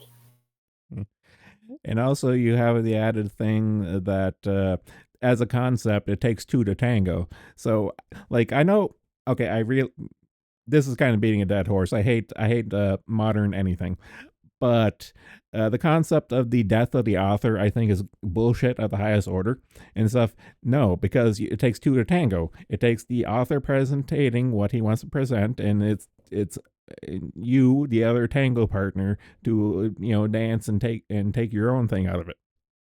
Right. You can take things and you can refuse to take things, but you have to acknowledge it, right? Yeah, it's actually, I have a really good example with this. The Harry Potter thing with J.K. Rowling and stuff, of how all the Potter kids, well, the screeching man children and women children nowadays and stuff, with Right. the whole culture war thing and stuff, but them trying to reconcile the intent of the author, in this case J.K. Rowling, of like, they're trying to rewrite a lot of her shit nowadays and stuff, which is fucking hilarious because she tried to rewrite her own shit at the You're time. right. you know, like the Hermione girl power stuff, and like Right. Dumbledore was gay. Like all this had like no point or context in the story. It was kind of just like after the thought, and now the monster is gone out of control, and they're doing the same shit. Right. The genie is out of the bottle. You cannot control it anymore. It just goes. Yeah, and this is one of this very specific topic is one of the things where I do would have disagreed with Kershey over and stuff, and that no, motherfucker made her own bed, she can fucking lie in it. Right. Like, I don't have to feel sympathy for her. She created the monster. Let her deal with it. Absolutely. She knew what she was doing. She knew what there will be people who will come at that at this level of intensity, right? Yeah, because And they yeah, will cause, be yeah, because at the end of the day, it comes back to the communist talk in that you're never going to be completely pure. Like the Overton window will always move. Yeah, like right, right, the goalpost will move, and then suddenly, oops, you're on the wrong side, and you're now a heretic. Well, it was nice knowing you. Peace. no, no defined rules or like a fence to sit on the side of the fence will move. It always moves. It never stands. Yeah, and like I will always be a proponent of the concept of balance, like what we talked about before. Like I'll always be a proponent of the balance, and I will never understand, and it will always infuriate me, people trying to throw that back into my face as saying, "Oh, you're a fence sitter." No, these are two totally different things. Trying to find balance in things and being a fence sitter are two different things. It's like I have made my choice and I acknowledge the results. That is to look for balance. A fence sitter does not want to make a choice. That's the distinction. Right, right. And of course, if you end up being a fence sitter, well, as you said, the fence will move and then you're going to topple over. The choice will be made by you or by the others. Exactly. There is no option to not choose. Yeah, it's kind of a sad thing to think about and stuff, but that's just reality, dude. It's like it's oh, what's the there's no expression like to not make a choice, you have made a choice. That's kind of bullshit, if I'm being honest. Mm. It's like, by not making a choice, I have made a choice. It's like, no, you've elected to do nothing. Right. Like, uh, this trope, I've seen this trope a lot of times in sci-fi and fantasy and stuff. And the one example that comes to mind is my second favorite series is the Dresden Files, uh, and one of the core I guess lessons for the overall story and the main character is that, okay, you have two choices: be good or be evil, and then there's the third choice, to do nothing and be neutral. But is to be neutral, is to make no choice and be neutral a good choice or a bad choice in and of itself, which is one of the cruxes of the story. Right. So far the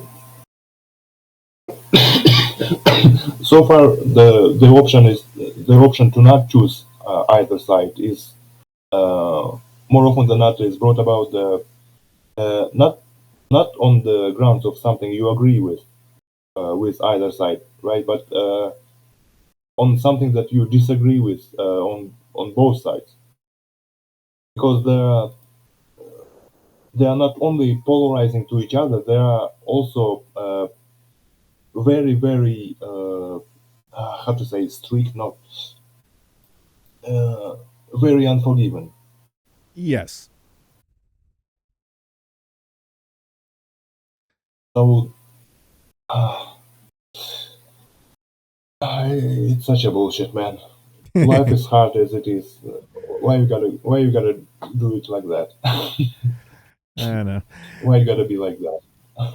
I don't know. At the end of the day, some people are just gluttons for punishment, and even if that punishment is just getting a stake up their ass by sitting on that fence.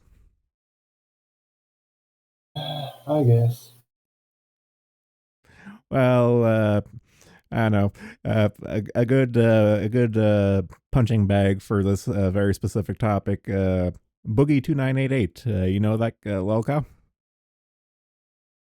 Uh, I saw him, the big guy. Yeah, the fat guy. So his shtick was always trying to be the internet Mister Rogers, the nice guy and stuff. But much like Oh, Chris Chan, or much like Proctor and stuff, the veneer of civility is just that. It's the veneer. It's very thin, and the mask comes off very easily. And I saw this very me being on the internet, I'll watch anyone, and I'm very quick to pick up on I like you or I don't like you. But what I'm not quick on is the why. Why don't I like you? right. Why do I like you? And it usually takes a bit of time. And Boogie was one of those cases where it's like, I don't like you. I don't know why. But then eventually came out that he was a lying, emotionally manipulative asshole who just wants to, like, oh, whoa, pity me, give me clicks give me clicks and give me money. That's what it came down to. Uh, I guess Oh, everyone has kind of like intuition, right? About what person is the what person is what they are hiding from you. What what is there beneath the mask? But when it comes to Boogie, it's I don't know. Every time I see a clip of him, he just comes off as something not like a nice guy, even if he really really tries. I don't yeah, know. yeah. There, Boogie, there, it's there has to be some right now. Okay. yeah, with Boogie, it's always disingenuous. Whether or not you know it whether you know it or not off the bat, it's always disingenuous though. That's the crux. With Boogie, it's always disingenuous, and for some people never clue in. Even presented the evidence, they'll never clue in. Much like the Starship Troopers thing, they won't clue in. It's like, no, it's bullshit. How do you not see it? But I was one of those assholes at the beginning of like, I just don't see it. I sense it, but I don't see it. But then I saw it, and then it's like, oh, I get it now. it's kind of scary to think if you can suss out the obvious ones, how many not so obvious do you miss? You know? Yeah, like my favorite, one of my favorite George Carlin go-to quotes is like, think about how stupid the average person is, and think half of them stupider than that. And then I flip it to this specific thing. Think about how sociopathic or pathological the average person is, and think about half of them are even worse than that. You know, the ones you don't catch. Right. It's a scary thought, and it's a depressing thought. The more you think about it, and it, going back to the, the power doesn't corrupt, but the power attracts the corrupted. Right. It all comes. Everything is just a flat circle at this point. I swear to fucking God. I guess it is. You know that. Can we talk about VTubers on your channel? Sure. Actually, I can mildly tangent for this. As it took me a little, as I with Boogie, I noticed I caught on early on that there was something sus, and it took a while for me to clue in. And I had this problem, the exact same thing with Merriweather and Frederick Knudsen. They are the same kind of people. They are the facade is there of the internet Mr. Rogers, like everyone's friend, like I'm here for the community, blah, blah, blah. But then the mask comes off and it's like, oh, you are a raging asshole. And this is all a con. I get it. And I went through that with Fred and Mary, roughly concurrently, but mostly Fred. Right. I guess you just kind of presented more content for you to consume, right? Because Mary is often hiding behind something. Well, Mary doesn't have a creative bone in his body. He contracts every fucking thing out because he's a rich trust fund baby. But I'll give Fred a little credit. He actually put into work to his down the rabbit hole and stuff and whatnot. But it was kind of funny when when Fred first became a VTuber and stuff. I was an early champion of him and stuff. Like I would post anytime he went live on the original Kiwi Farms VTuber thread and stuff. And I was his little cheerleader for a good little while there, until I found his the stream playlist of him and his friend Mike. And oh boy, that was an eye-opener. It was like a Boogie level eye-opener. Oh, that bad? Yeah, it was that bad. Frederick Knudsen is...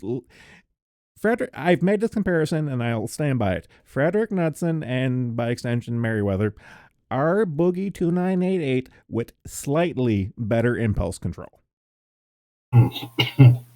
They are that bad. They are that bad. I swear to God. I will die on this hill. Interesting. Because the only exposure I got to Frederick Knudsen is, I think, that clip about where Merriweather was talking about Pipa, but Knudsen was not talking at the time. So I guess I have no idea about him. No, I actually do. I do remember that clip. I forget who there was a few more VTubers in that collab and stuff. But I do remember that clip because it was so funny. Because Merriweather was doing his damnedest to dig that hole. He was fucking doubling down and digging. He was digging. He was digging that fucking hole. Bless his soul. He was digging that hole, but everyone was kind of like quietly and just like, okay, Mary, yeah, can we move on? And yeah, it's like the traditional Otis, was physically unable to socially read the room. It was funny, sad, and cringe, and all the different emotional descriptions at the same time. It was just like, wow. I do have that clip safe somewhere because it was a trip. Yeah, that not even what he's saying, right? But his complete lack of awareness about what's going on around. Well, that's emblematic of Mary. That's just Mary. He my favorites, I read this from someone. I can't remember the quote exactly, but it does sum up Mary, and by extension, Frederick, in a nutshell.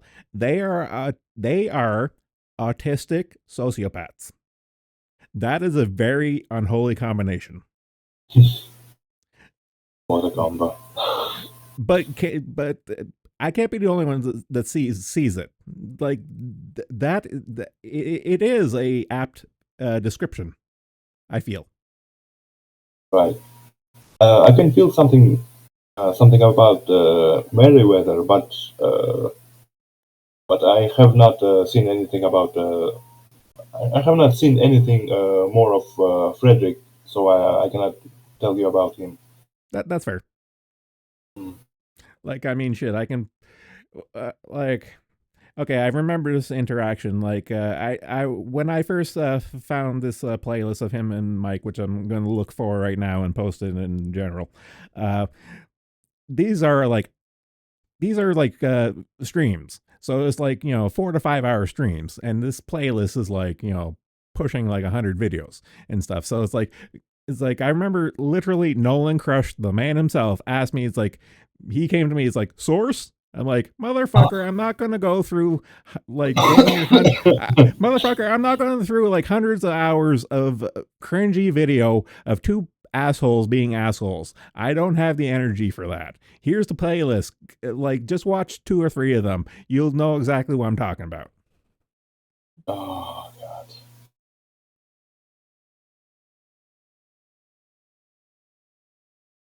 I feel I should have this playlist bookmark at this point because I actually do make reference to it before. I'll find it. And I think Merryweather and Frederick were in that big indie collab, right? Fall Guys, that were just going on at the moment. Just happens this morning, right? I don't know. It's kind of like I will get interested and follow lolcows and certain events and stuff for shits and giggles to a point. But for some things, there comes a point where it actually flips from being entertaining and funny to me to just being aggravating and infuriating. And I've long since passed that inflection point when it comes to Fred and Mary. And I actively do try to not pay attention to them because it just raises my blood pressure. Yeah, that's fair. That's fair. There's a lot of interesting and joyful things to follow instead. Well, yeah, it's kind of one of those things where it's like okay, I can be. It's the Twitter Tumblr, social, keyboard warrior mentality. It's like, do I want to be a miserable cunt, or do I want to be happy? Do something that makes me a miserable cunt, or do I want to be happy and do something that I Right, enjoy? It's like that is a choice I want to make. right. There's only so much hours in the day. There's only so much energy one person can spend. Exactly, and it'd be Uh, better. It'd be better to have a good time as opposed to being a right, miserable cunt. absolutely. Oh my god, I finally found it. I'm bookmarking this here because I do reference it a lot. Okay, yeah. Oh, So what I posted in general is the Frederick Knudsen and Jabroni Mike playlist, and I don't know oh what God, it. I it's a don't know. 71 video. Yeah, and each of them are like 3 to 4 hours. So it's just like I'm not going to go through all that. The cherry pick examples of Fred being an asshole. But I don't know what it is about Mike. Maybe he's gay. Let's not read too much into this. But it seems to bring something out of Fred where the mask immediately comes off, and I think it's kind of like where I think I think in terms of this, it's Fred probably feels comfortable around Jabroni Mike to be himself, and Frederick Knudsen himself is an asshole. Right. But is there no realization that he's yeah, there was the point you talk about. No Well, self realization. Yes. well, yeah. Like I said this before, and I'll say it again. My gut is always right. My brain is not always right. My gut is faster than my brain. I try. It's kind of like the building good habits conversation we had, in that I I academically acknowledge that my gut is usually right on these things, but I never listen to it, and that's always to my detriment, and I never fucking learn, even though I should at this point. It's like my gut's like, Well, I don't like this guy. Just trust me on it this one time, bro. You'll save yourself so much hours of wasted video watching time. But nope, I never listen. It takes a while uh, until my brain comes to its own conclusion. It fuck. it's just you being hopeful, having that optimism and trust in people. Yeah. It's not necessarily a bad thing. No, it's not. But again, the VTuber Frederick Nuts and the Arc and stuff. I sunk a lot of hours in watching and promoting this guy, and then it kind of like, oh, it's like, oh, I have no one to blame Yeah, but myself for this. yeah, talking about Sanko's fallacy again. Exactly. Uh, What you gonna do? What you gonna do? Live and learn, but I know how that pans out. I'm trying to think of what else we can shoot the shit about. I don't know. I kind of want Yeah, someone to fucking crawl in. So, yeah. Just drop the invite again. uh, and I've seen that Hanja has been AFK a while, so I assume he's driving home from work and stuff. And I kind of just want to run long enough for him to get home, get comfy, and maybe call in because he showed interest in doing so. Right. Okay. So let's hang in there for a little while before I, someone joins. I don't Yeah. know. I'm trying to think what's some VTuber shit we can throw around. Well, Because what made me bring up the VTubers in the first place? The thing about you were talking about your gut feeling, right? yep, I had something similar with Anna Alouette, of Nijisanji Ian. yep. Like, and she was not doing the boogie thing, the Frederick thing. She was not presenting as someone nice. She already had that beachy feeling about her, and she was like riding it. She was presenting it proudly, So it just didn't make sense to me because she was presenting as already not really likable person, right? And you Mm-hmm. have that feeling about her, and it was entertaining to some extent, but uh, the feeling that she was just uh, not not pleasant to be around, or not pleasant to have deeper conversation with. Mm-hmm. Is that sort of feeling that you will not enjoy experience with her, But then the bile fascination kicks in, and then you can't look away. uh, maybe. So you give it another try and try some more, and she's okay. She has a great sense of humor. She's a great entertainer, right? Something like just keeps pushing you and pushing you away. Like you will not enjoy it. You will not enjoy it if you hang out a little bit more. So uh, I don't know what it is. I'm not. I'm usually really bad at judging people, But with her, I just kind of got the gut feeling. Mm. Mm. And we don't have a confirmation like she's. Well, we have sort of information about she's like in the clique, right? Yeah. But nothing like concrete. Actually, I feel like throwing a grenade right now. What's your opinion on the Under the T group that we have acquired recently on the Proctor's Discord? Uh, the two VTubers, right? There's actually three of them. The femboys recently started talking, but the mermaid chick and the octopus chick and then the twink. Yes. The only thing I know about them is that they have a podcast and they were talking about a lot of different things. I don't know anything deeper than that. I Afraid don't. I cannot I I don't. cannot dive into your grenade. I'm sorry. Well, no. Well, here's what I'm kind of getting at and stuff.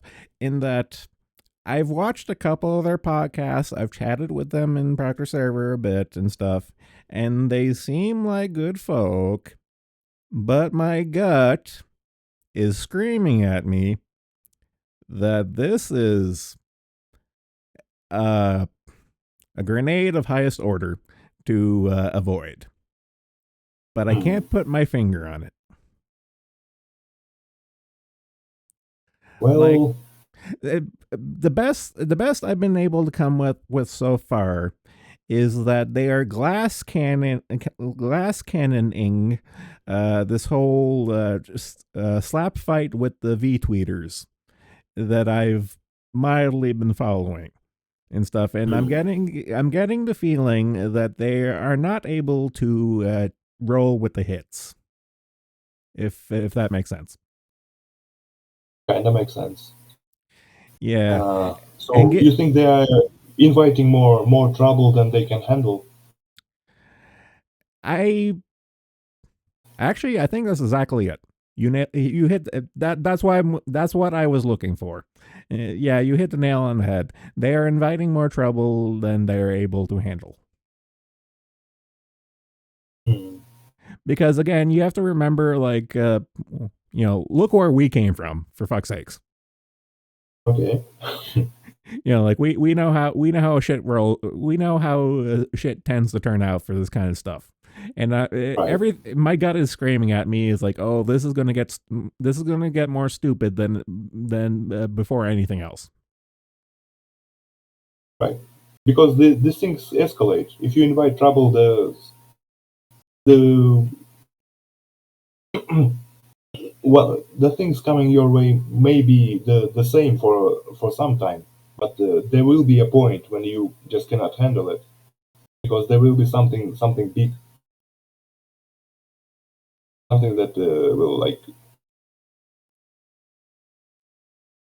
Well, throw yeah, so much shit in the air that some will stick on you, yeah, and the amount that sticks can be really a lot depending on your actions. this is true. Like it kind of sort of reminds me of the Q thing that we went through with Empress at the beginning when she came into our fold, as it were. Like the whole Q situation and stuff. And I called that Right. for what it was at the time, which was high school grade level bullshit. And it was really funny that it ended up being the central figure was actually herself, a high school student. That was funny.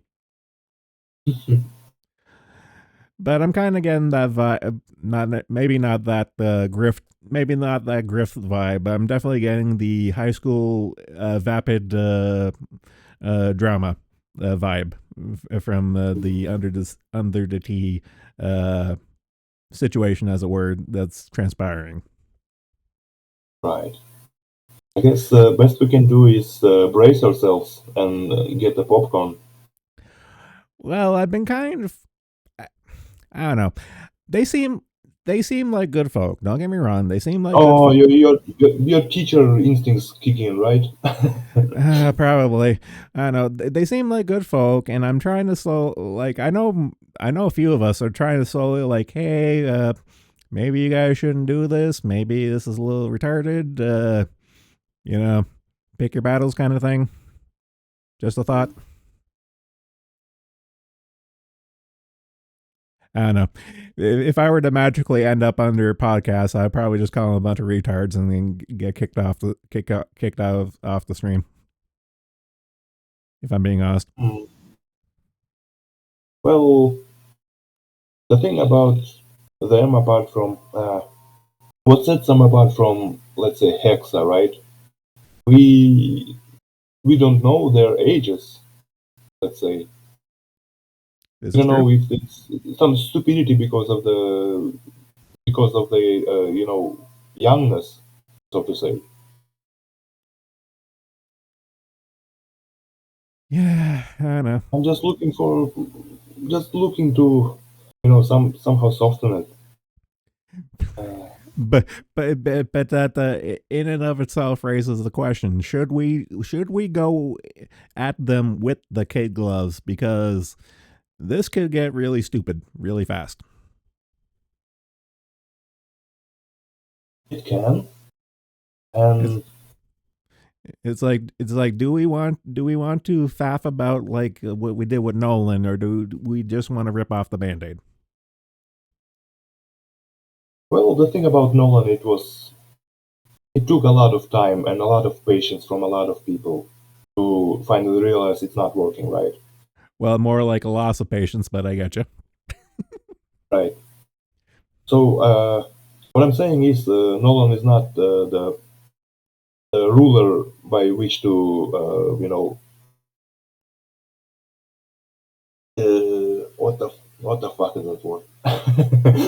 He's not the It, ruler by which to, size up the level of bullshit you have to it, put up with. I get you. However, we do have a limited number of yardsticks to work with, and let's bring in the Swedish person to give his opinion on this matter, because I assume that's what made the troll crawl out of his cave. So what say you, Porian, to the tea question? Well, to be frank, they seem like a bunch of Tumblrites who are quickly going to run into issues with the crowd that they've chosen to associate with, ergo us. I've So really I have gotten uh, that feeling. Yes, yes, they don't know what they're getting themselves into. I don't think they know where we come from. because one of the people on their podcast is like a dude in frilly panties pretending to be a girl online. I mean, already there, you know, something is going to go wrong here. Someone is going to say something a bit too rude, and he's gonna have a melty. I mean, they seem very sensitive. Then again, the like big pro of them is, I guess, that Murray vouches for them, and he's our trust. He's our most trusted news source. Mary is in and of himself his own can of worms, if we're being completely honest. So I don't think his vouch for them is really something we should hang off of. I mean, there is the fact that like they're so small. They don't have like a really big audience. So the fact that they are a bit, how to put this, a bit estranged from the audience that they've gathered now might change them in turn, just because if you get big because of something big, being in quotation marks here, But sometimes you change to satisfy a new audience. I could actually see that happening. but given our suspicions of their mentality, are they willing to swallow their pride to throw in with the evil racist Nazis? If you asked me when the forum started, if that would have been possible, no. But we we do have a plurality of opinions nowadays. I mean, it's like it's not the forum is no longer a Kiwi Farm spin-off. It is something else now.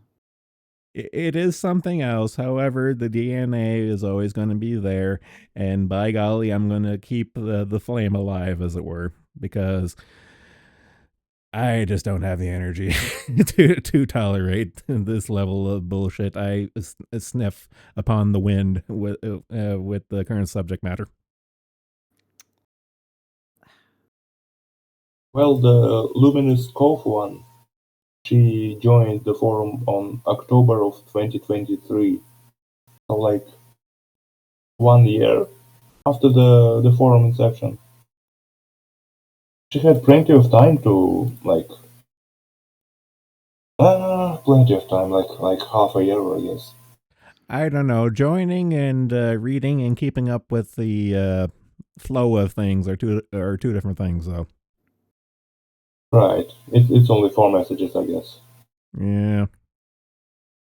I don't know. Because we can go about this as like, concern fags and be like, okay, honey, here's how it is. Or we can just, sit back and like, oh, this is going to be a glorious shit show. I guess there are already people who are trying to help them, like Murray, right? So we cannot do much about that point. Maybe I'm too nice, but I don't see the problem yet. But Being the qualifier here. but you sense it on the horizon, as I do. I mean, Or I suspect anyone comes from their milieu, so to speak.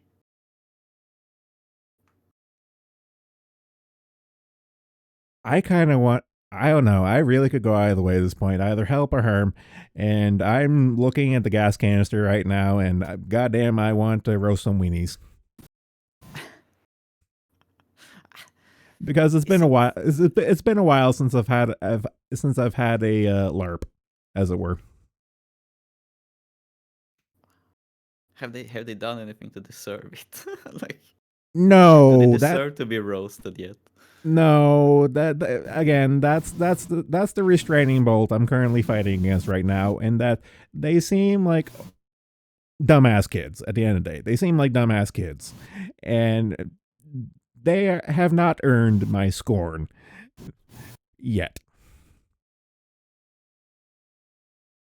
Are they kids? Like, I thought don't. at least I thought Octopus Woman was like up in age for some reason. I don't know.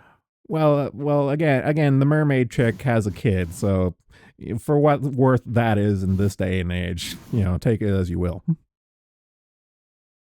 Yeah, true. And I think of them as like Tumblr people, and Tumblr has been around for more than 15 years now, so you don't have to be young to be a Tumblrite at this point. You can be middle-aged and be a Tumblrite. Okay, Nazi, faggot, retard, and kid all have lost meaning these days and stuff. It's a mentality. Let's be real. It's a mentality. Yeah, sure.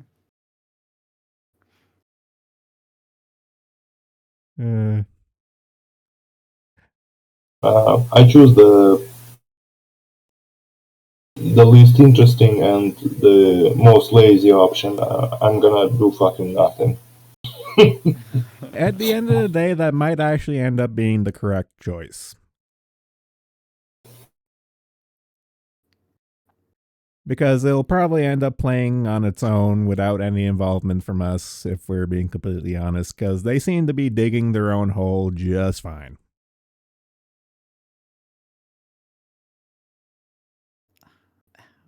I mean, what hole are they digging? Like, what they haven't really gotten into trouble yet. But like, what? How would they get into trouble? Like, They're are they they're big okay. enough? Is there anyone? I mean, like, I would have thought the forum would have gotten into more trouble than it actually has. I mean, like, the forum Yeah, is still obscure enough that people don't know what it is on VT, for example. Like, they don't yeah, know what VTA is yet. I mean, yeah, I don't know. we aren't actively going out starting shit. I mean, a couple of dumbasses have tried over the months at this point, sure, but as a whole, we aren't going around starting shit. These guys seem to be going around starting shit. So it's kind of like they're making their own bed. So, Okay, so I say I wasn't aware that they'd actually no. They try are. to start anything. Well, I don't know if necessarily they started it, quote unquote, and stuff, but there seems to be an active beef between them and the V tweeters. So Who started it at this point? I don't give a shit and stuff, but they are continuing to do something. They are continuing to stir shit and stuff. So at this point, whether or not they started or not is irrelevant. They are perpetuating it. I mean, I don't exactly love the Wii Twitter community, so I don't really mind that they're starting shit with them. I can understand this, and I do agree with it to a point. Because, like, you know, even if you're not a big deal as a VTuber, you know, actually VTubing and then having like all these like obscure people like to debut since 2020 November, having them opine on things and like, oh, you should do this to be a successful VTuber, you should do that to be a successful VTuber, oh, here's how you gain a following, blah blah, when they never press the fucking start stream button in entire life. Like, I can get why that's frustrating and why you would call them out, and because, you know, they're Yeah, but at that point they're just shooting fish in a barrel, and where's the fun in that? I know laughing at retards is fun, but it's you know, I don't know, a little effort, I guess. You want them to try to attack a higher caliber of retard, or like what's? I don't know. I just maybe I'm just being nostalgic and pining for the halcyon days of the global gay ops, you know, the fun times, the he will not divide us days, as it were. Wow, Gamergate 2 is back. We're gonna have that again. I've been calling it Gamergate 2 since day one, and by golly, that there's holding true. I know Jim has made fun of it and stuff, of, you know, like LOL calling it Gamergate 2 and stuff, but it's all the same people, it's all the same jokes, and by golly, I'm gonna be a lazy motherfucker and make the same jokes because they are coming up with the same shit too. So you know what? It's a well played song, and let's just dance to it. I mean, I mean, it seems to be like the year of drama this year, in whatever you're into, since it's, you know, it's an election year, so people go crazy. Well, I do remember reading that one article of like, it's not just the American one. Of course, the American one's the big one, but a shit ton of countries are going through elections this year. This year is fucking wild. Yeah, and everyone goes crazy. All the media gets all riled up, and yeah, I mean, like video games, since we are having Gamergate 2 now, you know, it's Yep. like just today, Dragon's Dogma 2 was released, and it's already like attracting controversy because of microtransactions in a single player game, for example, and it's like being review bombed on Steam. It's down to like 30% positive.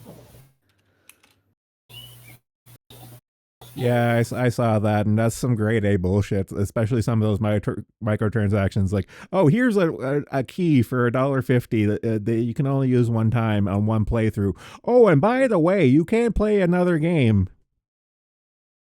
It's like, what the fuck? It's like wham bam, thank you, ma'am. Here's, it's like a fucking, depending on what market you're in, it's like $70 to $100 for just the baseline games. Like, fuck off. Yeah. Also, the Nuvo. Well, de novo is just the ancient evil that's never going to go away at this point. It's kind of like, why even bother talking about it? Yeah, I guess, but it's like still bad. I That means know. I'm gonna have to wait to pirate it. I want to pirate it instantly. Oh, I'm sure the crackers will get in on it. Actually, I talked about earlier not trusting downloading pirated software. I'll make an exception for certain cracker groups that I trust. You know, like, you know, the old guard, as it were. It's like, okay, it's like X, Y, or Z or whatever release. It's like, okay, I trust you guys. Yeah, you can trust some people. You know, like it's pretty funny that all GOG games are free, basically, since they don't have DRM. So everything that's released primarily on GOG is just free. You can just take it. Yeah, but as much as CD Project Red are a bunch of fucking cucks and stuff, I do like their business model when it comes to the game distribution stuff. So I will support it as I'm able to. Because Yeah. as much as I hate them as persons, what they do as a service is good. Yeah, true. Though I did pirate Cyberpunk. Yeah. I think that was the right choice. Well, I know we've had this conversation before, but there was a very brief window in time where internet piracy it was never going to go away, but the mainstream adoption of being legit was very good. You had the one-stop shop known as Netflix, and then suddenly everyone got the bright idea of like let's splinter the one marketplace. What could possibly go wrong? Whoopsie doodle. Everyone needs their piece of the pie, especially since Netflix is such a fucking easy business model to replicate. Like everyone can make a fucking HTML stream player that I just know. offers up content. It's so simple. I know. That's why all the piracy sites are around. All the Well, yeah, but because of that, the piracy is the pirate sites are having a resurgence right now, and like the solution is very simple. All these fucking companies have to do is put their differences aside, make a Honestly, all they have to do is get together, make a cartel, make an internet like streaming cartel. Just have the one website, the one subscription, and just go to it, and boom, overnight you win. But they'll never do it. oh, they need to get their cut. Yeah, because they're a bunch of greedy assholes.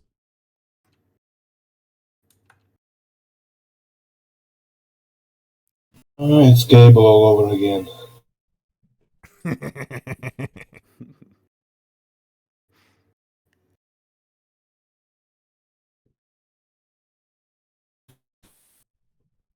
Streaming was so good. Is it going to die? As everything happens, it's never going to fully die. Like the Star Wars quote, like no one's ever truly gone, but it's not going to be like the golden age. Like the window is past, unfortunately. Yeah, I was never into streaming at all. I've never had a subscription to any. I've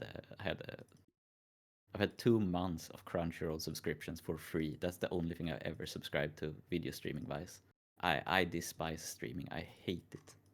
I do too. I only have an Amazon because of the shipping, and even then, I don't do that much anymore. So I've actually canceled my Amazon subscription, so it's going to rot come the summertime, and you know what? I'm fine. Yeah.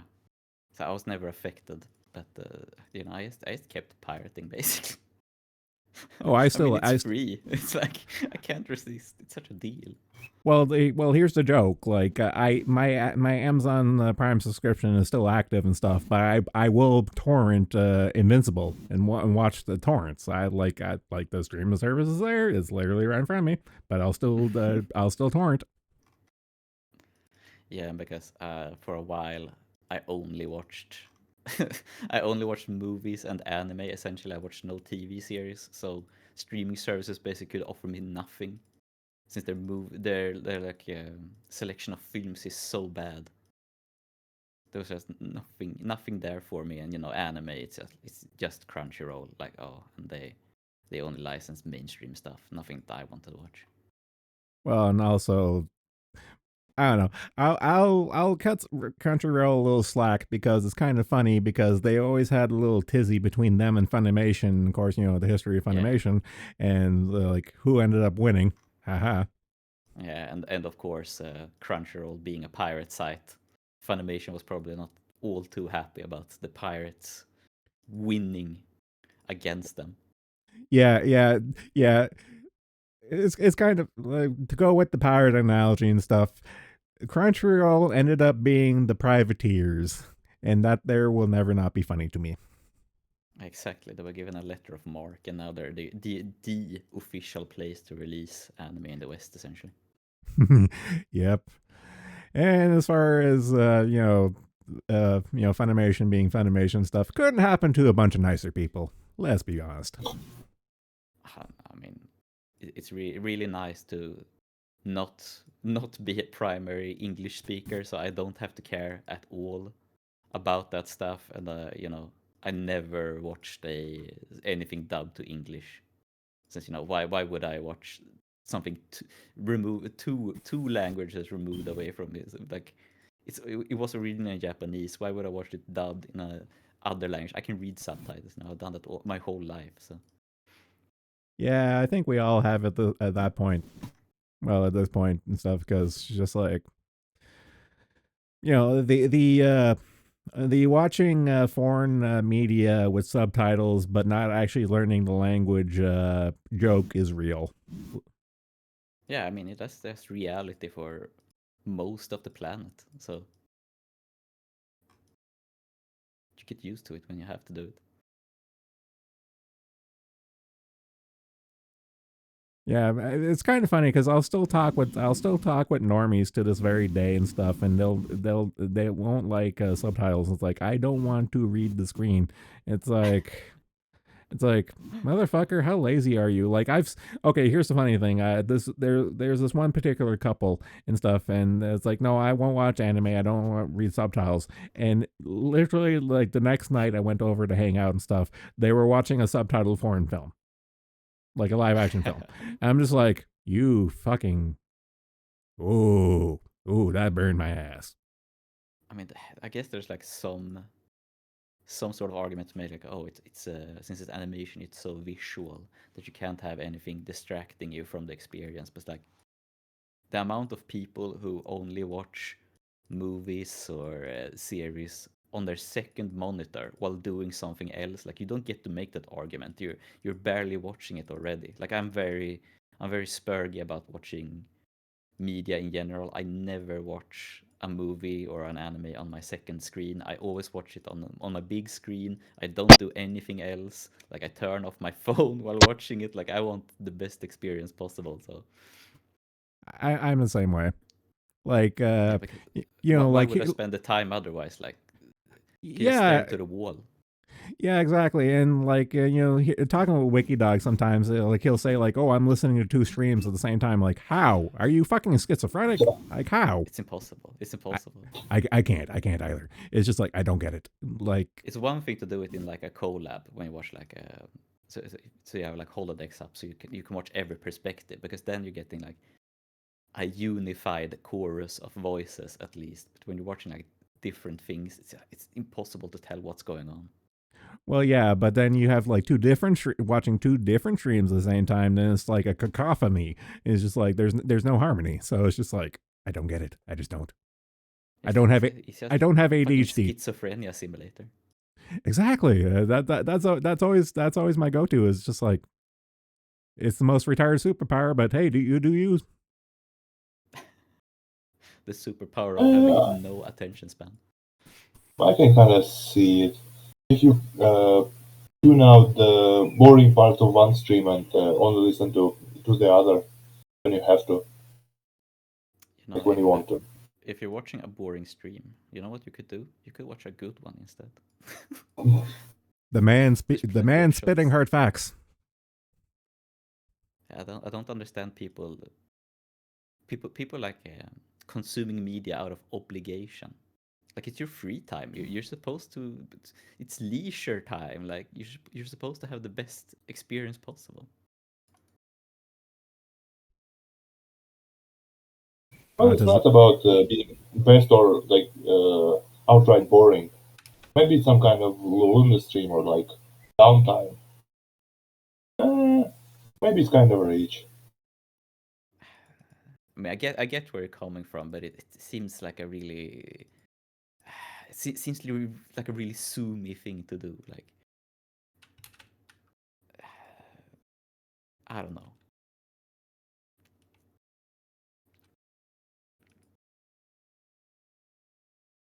I know, but let's just agree to let the Zoomers be the Zoomers and just just call them retards and just move on. I guess. I guess we'll have to. Are you talking about the Wikidoc or the T group? I'm talking about the WikiDog. in this context. The group in question is its own can of worms.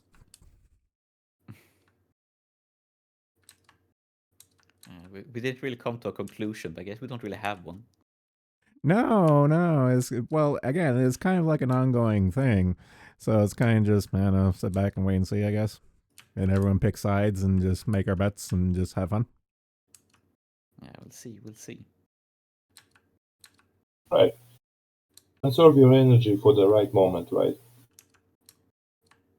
Yes, the moment to strike, the proper moment to say, you are a fucking nigger.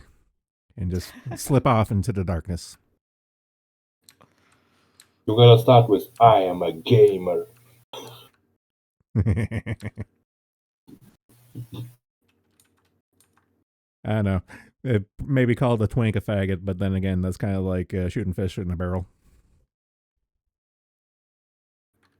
Yeah, stating the obvious. Yeah, at that point, it's kind of just like, eh. They usually like it when you call them out as well, so. Well, I think they get off on it. I hate it whenever that happens and stuff because my immediate, like, I don't have a filter, so my immediate thing is to call out people on their bullshit and stuff. And unfortunately, some people actually, like you say, some people actually do get off on that there, and it's just like the the unstoppable object and the unstoppable force and movable object, and it's just like, well. Did you ever read the Tales Gets Trolled? Yes, I read that years ago. Because there's like one page where Bugs Bunny goes like, "Oh, if they're bullying you, all you have to do is put on a dress and act gay and kiss them. I don't like it, but it works." It's like his way to not get bullied. I was Okay, that with someone. I'm stopping the conversation right now. I'm going to draw attention to something that's really angered me right now. And since we're just talking about WikiDog, I'm going to throw him on blast right now. And I'm going to post it in general chat because he's a coward talking about the subject in our little gay Discord that we have with SopMod. So I'm going to post it in general right now and put him on blast. Where is that fucking file? I just saved it to my downloads. God damn it.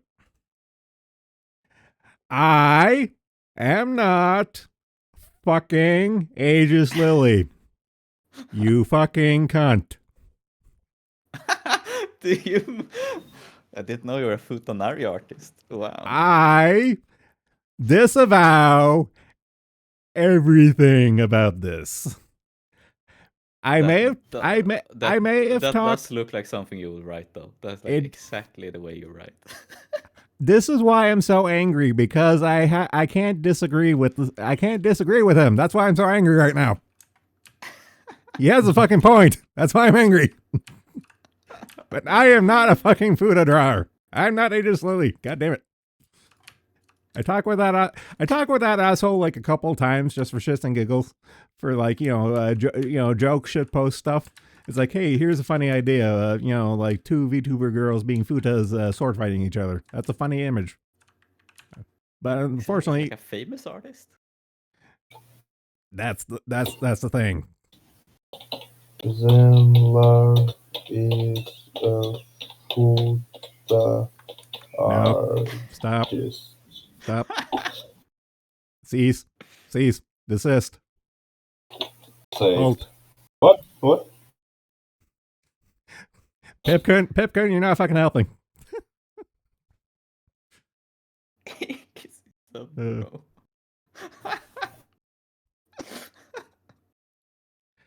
Oh god, I hate everything about this.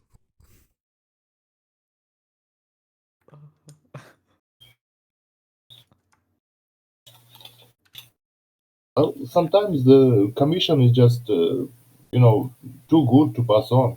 Money is money, Brian. Oh, don't get me wrong. Some of the richest motherfuckers on the face of the planet are fucking furries. So. Yeah. Furries with futanari fetish. Yeah, I get it. Oh god. I mean, since you drew your own avatar, aren't you technically a scaly artist? No. Yes, Because yes, Wiggy Dog, I'm still alive. Wiggy Dog is like, the fuck, you're still alive? Yes, this is a chatting stream. We go on for fucking hours with this shit. Uh,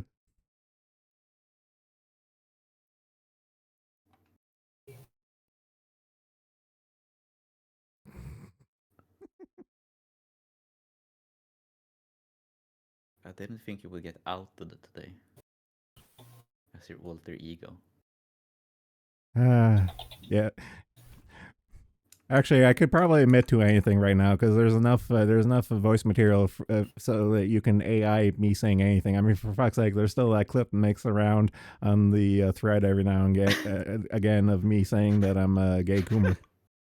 Oh, wow, the clip that I made. That was you, right? I forgot about that. That was you. I probably blanked that out of my memory. That was you that did that. Thank you, Morgan. That was like the first time you talked on stream. You called it the Proctor stream, and I instantly clipped that one. Oh god. That one and Ami saying those dang sea people. Those are the two clips I made that gets any sort of mileage. Well, you knocked them out of the park. No, thank you. Like it was one of those things. Like I ain't even mad. the timey clip gets regular use on the forum. Yeah, Great job. I'm happy they're happy. So this Aegis of Rose guy, is this the right one? Yeah, Ages of Rose. Like Ages. He's like an old fag when it comes to the Pippa chat and stuff. But Of course, your name on the forum is it Sendar 1984 or is it Godzilla 1984? Because Aegis Lily has born 1984. I'm kind of angry at the number of people using 1984, and I know most people are using it because of George Orwell 1984, but I use it 1984 because that's the fucking release year for the Return of Godzilla. I mean, no, at some point coincidences start becoming evident. It's like, oh, this is where we're going, eh? I see how it is. This forum says Godzilla is warm-blooded. So it's not a scary thing. I can understand people calling me a scaly and stuff, and I get the joke and whatnot, but I made a Muppet. This is my avatar. That's all it is. It's a puppet. There's nothing more to it. I don't know. I think it's like Persona or SMT.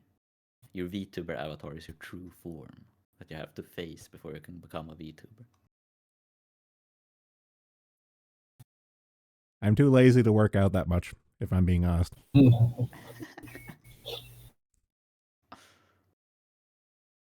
I like food too much, and I like sitting on my ass too much. So the Barra lizard man is never gonna happen.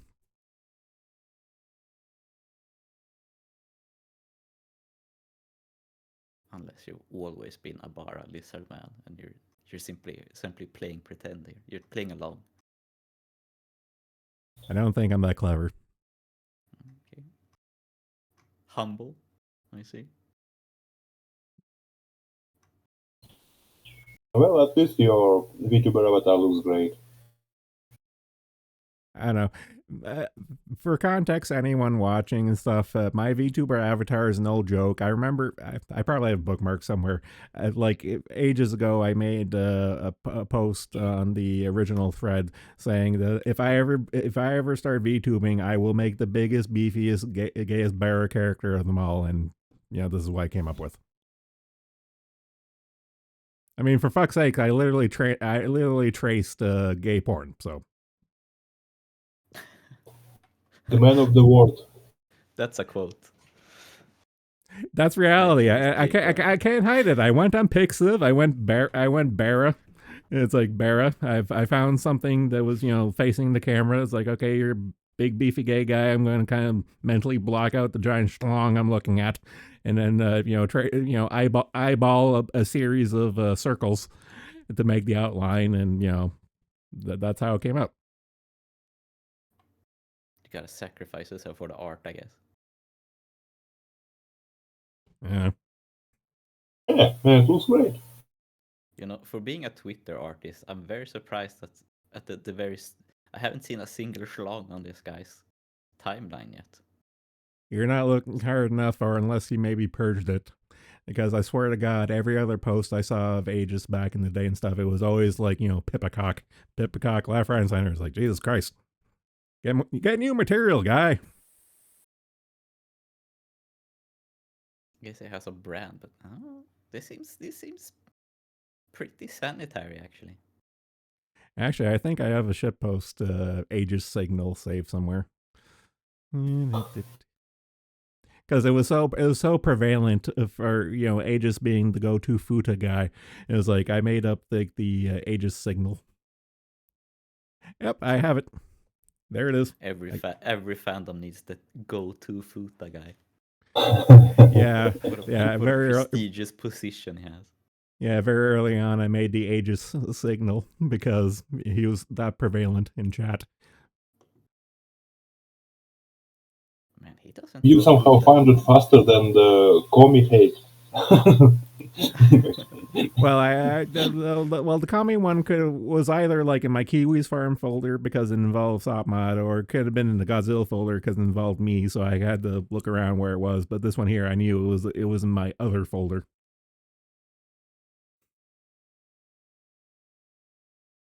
Man, this guy must have sanitized everything. The lewdest thing I found is like Sheena's butt. Okay, yeah, because I remember back in the day he was really bad for that. So I guess he must have done a purge of his art. Because I don't think he's the only one. Because I think I do distinctly remember a couple of weeks ago the Justed one, another Pippa artist. He cleaned up his media timeline because he purged a lot of more lewd stuff, which is sad. He actually does have good art. Why is that? I know that some time ago the Patreon was like insisting that you have to purge some stuff even offsite if you want to keep making money off of it. But, I'm not sure if those people. You know what? That might have been it. Oh. Because a lot of people, like I did notice, like a lot of different artists did purges, so that might literally be it.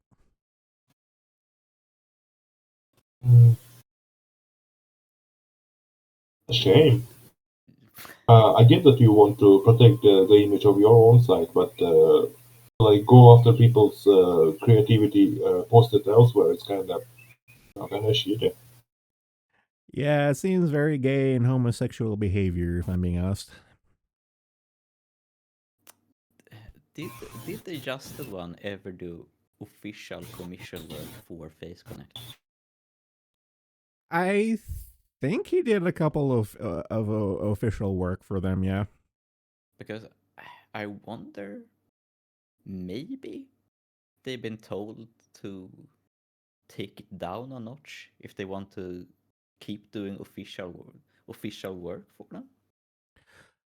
Maybe, honestly, it could be anything at this point because there's so many like we've been speculating. There's so many different ways you could cut it because like everything's kind of just cracking down of like, no more tits and ass, goddammit. No fun allowed. I must say that's like one of the most surprising things to happen to the internet these last few years, like the crackdown. Maybe that's exaggerating, but like that, like porn is actually getting into trouble for being on the internet. I did not expect that at all, actually. Here's a good business idea. You want to become the richest man in the world? Make a payment processor that does not give a fuck. Get someone to compete with Visa, MasterCard, and all the rest. Like establish your own finance empire and stuff, and you can win. And just not even just cater to porn, just allow it. Yeah, but doing high level financial stuff, like you have to be allowed to do those sort of business transactions. So I know, if I the know. other if the other big players don't allow you, it's like I maybe if like Russia or China did it, I guess, or I know it's the age old thing. Is like, okay, you got to make your own bank, you got to make your own processor. It's like, oh fuck it, you just have to make your own country. you know who should do that? Fucking Brazil should make a payment processor. Like not even joking, but like they're actually big enough to have the pool to be able to actually like do international transactions, and I bet they'd love to have like a financial sector that is serious. I would laugh so hard if that were to actually come to pass. It would be the first time someone would beg for gold from a Brazilian instead of Brazilian begging gold. Yep. Like monopolies. Puritanical PayPal and its consequences for my porn addiction. Something.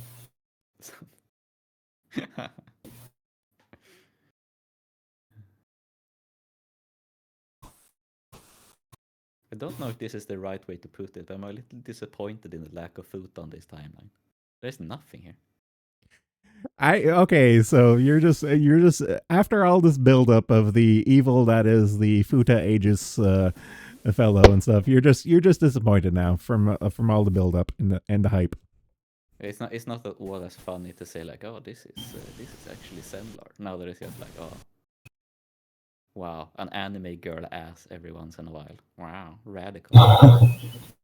I don't know if I were to be any secret VTuber artist, I would probably be the Justice one because we vibe on the same thing of like, thick short stacks. Yes, you are a man of culture. I see. Oh, Aegis is the turtle guy. Now I know him. Yeah, don't you remember the beaten into the ground joke meme from Pippa's chat of like, hey, you forgot Aegis back when she used to do name readings. It's No, that guy. I was out by then, but I do remember the turtles. Okay. Yeah. He did the Pippa turtles. Oh, Abomination. now I know who this is. Okay. But his claim to fame is Futacox. Let's not mince words here. Even though it's purged. R.I.P. Pippacock. R.I.P. the Pip penis. Oh my god. Rest in peace.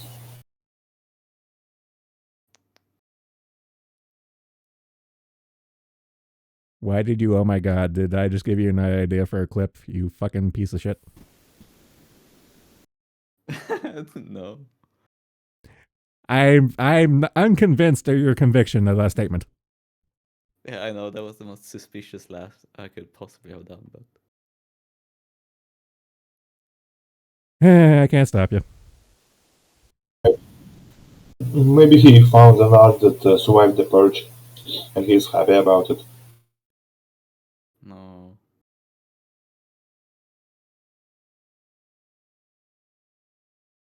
I can't read this anymore. I'm going insane. Don't do it.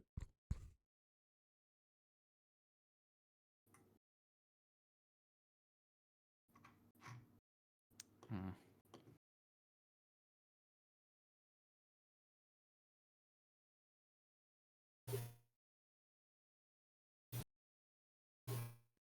I see that Hanja has been online for a while now.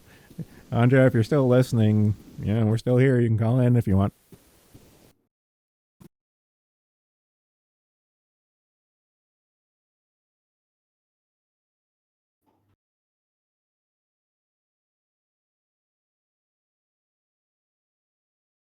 You know what? Someone I really need to start picking on again. I've been meaning to get a dedicated one-on-one chatting stream with Todd. Has he been on stream?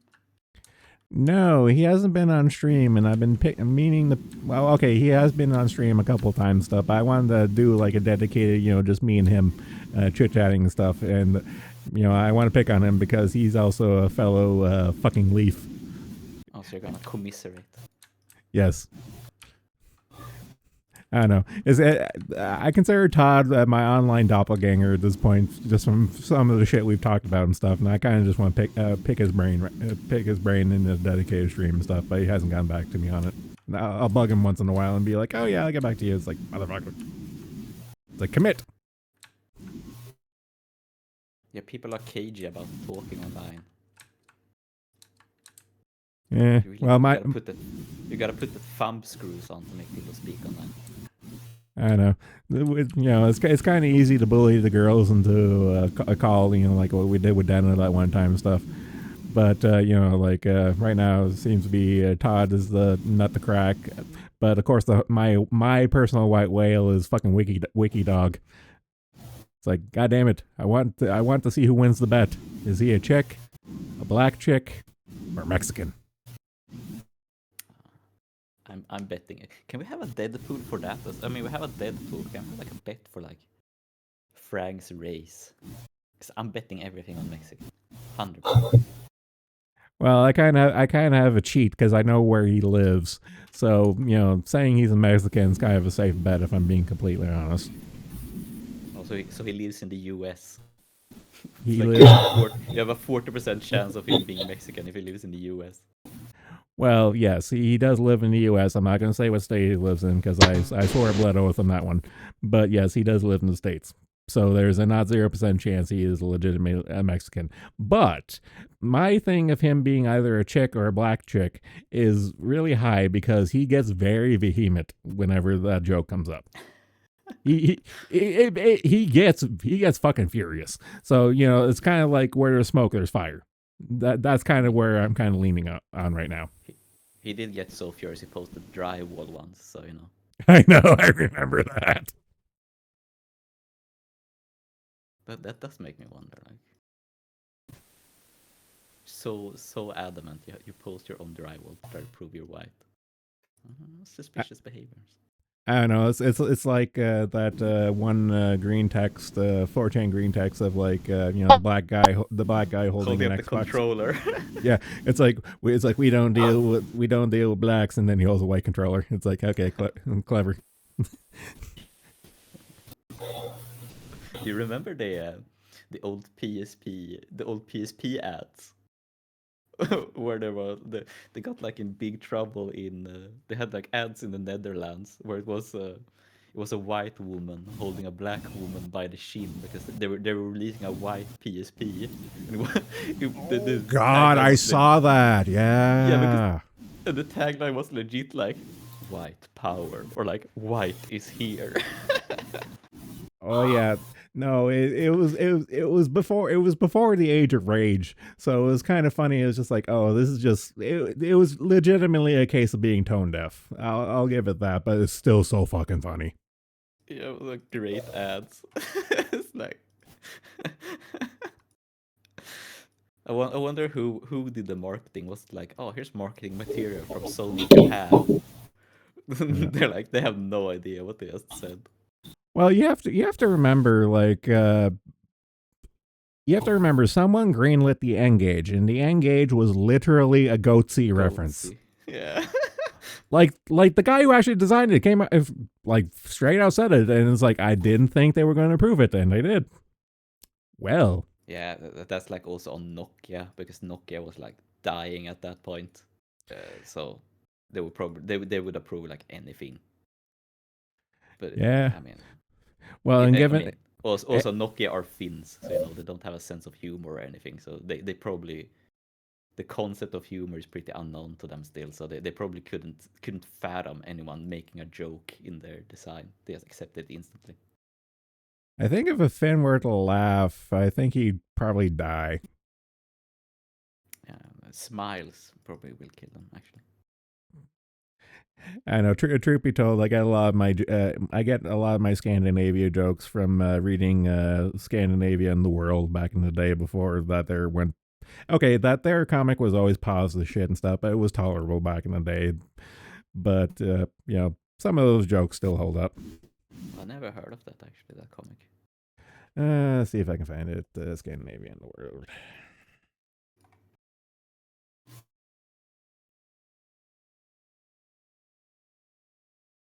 I can't type for shit. Okay, here it is. I got it. Yeah, it's a cute little comic. You know, it's kind of like Poland Ball, where you know all the countries have their own little Oh, character and their yeah, I've seen this. I've seen this actually. Yeah. You know, they all have all their interactions and stuff, and you know, you've seen it a million times, kind of thing. Holy shit! What a blast from the past, man. Oh yeah, that's what I mean. It's like I read this a long time ago before it kind of went over a cliff. I do like that. In the banner space on the right, there's just like Love and Tentacles book, the relationship between a human and a tentacle monster. Yeah, that was kind of one of the early warning signs. Yeah. Oh shit! Oh, this is the one with the. This I assume this is a woman. Yeah, judging from the art style. This is the one where there was like. She did like a Twitter comic that got famous because it was like instead it was the stereotypical like, oh, I'm such a nice guy, why don't I get any pussy? And she did the exact same thing but like, oh, I'm such a nice girl, why don't I get any dick? I know exactly what you're talking about, and because I'm staring right now at her Tumblr link, but it's just like, yeah, I remember exactly the one you're talking about. Yeah, that one got really famous because it was identical. It's like really impressive.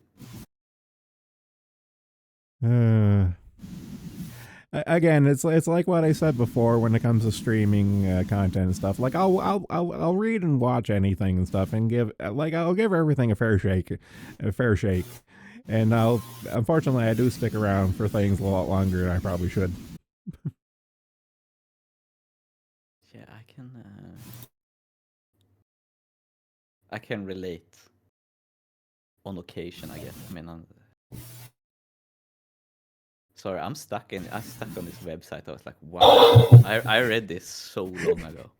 I know Scandinavia and the world was kind of like one of those internet cornerstones. Like, we'll poke fun of like that guy with the glasses and stuff, but there's like certain like comics or streaming services or whatnot. There are certain like cornerstones of like the internet where it's like, oh yeah, I remember that. It's like, once the memory's jogged.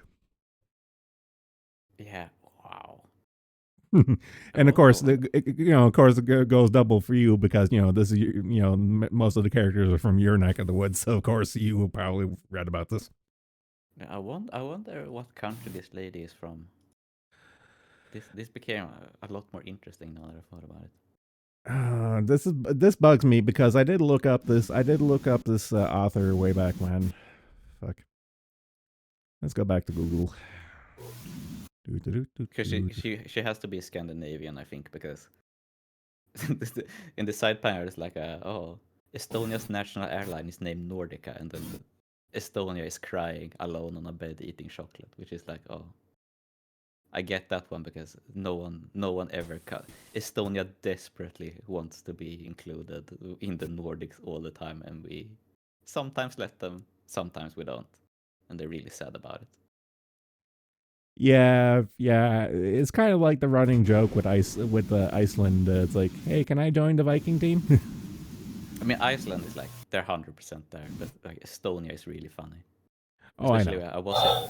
I went to Estonia once, and I went to Tallinn, which is probably the most depressing city I've seen in my entire life. It made Russian cities look happy and colorful, but they have like this enormous tower in the middle of the town that used to be KGB's headquarters in Estonia. So it's enormous skyscraper in the middle, and it got bought by fucking Citibank. So there's this big Citibank logo towering over all of Estonia, so everyone knows who the new ruler is. Well, not to throw shade on the Baltics, but let's be honest, they've always been someone else's bitch for like ever. Yeah, so of course they would have a complex. Yeah, I mean they were our bitches for a long time, so I can't. You fucking assholes kind of ruled everything for a long ass time. Yes, I have some sympathy with the Baltics. Yeah, I'm kind of drawing a blank. The author's name goes by Human, but as far as like is it a chick, a dude, I can't find anything. I'm seeing an awful lot of posts about the death of the author, so it seems like I'm not the only one who had the falling out with this person. What happened? Was it like, oh, everything's gay now? Did he get pissed about Trump or whatever? Well, I'm going to be completely honest. Scandinavia and the world has always been kind of like Emperor TTS. The gay jokes and the gay stuff has always been there from day one. Stuff is kind of like the inflection point, but it comes to the inflection point of like, okay, when did it become too far? Is Emperor's TTS gay now? I didn't know that. I stopped following that a long time ago. No, I still follow that there, but yeah, most the joke with Emperor TTS is there was always the gay jokes, and like the pillar custodies and all that stuff. But the ongoing joke is that most of the staff and the characters and the voice actors and blah blah blah, everything behind it, everyone seems to be gay. Well, like Alphabusa might be prison gay at this point because I think it's like 38 and never had sex. So No, I swear to God, I remember reading something that he has a wife and kid, but don't quote me on that. because he looks like the most stereotypical board game Spurg you could ever think of. So I would agree with this. also Swedish. Wow, prestigious. Well, to be fair, not everyone from your country can be Sabaton. So Well, wow. some Swedes do have to rise to the occasion and put on the mantle of Captain Sweden. Guess someone has to. Clearly not you, or else we wouldn't be having this conversation. I mean, I was clicking like random strip now on this website. Like, wow, I've read this 10 years ago. I know. I'm doing the same thing right now too. It's just like I remember reading this. I sort of like that they have like their own Boru or something where you can post fan art. Yeah, I don't know, but then again, That's going back to the conversation I was trying to get at before of saying like how certain comics like this one here are kind of like the cornerstones of like internet history and something, but it's kind of like you have to remember shit like Homestuck became an institution, so good with the bad. I never I never got it. understood. I Homestuck. never, me neither. I never got it, and I never got into it, and I didn't bother trying. It was Many have tried to get me into it, but nope. It was way too lol random for me. And I remember going to conventions in 2017, and there were still Homestuck cosplayers there. Well, it's like what we were talking about before, that some mentally disturbed people have made the most retarded shit literally their entire life. So maybe there's just no accounting for taste, I guess.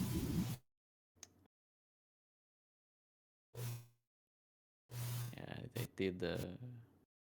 Homestuck did spawn Undertale as well. Oh god, don't remind me. There's like the internet is surprisingly incestuous when you get down to it. I'm going through my mental Rolodex and I can't find one thing to rebut this.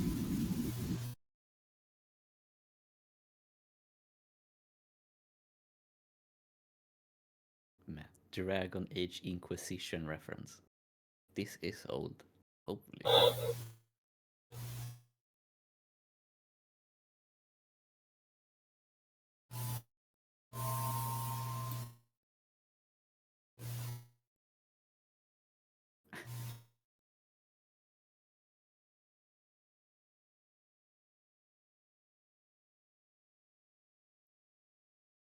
Oh, what the fuck is going on in the VTuber discussion thread? I see like 341 new messages.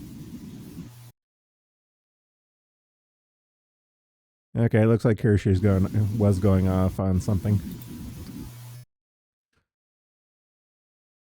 Is she fighting the lawyer man again? I don't Isn't that the know. big thing recently? I don't know, and I don't care. I don't get me wrong. I do like Kershey and stuff, but I kind of drifted away from her. I've tried to pop into the last few Kershey streams, and I just can't anymore. It's not her, it's me. It's not you, it's me. Wow. Okay, well, if I'm being completely honest, it's her fucking goddamn TTS. No matter how much fucking she raises her TTS, all her fucking pay pig assholes will fucking type in that fucking TTS, and it always derails. Like I love Kershaw and her rants and stuff, but the instant the TTS kicks in, it derails her train of thought, and the entire thing loses momentum, and that's just fucking frustrating. It's like blue balling me, and it's like I can't do it anymore. I just can't. Man, you can't believe how happy I am to find someone who's reacted to the fucking TTS stuff, because TTS is basically never funny. It's just the same stale jokes made by the least funny people have endless amounts of money to burn. And especially Kershey's TTS was like, I just couldn't do it because it was so long clips and it always would fire off, and like, oh my, sensory overload times 10. I know, and Fucking Subway Surfers, Family Guy funny TikTok levels of shit. I know, and the fun and the infuriating thing is that Kershaw herself doesn't have Zoomer tendencies. However, she will enable them in her chat, with with the TTS and everything else and stuff. It's just like, fucking just tell them to fuck off, tighten it up, but Kershaw being Kershaw, she's not going to do that. So, if it pays the bills, it pays the bills. I know it's one of those things where it's like I can't get mad. I understand the hustle and stuff, but there comes a point where I have to run the cost benefit analysis and say, like, cut my losses. Just become a clip watcher and be happy. Feels so filthy to become a clip watcher. those filthy casuals. Ugh. I mean, no joke. I mean, like, because okay, this one. Okay, here's my problem with clip watchers. If they just stick to watching clips and not discussing anything because they don't know anything, they only know things out of context, I would be fine with them. But they always have to discuss stuff. Like, if they know anything, when they don't watch streams, they don't know anything, but they like make authoritative statements all the time. From watching 2 minutes of a 4 hour long stream, like, whether it's praise or negativity, they don't actually know what they're talking about. That's my problem with it. Okay, that I understand. I totally agree with that. Yeah, because like it's fine if you don't have the time to watch entire streams. Clips can be funny sometimes because they usually clip a good part. Like, what's the point with a clip otherwise? So I get it, but like, can you call yourself a fan if you only watch your Osh's clips? I don't know, man. I don't know. Okay, I can't. Okay, in that specific statement, I can't exactly throw shade because my Oshi is Corone, and I'm limited to watching translated clips because I don't fucking speak moon runes. Yeah, I don't really watch Japanese VTubers anymore. I can't say I ever really started, but again, like, I have my waifu. Yeah, like I can. I don't know. Watching Botan play Serious Sam was kind of fun. Yeah, I mean, Botan is sort of an exception because she can actually play Ouija games. And she's hag.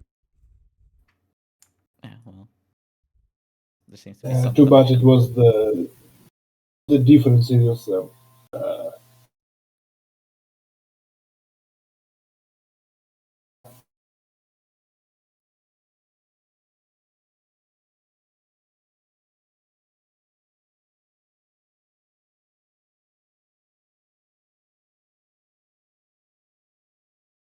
But if it's Kirsha's clips, then you're not exactly a clip watcher, right?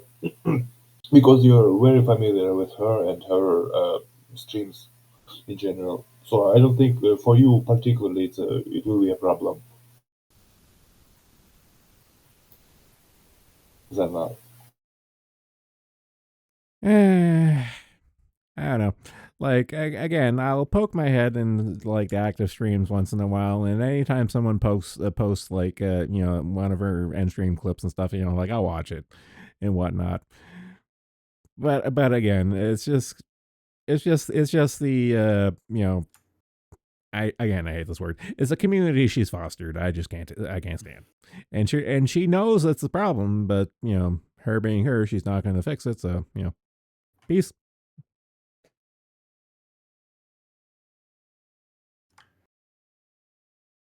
Yeah.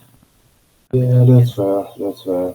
And When it's community, just and allegedly she has in the pipeline a collab with the Lord Almighty himself, Jim. So whether that's true or not, I don't know, but fingers crossed.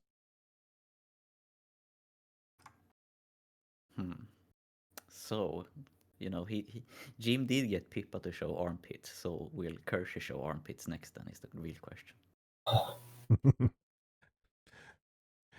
I know. At this point, how much of a harem is Jade willing to tolerate at this point? Uh, Supposedly he has her in a cage, so that's what he said last stream at least. Yeah, I don't know. Jim's living the dream because he got his big-titted Asian wife. So like, Well, what is he's that? also dying, so that's Yeah, this sort of but puts a damper on the whole thing. I know. But what I was gonna get at is what can the meth body of Pippa or the land whale Bostonian can bring to the table that would appeal to a man of such refined tastes.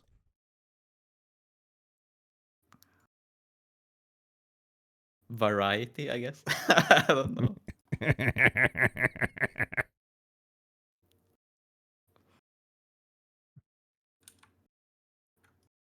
I don't know. To this very day, the concept of Pippa doing the nasty with anyone amuses me to no end, given her hangups.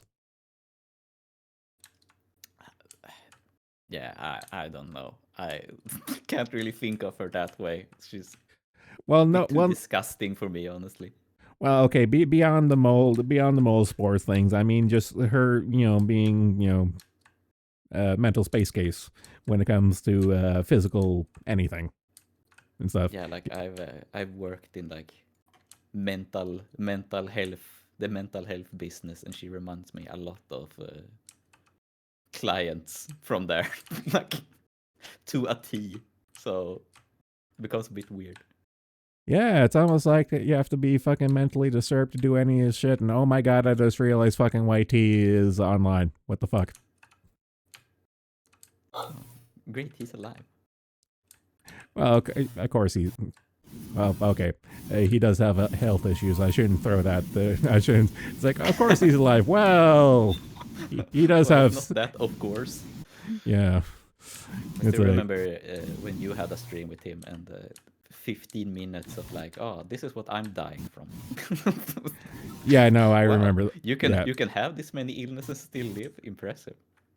Well, fucking Jim's our case study right now, so there has to be at least one of us probably going through that. Yeah. okay. So under the Tea podcast update in the cafeteria right now, the octopus says, "I'm done with Twitter for now. The two Oh, of us, fucking shit. 2 weeks minimum. Our manager will work with us." They have a manager? Question mark. Question mark. It got that bad? Yes, it did. Yeah. I guess they're taking a break. I don't know, but I don't know. The twink is also throwing his 2 cents on it, so I don't know. Again, we're calling these the Tumblr lights and stuff, and so I really don't see them turning away from that attention for that long because they always come back. They always do.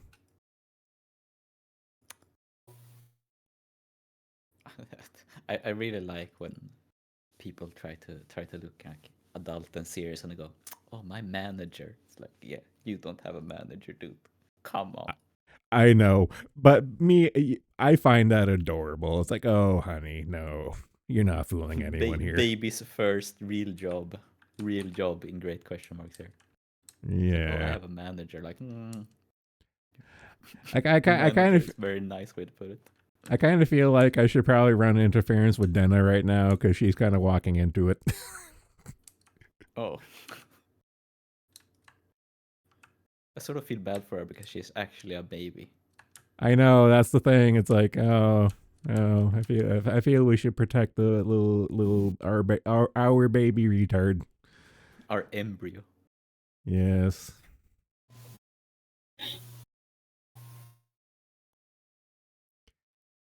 Azahara is pulling a Murray and trying to talk with them with logic, but I don't think it's going to take.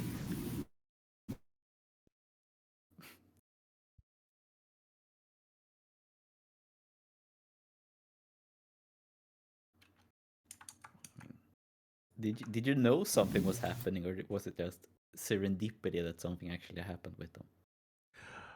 Well, I've heard rumblings about their little twatter fight with the V tweeters for a while now and stuff. But even before it really took off, I kind of just had my gut. As I said before, I had my gut feeling. I was like, yeah, something ain't right with these folk. Can't put my finger on it. But it seems to be coming out in the wash now. It's like, oh, these are honestly, if I had to put a point on it, the under the T crew seem to be V tweeters that made it, quote unquote. If that makes sense. Yeah. I wonder if they would get angry if we put them getting on Twitter in seething weed tweeters. Oh I don't know. God. Oh They do God. have a podcast.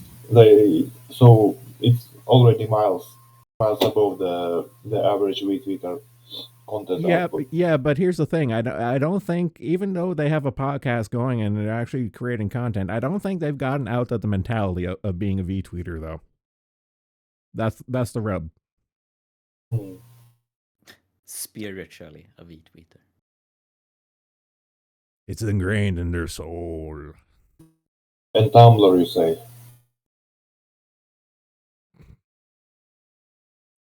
Yeah, you can leave Tumblr, but Tumblr never leaves you.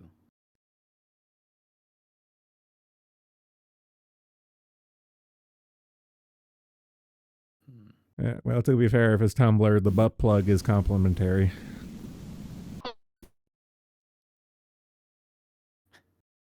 I'm so tempted to put their little spat in seething weed tweeters. Dude, you have nothing to lose. Just go for it. Yeah, but I have to. I can only do one thing at a time, and I'm playing Mountain Blade right now. Okay, we'll put a pin in it for now. Let's see. See if they actually get pissed off at that. That could be funny. I think holding cells. Oh no, it was kind of like that before, right? Yeah, kinda, sorta, maybe? Question mark. Yeah. Johnny asking to be nice. Okay, if we do have orders from on high.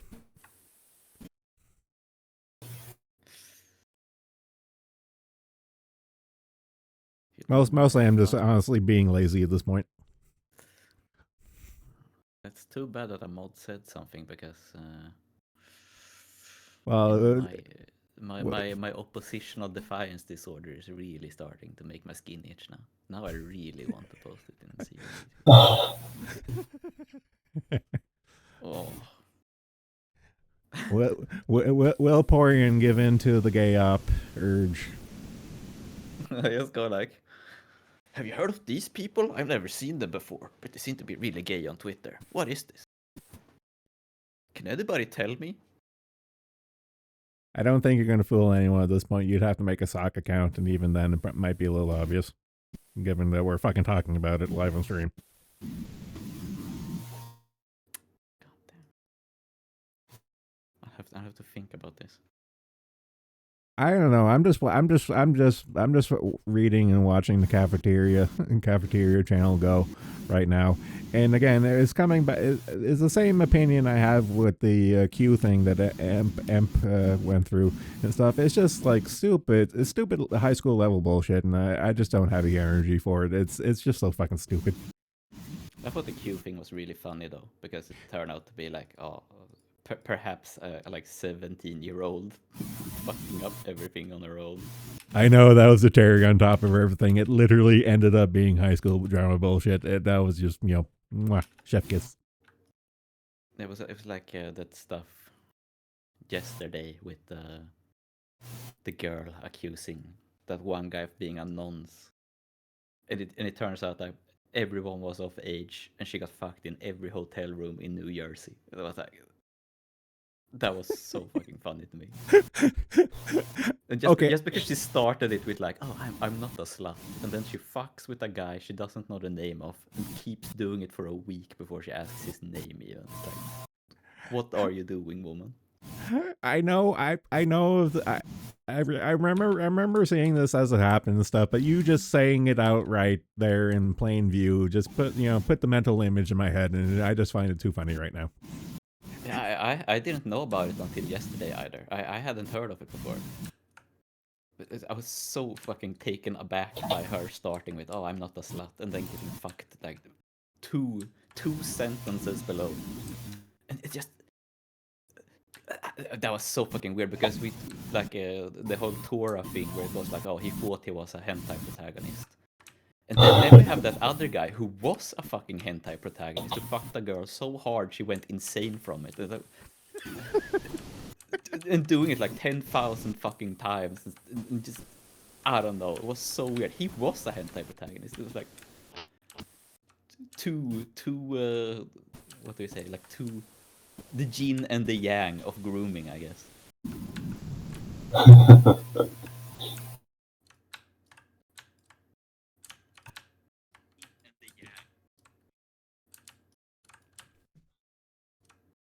Yeah.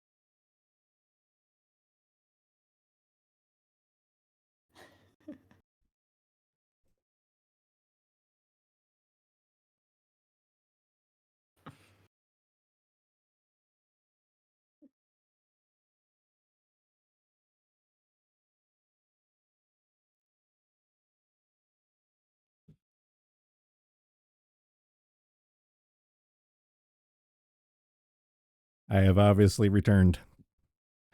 Yeah, sorry for typing so loud. Welcome back.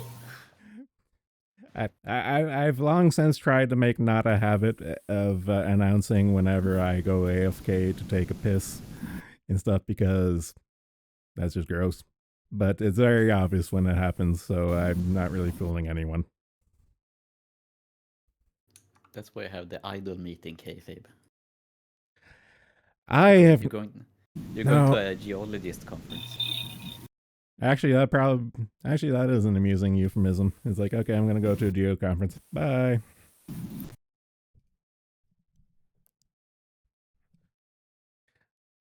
I don't know. I haven't done any of the VTuber idol or even any of the VTuber like milestones or hallmarks and stuff. I've totally not done anything. I never did a debut stream.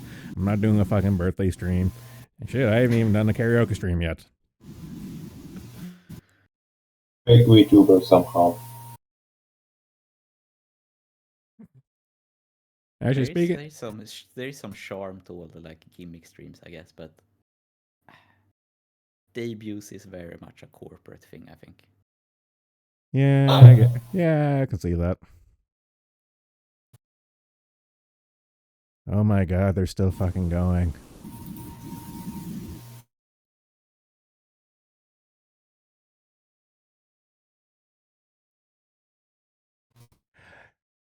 I don't know if it's on my part. It's just bile fascination right now. It's just like, how do they have this? How do they have the energy to get us uppity over such an inane, vapid, inconsequential bullshit? Twitter is real life. Obviously. It's very, very important to be on Twitter. It does so much for you. You don't get it, guys. They got 60 quote tweets. Wow. I don't know. Get back to me if any of them have a blue check mark.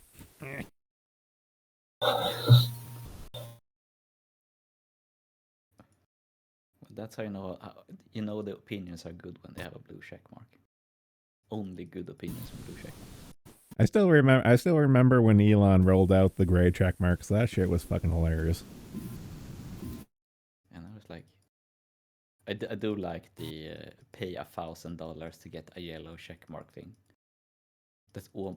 I wonder if it's like, I wonder if Elon was serious with that one or it's just trolling. I don't know. At this point, I really don't care for Elon the person stuff. I more care about Elon the force of chaos and entertainment, a la Trump. Yeah, I'm not a Elon stan exactly, but I guess as far as like psychopath billionaires go, he's one of the better ones. Entertaining, if nothing else. I'll give at I'll concede that. I mean, oh no, I'm just looking at the holding cells. looks like short wants to give in to the chaos as well.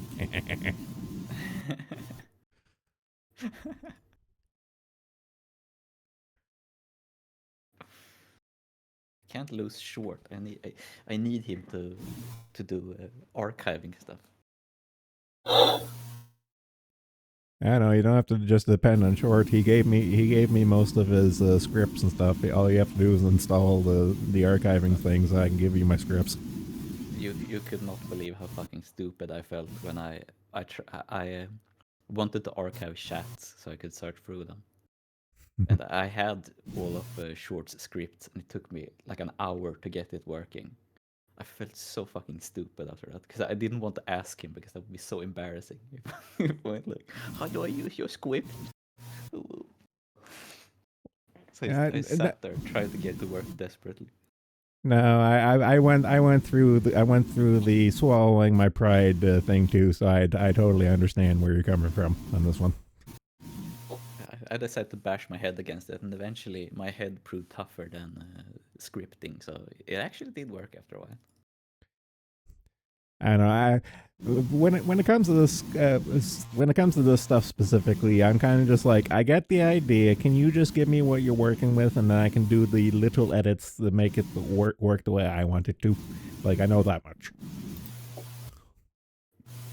It does It's, feel great when you succeed by yourself though, because you're just like, oh wow, I'm hacker man now. yeah.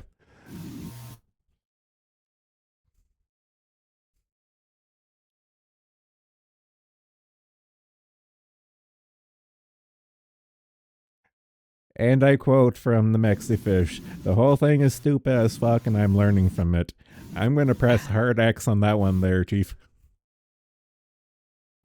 Is that a guy, or is that a lady? No. The Mexifish is the trick with the kid. The twink is the where is he? He was just chatting not too long ago. Is the Of course, the single mother is Mexican. Yeah, yeah. So you got this. You have this single mother Mexican. You have the autistic octopus, and then you have the twink. Oh my god, his fucking Discord profile is so fucking gay. Even it being blue is just fucking gay. I mean, for fuck's sake, his tag there is literally front and center, femboy cutie. It's like, oh my fucking god. Strange bedfellows. I know. Seeing twink and the two girls and stuff kind of reinforces me. That for my VTuber avatar, I made the good call of just going, Chad Godzilla cock. You don't exactly have the voice to be a femboy. Let's be honest here. I tried doing the Proctor femboys a couple of times and stuff, but it just wrecks my throat too much to do it.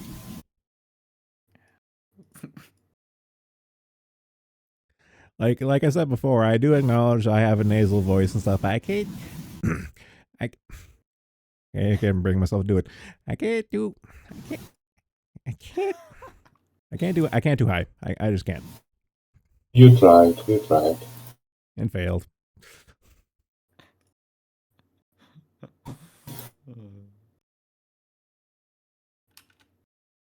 And also on top of Proctor, I can't do accents. For life of me, I can't do any accents.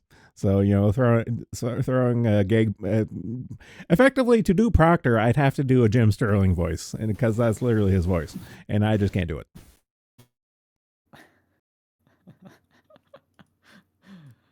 I'll say that to his face. I'll say that to his face until the end of time, because he does have Proctor has a Jim Sterling voice. He sounds literally the same as Jim Sterling, and I will not let him forget that. That is true. Does sound a lot like Jim Sterling.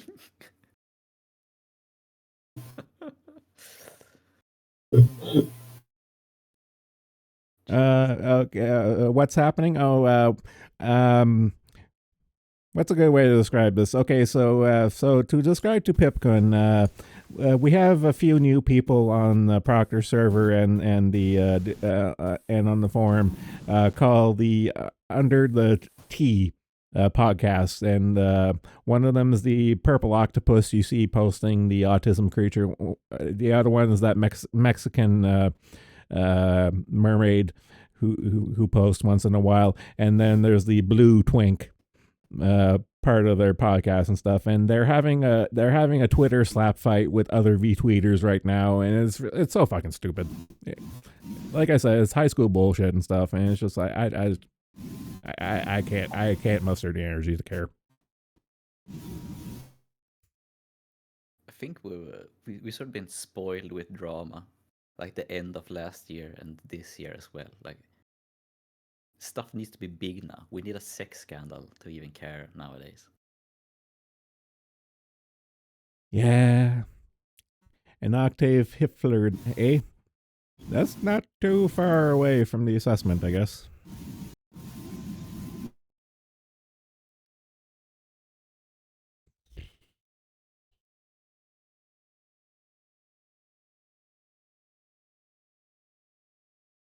Did she just post Yowie?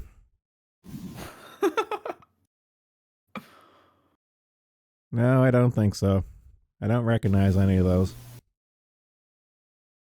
I should probably rephrase that.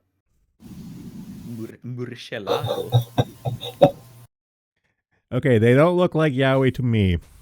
There. Okay, that sounds better. The instant the words left my mouth, I'm like, wait a minute. It's like abort.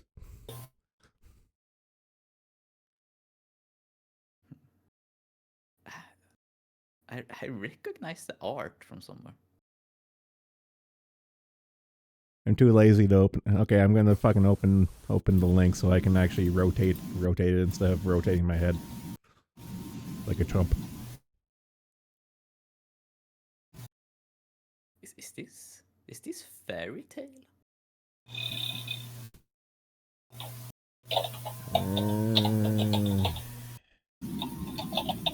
I'm trying to read the English letters, but as I zoom in, it gets all fucking JPEG'd. I'm having a hard time. Murcielago is a Japanese manga series written and illustrated by Yoshi Murakami. Instant version Square Enix seinen manga. I only got Lamborghini. I've never heard of it. Oh.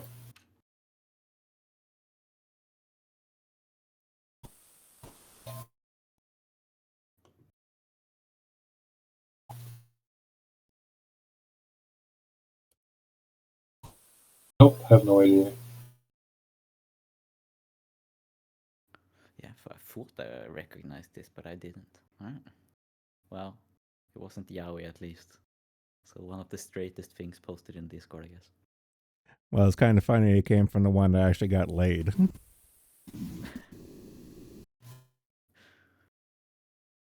Allegedly. Allegedly. Well, again, she says she's a single mom, so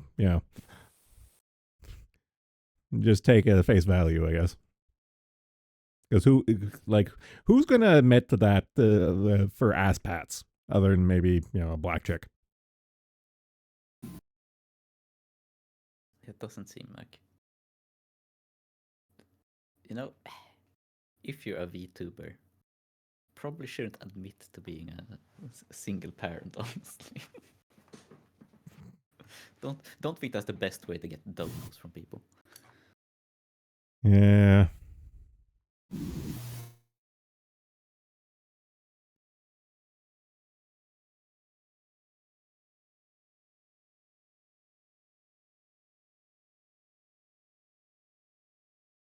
I don't know. Maybe she's married. I don't fucking know.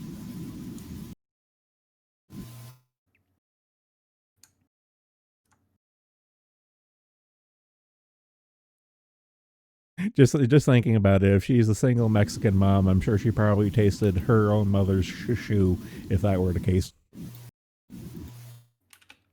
If she's a single Mexican mom, there's a big chance she's the mother of someone on the forum. Oh God. Hey Takodachi, we found your mom.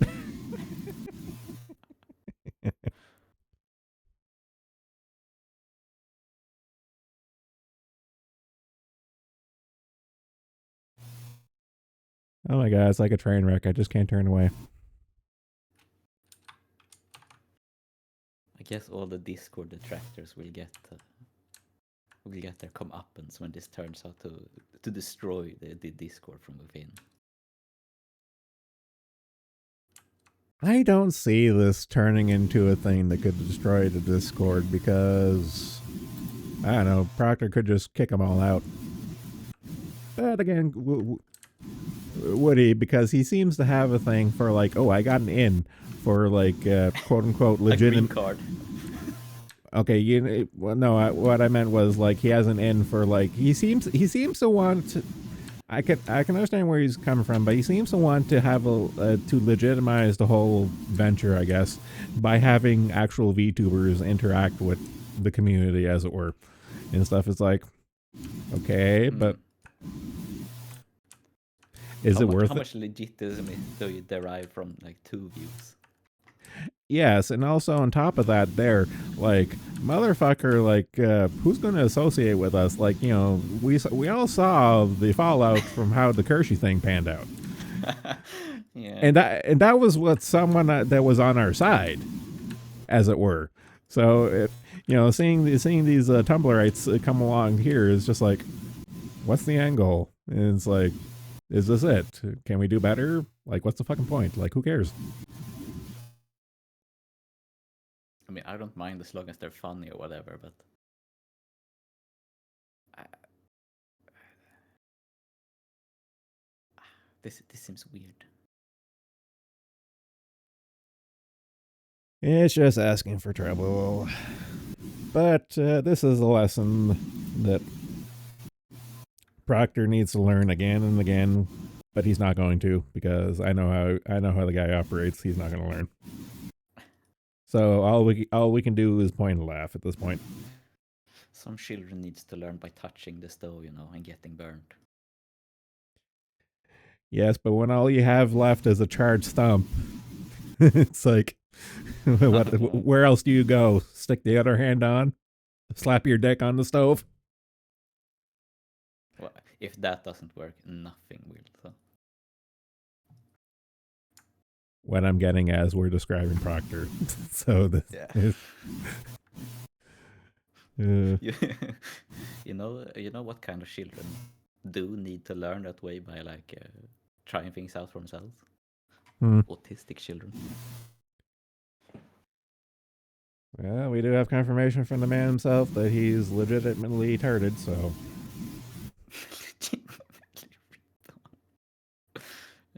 And on top of that, he's off his meds. So, hey.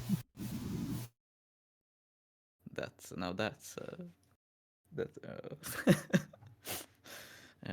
yeah.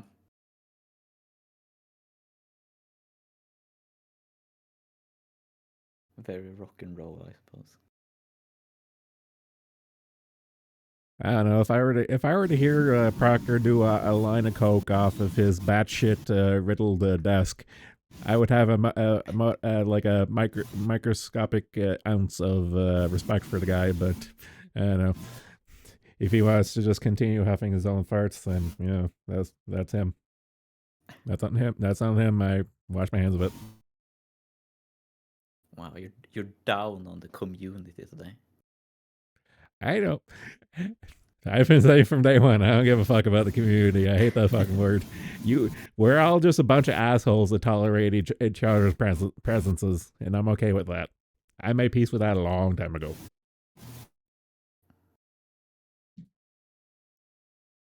Did you know that the TV series Community was called Community, or translation to it, like you know, local version of Community in all countries except China.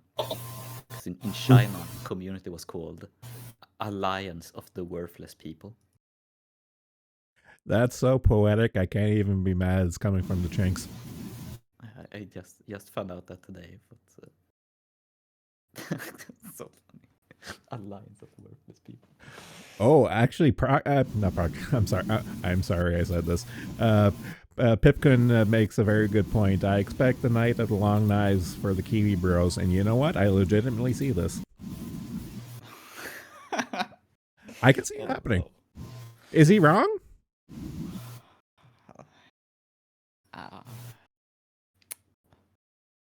Yeah. I don't know, man. Proctor, I could see it happen. Proctor is well known and on record to huff his own farts, and I can see that. I can see that being the logical conclusion of like all the Kiwis must be purged, and you know, the legitimate business, you know, air quotes becomes legitimate. I can see it. Okay, who's the Ernst Röhm of this night of the long knives then? I want to say short because it'll be funny. That would be one of the funnier. You know, like when in doubt, what would be most funny? Like the juxtaposition, the mental image, if you will.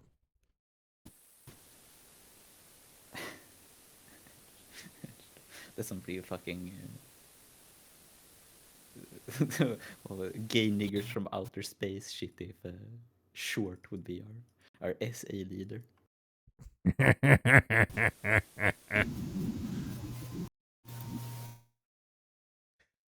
Yeah, and of course the plot twist for the short story arc is that he actually legitimately ends up being just a white, like a bower. He ends up being a bower or something. It's like Mighty Whitey comes in to save the day. Yeah, he has the technical know-how to start another form, so he can be a splinter form of a splinter form. That'll go great. Those always last a real long time. Oh god. What the fuck is this fan fiction we're writing right now? I don't know.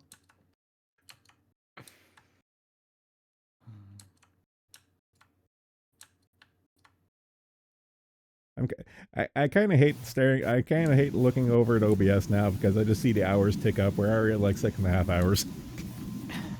What the fuck are we even on about? Yeah, is that the guy showing up, you think? I don't know. He looks AFK again, so I'll give him a pass. Do we want to wrap it up soon? I guess. Yeah, if you want to. I don't know. I don't know. I You could go could on. decide. Yeah, I mean, I'm off from work, so I don't exactly have a time to. I mean, I'm just playing Mountain Blade anyway. It's not like I'm doing anything productive that this is interrupting exactly. Well, I'm kind of in the same boat. I'm kind of just like browsing Proctor's Discord right now. I'm just politely giving you guys an out if you want. Yeah, I'm fine. Oh my god, they're still fucking going.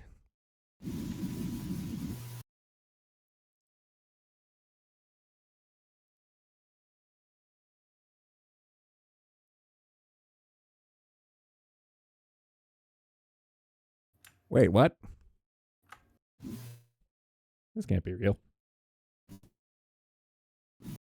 Filter.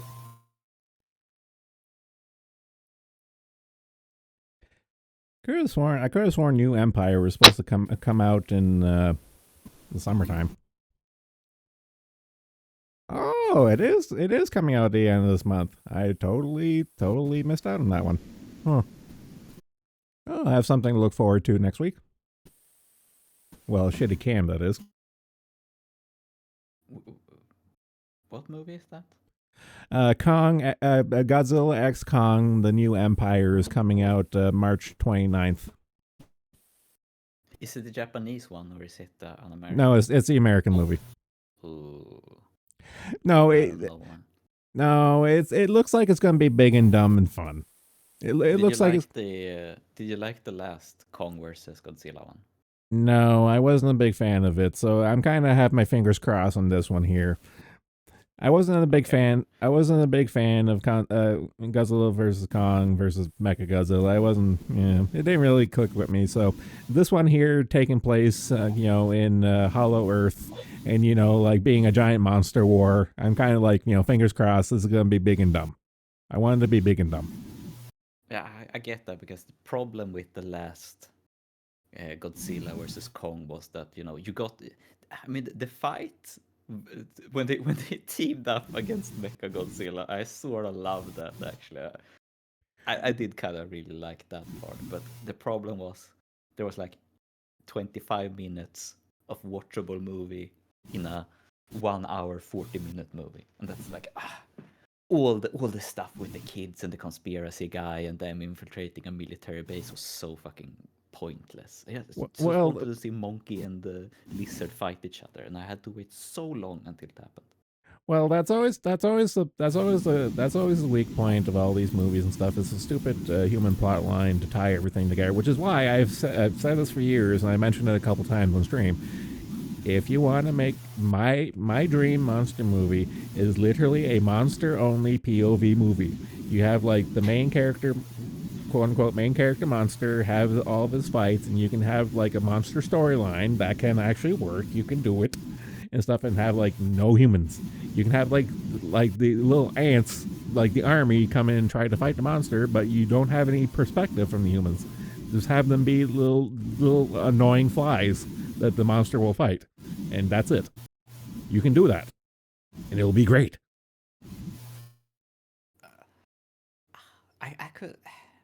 I could see that happening perhaps in a Japanese Godzilla, never in an American one, unfortunately. I know that's the thing that pisses me off. But It really sucks when you watch like an American movie and you watch the like extra features or something, and it's always like, oh, the studio wanted to get this perspective, blah blah blah. Oh, it wanted more emotional moments, man. Oh, we need more characters. We need people they can relate to. And you're watching like a slasher, like the documentary of a slasher or something. Like, no, we just want to see knife go through flesh. Like, you don't. Oh, I hate. And like focus grouping it with like I don't know who do they get for focus groups, because they're never right ever. They're always wrong. I don't think a focus group ever has made anything better. Always. Well, we had this conversation earlier in the stream of like everything nowadays in terms of media is designed by committee, so you can't have an ounce of originality because it will never pass committee. That's all it comes down to it. It's a bit ridiculous that like, oh, it's just acknowledged that the movies are designed by committee, when designed by committee is an insult because something has been watered down and lost all individuality. Yeah, but unfortunately, people on these committees make money, so they don't give a fuck about the optics of it and stuff. They get their pound of flesh, so what do they care? Yeah.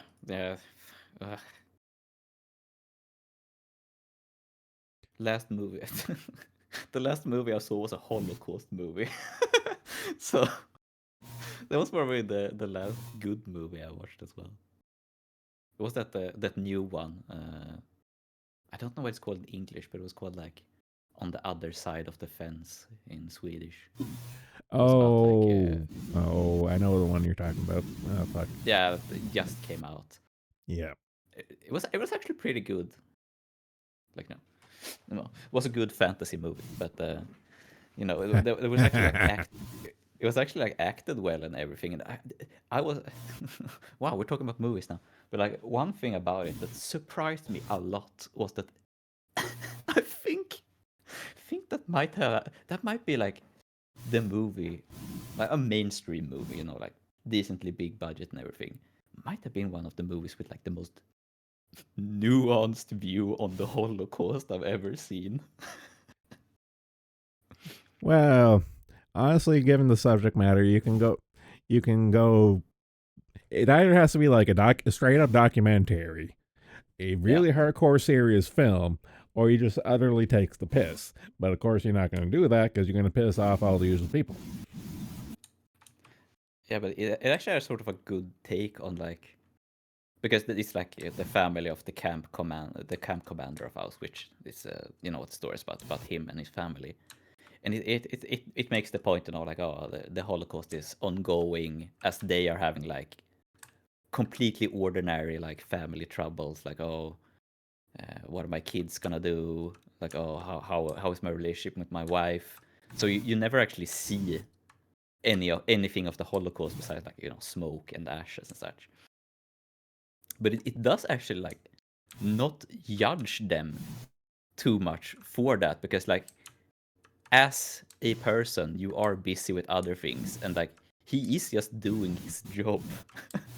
The famous Nuremberg defense. It's kind of sympathetic towards the commandant and his family, actually, which was very strange to see and not what I expected at all from a Holocaust movie. I have to ask, because I can't find this. I'm actively trying to look and I can't find it off the top of my head. Where was this produced? Like, who made this? It was produced in Poland. It's by a British director. Okay, that makes sense, because there's no fucking way any German would sign off on being this humanizing of their vile evil past, as it were. They would never let that fly. Yeah, because it's like the Polish Film Institute gives a lot of the money, and the production house is the A24 that does a lot of like artsy-fartsy films in America. I actually recognize this, so yes. Yeah, A24 is super big right now amongst like hipsters and stuff. So, but Yeah. it was actually a good movie, and it was like I wonder if it wow, will it make people think about the message? Because there is I talked I actually went to watch it with my parents, funnily enough. So we actually talked about it afterwards, and it was like how they never recognized that like the wife is really big on like gardening and stuff, so she has like a really nice garden made in their very modern house, I must say, for the time. But I checked it out, and the house is completely correct. It looks like a modern house. But anyway, like she has her garden made with slave labor, but she never reacts at all to that. Like she has essentially no care like what they are doing. She gets upset when her husband gets transferred because she doesn't want to leave her garden. Like that's what she values. And the way that they're like using labor of dubiously ethical labor actually made me and my parents like discuss like, oh yeah, this is like how everything is with like electronics, for example. Like everything is made by slave labor in China, and the same people who are like, oh, justice for the workers, blah blah blah, doesn't give a shit because they need their like iPhone 700 now, and they need to change it every year. But it is like the same. It's not the same as the Holocaust, of course, but it's still like using unethical means for like self-gratification, because it's nothing necessary that is being produced. Well, yeah. No matter how much, no matter how much time passes, the concept of human nature is going to be human nature. You can change a coat of paint no matter how many times, and it's still going to be the same thing. Shit's gonna be real, yo. Yeah, so I would actually recognize. I would actually recommend that movie. It was like well filmed as well. Like it was well. Everything was well acted. Everything was well directed. It was also one really good thing is all the actors are actually Germans, so it's not. I hate like World War II movies where everyone is American, because it becomes such a weird thing. It's like Americans putting on German accents at best. But this was all German actors and Polish actors when appropriate. I forget what movie it was. I want to say Hunt for Red October. It was one of the sub movies. I find that I find that what the movie did a good where they everyone was doing their fake Russian accent at the start. Yeah. But it was legitimate. They tried and stuff. But then you had the scene transition where it's like, okay, for the context of the movie, we need them to talk English for the audience and stuff. And there was that little transition. And it's like, okay, it's like understanding they're talking in Russian, but for the sake of presenting the story, they're talking English. Yeah, that's actually a really good example of using a different language by necessity done well. And Yeah. it's sort of strange it doesn't happen more. It's not like Hunt for Red October is a small indie film nobody ever watched or anything. Yeah. It seems like a pretty obvious thing to rip off for your own movie. Again, this is like old territory retread. It's like they just don't make shit like they used to. Oh. But you know what? Actually, while we're still talking about movies, Sure. do you remember when we discussed Existence? Yep. I actually did watch the 13th Floor afterwards. Okay, and as much as I upsold it, what was your opinion? I did like it, but the ending ruined it for me. I can understand that. I totally understand. It was actually it was actually ruined in one way that probably wasn't ruined for you, because spoilers for a 24-year-old movie. But when they do that whole like the TV shuts off in the end, that made it kind of obvious that they were just another simulation, which I didn't like because they have actually like done a pretty good job of making you guess whether or not. I don't know. For me personally, I found it a little refreshing and stuff because I even saw this in the what was that movie? Inception. Even then, it's like I personally hate the ambiguous ending. I fucking hate ambiguous endings. It's like, no, I need an end. It's like, are they out of the simulation or are they just in another one? Yes or no? None of this halfway bullshit. Okay, I would have preferred that there was like I would have actually preferred the ambiguous ending, I must say, but Different stroke for different folk. but like another thing that ruined it was the song they played afterward, because they played the Cardigans and they're a Swedish band, and I heard the Cardigans growing up. They were on the radio maybe for a while there. It was like out of the top 10 hits, 3 were Cardigan songs. So that was such a, I don't know if it like contrasted too much, but it became like too real, I guess, because I've heard the song a million times. Okay, so well, it's kind of like the association of the song, even if it was the ending thing, it kind of just took you out of it even then. Yeah, because like that's the song I heard when I like went home from middle school. It was like a really weird experience for me. Okay, nah, that's fair. I don't know. I have a soft spot for the 13th floor because the initial simulation is literally just fundamentally the film is the film itself is a film noir, existential film. So I'm a sucker for film noir, and to mix those two flavors together, I have a soft spot for it. That's kind of my thing. Yeah, and I actually did like the movie itself with the whole you syncing too hard with your other self in the simulation and switching places. I did like that concept. And did they outright say why the long-haired programmer guy, why he couldn't go into the simulation? Oh God, I remember how this year played out. Fuck. Because he couldn't do it, and he wanted to. So I don't know if it was just like, they need an observer on the other side, but it seemed like he was physically incapable of doing it or something, but he didn't come across as being like a cripple or anything. No, I think I think at the end of the day it was really just that simple. I think he was just the creep. I think that's how that was. I'm pretty sure. It's been a while since I've seen it, but I know what you're talking about.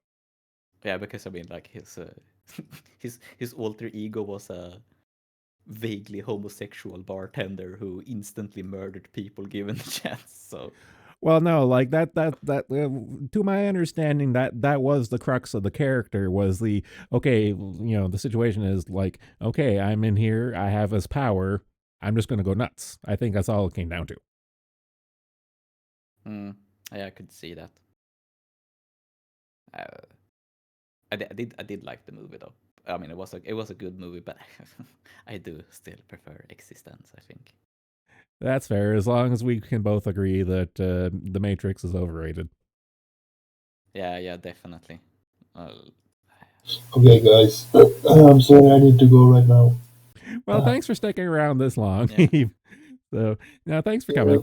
Thank you for bye. Okay, take care.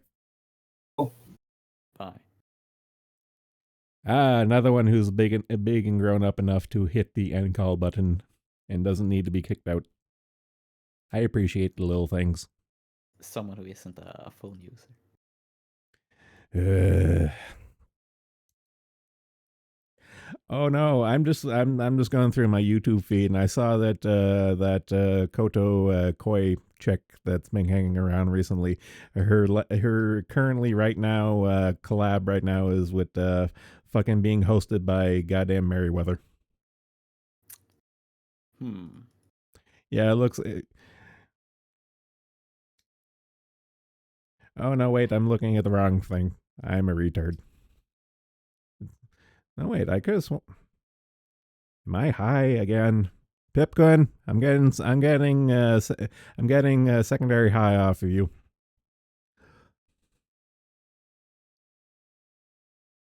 I could have sworn I saw one of these streams being hosted by Merriweather. I'm fucking losing my mind. Doesn't he like arrange big collabs and stuff? That's. I swear to God, I just saw on my feed him hosting a Fall Guys collab with a bunch of people. Yeah, I remember reading something in the thread about the Fall Guys collab, I think. Okay, so I'm not okay. So I guess I just refreshed the page, and it probably was earlier in the day. I guess. Okay, because I remember we were talking about before you came on, we were talking about Merriweather and shit and stuff, and I'm just like, oh, it's like my hatred has been reawoken. Yeah, I was sort of surprised people didn't know anything about him. Essentially, because people were like, when they first heard the whole like, oh, he doesn't actually draw anything; he has contracts people. The people seemed surprised about that. I thought that was like common knowledge for a long time, but I guess it wasn't. Yeah, and it's one of those things. Even though to this day, it's like well known, and everyone's kind of just like, nah, he does everything. It's like motherfucker, he's just a trust fund baby. He contracts. He literally contracts the writing. Like like the one thing he'll take credit for is writing, but even that he contracts out. He has a ghostwriter for that. Yeah, and like, I mean, I was, I guess I knew of him for longer than some people, but how would he be able to do as much as he does? Because like, one person can't do that. Like, obviously he hires people. I don't know. Maybe it's just because people want to believe in the narrative. Air quotes. Yeah, and, I mean, I guess he's not making waves anymore. It seems like a little bit forgotten now. And given this, no, I agree. I have noticed this, and I do agree with it and stuff. And it fills me with utter joy because since he's a narcissistic asshole that needs to be the center of attention of everything, this has to be burning his ass, and it's just glorious. Yeah, that's the worst pain, to be forgotten, to not be relevant.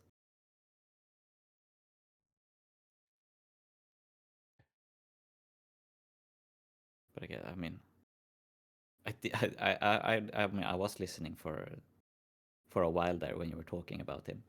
I did not know about um, Fredrik Knudsen being connected to Jabroni Mike. That was a real surprise to me, actually. So for context for other people and stuff, like again, as I said, like I got in when Frederick Knudsen started VTubing. I was there, day one, and I was his little cheerleader and stuff. But when I came across that playlist of him and Jabroni Mike, it was like it was like it was like it was a literal eye opener. It's like, oh, I get it now. Yeah, Mike You is are a a cunt. character, to be sure. Well, I didn't hear about Jabroni Mike until like I saw the playlist via the Fred thread, and and then this character comes in and it's like, oh, there's Yeah, more of because you. yeah, since I'm like a big Vine Sauce fan, Jabroni Mike is one of Vinny Vine Sauce's best friends, IRL, actually. I did not know this. Oh, They live close to each other in New York and everything. And I think Mike is in his band as well, actually. I think he's the drummer. the internet really is one giant incest pool, isn't it? Yeah, because you said that, like, oh, when he was on stream with Jabroni Mike, I'm like, what the fuck? Is there more than one Jabroni Mike, or is the world really this small? And I guess it was. Because Mike has been how to put it, a controversial figure in the Vinesauce community for a long time. I A lot of can't people begin don't to like imagine him. why. Yeah, he had like a spurg out about Trump that people got really pissed off at. I remember. Color me And he's like, surprised. and he's also like a fat gay weirdo. to put it very succinctly, like he's going to rustle some feathers automatically. My shock is legitimate. Yeah, That he is does startling weird revelation. streams as well. He watches like like the really shitty like Indian content farming where they do like really garbage animations with I like know that which you speak of. Don't tell me he's into that shit. yeah, he does like hour-long streams just watching that stuff, like fucking Finger Family and like weird bootleg Indian Family Guy rip-offs and shit. I felt dirty doing a stream snipe of Proctor the other night, and even then, that was still legitimate content of doing a stream snipe. Yeah, Cold react to, but like doing that fucking like vapid like inconsequential Indian farm garbage shit. How little self worth do you have to do I that? think he thinks it's really funny actually, like legitimately Well, likes of course, doing because he's a fucking legitimate fat gay retard. it. Of course, he's retarded. Of course, he finds it entertaining. But I'm still in awe at the notion of it. I mean, some of it is funny though. I'll have to side on it with that. There's like there was like one fake Family Guy where the character was like, it was like Family Girl, but she was like a fat lesbian. Like some of the voice acting is like it's undescribable. Like Indian people can barely speak English trying to do like American animated comedy without knowing the language and having no sense of the humor. It was legitimately funny. Well, it's kind of funny when I last visited my friend and my godson and stuff, and we were talking about like YouTube content and stuff because he really Yeah. clamps down on what his kids watch and stuff. And when the instant I mentioned the Indian content farm stuff, he knew exactly what I was talking about. It's like, oh, you come across this stuff? It's like, yes, I know that which you speak of, and he purges that shit from their watch history and keeps them away from it because it is really mind rotting level shit. Yeah, like it's such a weird world because like I had like a I don't know, like media awareness course in university, and it was since I was studying to be a teacher and whatever. It was about Yeah. No, kids. I can see the plot thread. How you would have that as a course. Yeah, so we had that, and it was like we actually got to see like that like content farm stuff, and some of it is so strange because it's like a lot of it's like family, so it's like oh, what's it called? The like the neighbor games. Do you remember those? Those like secret neighbor or whatever. Oh, I know. Yeah, yep. Yeah, I do. and it was like it's like him. It's like Baldi's Basics, like all these strange, like viral among 5-year-old games. It's like crossovers with all that, and they're like Has Been Hotel, and that stuff with the clown girl that was popular recently. Yep. They just mash all that together in like one big sludge, and it's just like the same stock sound effects, the same content over and over again. It is impossible to watch. It's like that's probably actually like really damaging for a Well, child to watch. my favorite way to look at it is I think of those Indian content farms kind of like a cargo cult. And my logic for that, their rationale, is that they see what is popular, but they don't understand why it is popular, and they assume that throwing everything into the blender will magically make gold. And the fucked up thing is that it works sometimes if you like hit the algorithm correctly. and YouTube decides to I promote it know. to I know. because I mean, like, if you get 100 million views on a video, even if like it's minuscule amounts of money per ad, that's still a lot of ads. Ooh. And it is notable, like all this like viral, I don't know, viral kids content stuff, that it's actually manifesting in real life. Because I've seen that. I wish I knew the name. They're like clown girl stuff. I've seen like actual dolls of that being sold in my town. Well, the power of bootleg knows no bounds, I guess. It's really strange to see, it's really strange to see in real life all of a sudden, because that was not a thing just 5-6 years ago. I don't know. It's one of those things. I've kind of grown numb to the concept of the internet leaking because it's been going on for so long right now. Like, here's a good little case study and stuff. One of my buds at my last job and stuff, he was really big into Tosh.0. Do you remember that? Oh yeah, yeah. Okay, Unfortunately, but you being a fellow person who's terminally online stuff knows how that's infuriating because he's yeah. just rehashing old content and old memes we saw like ages ago. And of course, normies are catching on that. It's like, hey, do you see the latest Tosh Bono? I was like, why? I saw that shit last year online.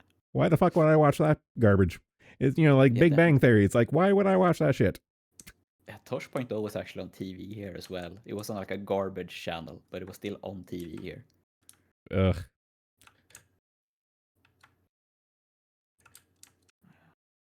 It, like that Tosh.0 was a content firm that actually got legitimized, which is an infuriating way to look at it and think about it, but that's kind of on point. Ugh. Yeah. Man, that was that's strange to think about. I don't know. I'll respect the hustle to a certain point, but it's just like I want people.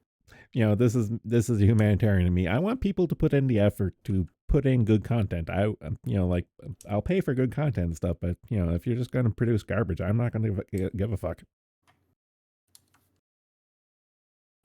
Yeah, like React content is always cheap in a way.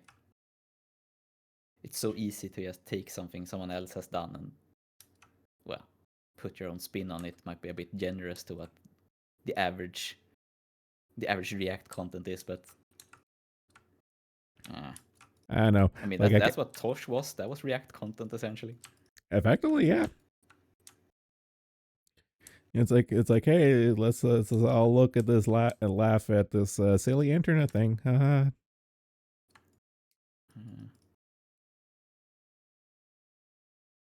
I don't know. When I streamed Snice Proctor the other night, I had fun with it because mostly it just involved me calling him a faggot every couple minutes. I don't know. It's just like I kind of have the same problem with Proctor and Murray and stuff. It's like you're making this VTuber drama content bullshit a lot more. You're conflating it with a lot more importance than it really deserves, and I acknowledge this. But they're trying to make it a thing, and I just can't. I sort of enjoy it because you're blowing up nothing into something. I know, but it feels so fucking, I don't know, artificial. I don't know what's the word I'm looking for to best describe it, but it feels insincere to me. I don't know. I don't. In a way, I guess, but it also. I mean, a lot of lot of this is like spawned from Kiwi farms. Well, again, but I don't know. Maybe this is just being an old fag at this point, but it feels more real, man. The old stuff felt more real. It was hardcore, man. Yeah, I mean, this is a lot milder than the typical stuff that was a real lol cow gets up to. I mean, like this is nothing in comparison. So I do I don't know. understand. I feel if we were to look hard enough, we could probably find a VTuber level tiers like zoo sadism or something. I guess that's why I sort of like the content, because I'm sort of waiting for like the big reveal when something like really mental happens. So what you're saying is we need to find the gold in the rough that is the English Rusia. That, I mean, yeah, because that whole arc has been absolutely it's like actually sad to watch, but it's a really funny sort of sad. Well, Rusia since they Faking suicide, threatening to sue her ex-husband. It went so insane. well, I'm still in awe.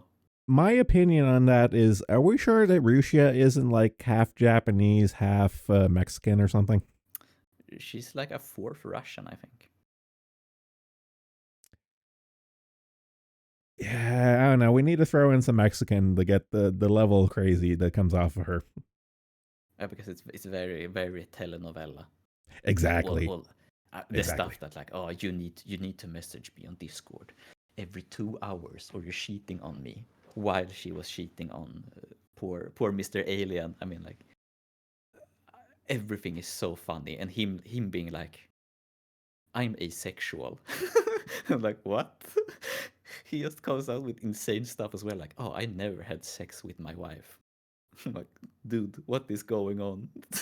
I knew you were fucked up given like the way you dress and stuff, but like, man, you're one sick puppy as well, dude. I know. I kind of wish he would have gone more old fashioned and just say like, nah, I'm gay, and she was just my beard the entire time. I mean, he's so weird that I can actually believe that he is like a legitimate asexual or whatever. Like he's that weird, because he was like, oh, it was almost like, oh, I married her to be nice because she was my friend, so I guess I'll get married to her. What? And it's one hell of a saga. Yeah. And like using that as a point of reference for VTuber batshittery drama and stuff, and then we have Under the Tea. So innocent. So cute. It's adorable. It's cute. It's adorable. I love it. It's like every sports league needs the the amateur team as well. You can't only have like the big pros. You can't only have the stars. oh my god, we are a fucking amateur. We are amateur scouts. Oh my god, that's what we are, aren't we? Yeah.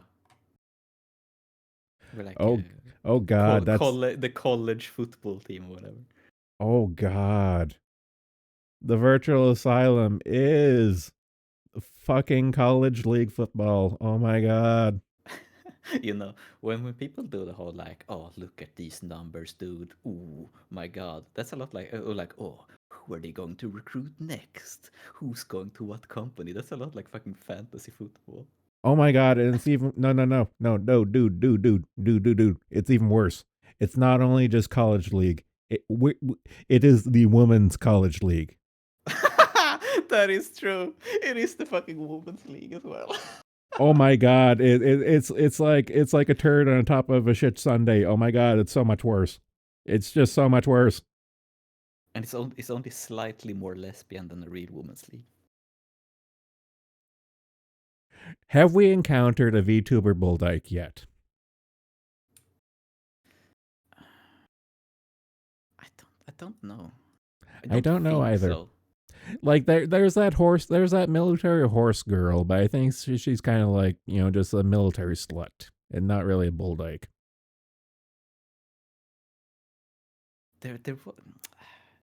Isn't there one very fit VTuber woman? Buff She was pup. a bit dyke. Yeah, she's a bit dykey, I guess. I feel this should be at this point in time, given all this transpired. I feel this should be a thing at this point. There should be a VTuber bulldog. Because What about it?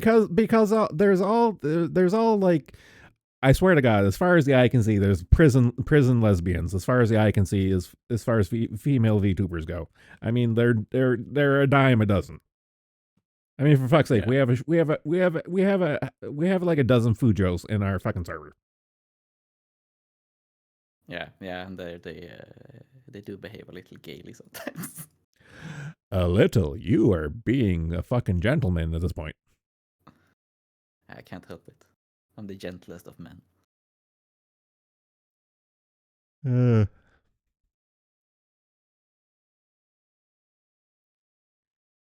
yeah. I was kind of hopeful that Uber would jump in. He said he was going to earlier today, but it looks like he bounced. Boo. Mm. I don't know. I like talking with you. I can talk until the cows come home with you. We have fun. Oh, thanks.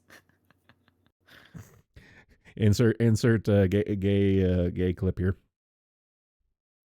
Because Oh, you yeah, did the first one, you I'm fucking aware. asshole.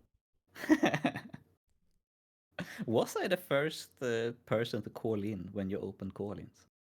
Or was I like the second? I can't remember. I'm actually going to look because I re-uploaded everything to my Odyssey now, and everything is fucking chronological as far as upload goes. Because I like when I upload, I have the option of setting the date, and I kept everything chronological, so I can just zoom to the bottom and see what the first one was. It was either you or YT. Let's see who wins this race. Yeah, because I'm just looking at the thumbnails because I know people called in on random chats and stuff, but as far as the first one that I had a dedicated talking with stream, unfortunately, you fucking YT beat you. So he was the first, you were the second for the dedicated Okay. talking with stream, and then the third one is Ravine. An illustrious company, to be sure. Yes. I know. I really want to do more one-on-one streams, but it seems to be these random pop in and drop out ones seems to be doing a lot more. It seem to be a lot more popular with people. So I don't know. I'm not. I have no algorithm to game and stuff, and I don't give a shit. But if people like doing this, then I'm not gonna fight it. You have to get Ravine on when it's Father's Day in Canada. I do have to corner her on the eternal question of, was your mother in Halifax in the early 2000s? Yes or no? Answer the question. Question. What if it turns out to be true? No, I'll run with the joke and stuff, but I distinctly remember I did not bang any flips. I can did tell you not that have much. sexual relations with a flip woman.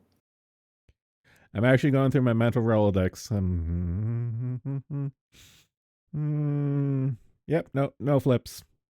Mostly white chicks. I think maybe one Chinese chick. I'm a little hazy on that one. I was drunk for a lot of these. Yeah, you usually are, unfortunately.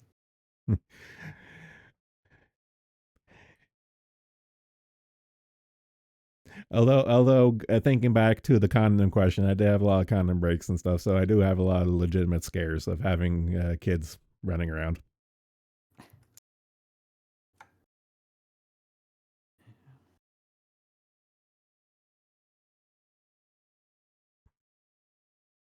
But I did not have sexual relations with that Filipino.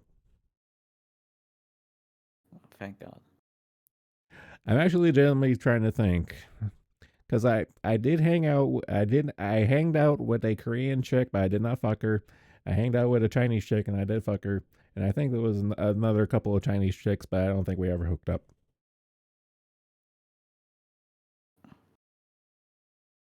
Uh, Memory's a little I've fuzzy. never been in I've never been in Canada, so I'm not the father. I'm safe. And I'm pretty sure I didn't fuck any dudes.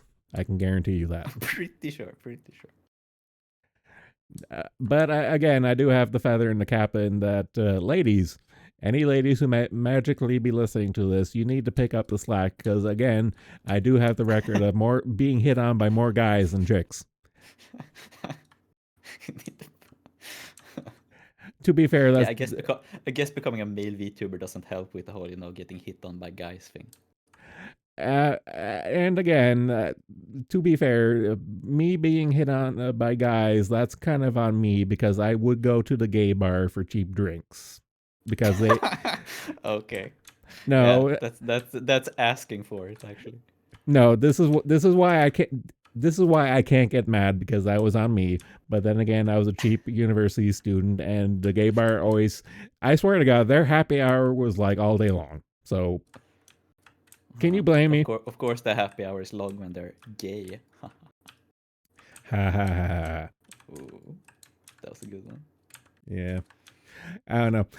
It was kind of funny. One of my other geology buds, he was actually the guy who brought me there. He wasn't gay himself, but he brought me there because it's like, hey Zen, dude, they cheap drinks all the time here, and if you can tolerate being flirted on, they'll buy you drinks too. And I'm like, I like booze. I don't like cock, but I like booze, so I'll take the risk. This is a risk I'm willing to take. I don't like cock, but I like booze. It's very close to hey, $50 is $50. Thankfully, it never came to that because I was a poor university student. So thankfully that there never came to pass.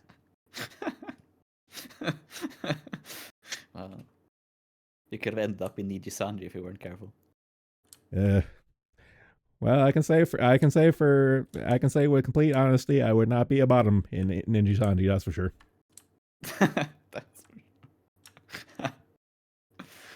I'll take the Greco-Roman approach to the subject matter. As long as I'm not the bottom, it's not gay. Very pragmatic. You're being a fence sitter again. Oh god.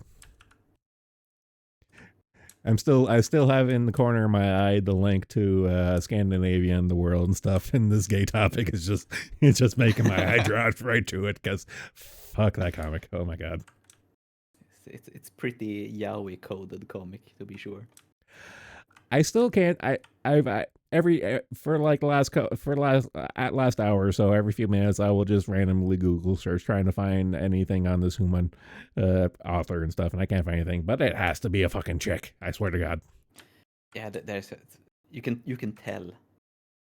There's just something to it, to like the style and the writing. Just screams estrogen. Yeah, it doesn't matter what part of the world you're from. Even you Nordics have Fudros. Oh yeah, absolutely. I've met them. They're real. I believe it. I've seen your government. I remember going to a convention with my friend, and we accidentally ended up in the in a yaoi lecture. Oh no! And we got some eyes on us from the ladies there. Let me tell you. Actually, funny story. I remember one con. I forget exactly what the panel was, but it was an 18+ panel. Like me and my friend were we were in between panels we wanted to go to, so we just saw one that was open just to sit down, and we were on our phones, not really paying attention. And then we kind of started paying attention to what the speaker was talking about, and we were like, "Oh no, we gotta go." We gotta fucking go. It is surprisingly easy to be lured into yaoi on a convention.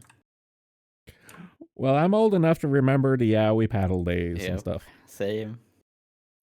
So it's just like there was that time. It existed. It was a dark time.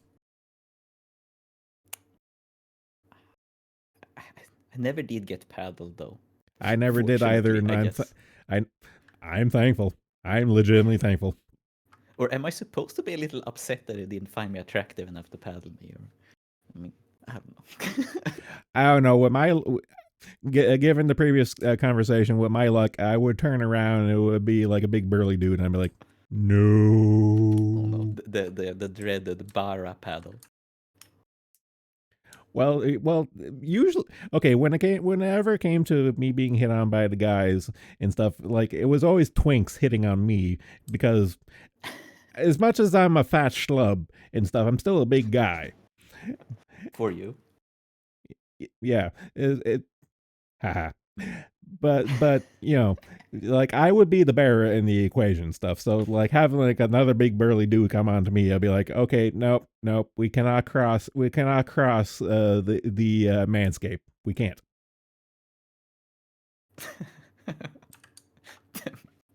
the manscape.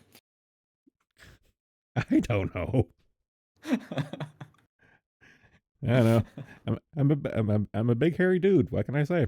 I am literally the stereotype. I guess it's better than being a twink stereotype after all. I can't see myself as twink. I just can't. I just can't. Like even trying to do Proctor's gay sissy voice. Like it's just not in me. I just can't. The power is not there.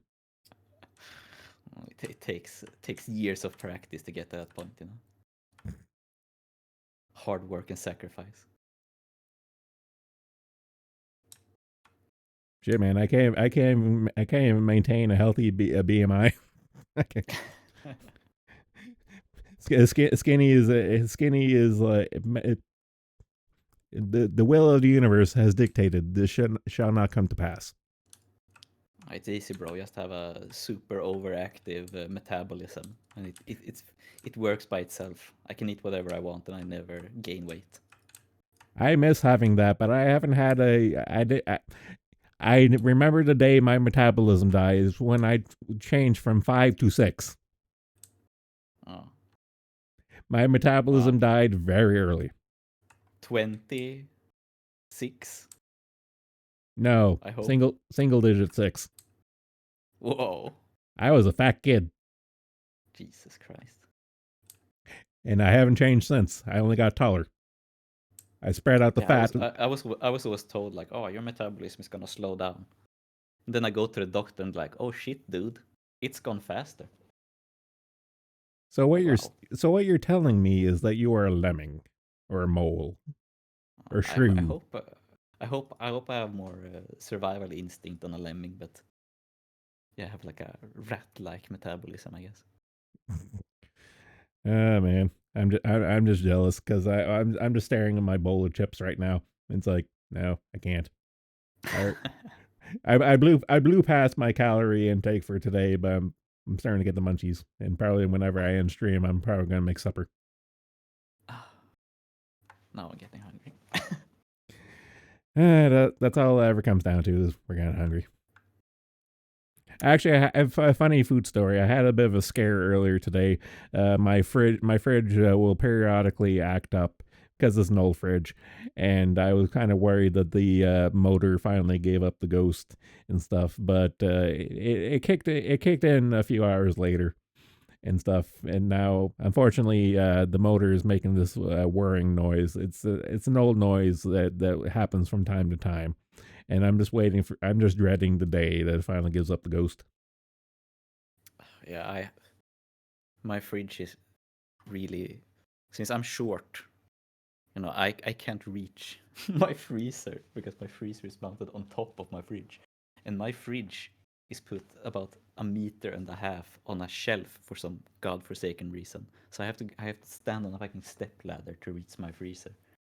So I waited for 5 years to defrost my freezer, and when I finally like, okay, I actually have to do this. And it took hours to defrost it because it was like kilos of ice inside of it, and I realized like, oh wow, My freezer is actually double the size when you remove all the ice in it. Yeah. And once you let it defrost, it's like, oh shit, Noah's flood, Mark II, electric boogaloo. Yeah, I like hacked it out and just threw it in the sink. Just threw big blocks of ice in the sink.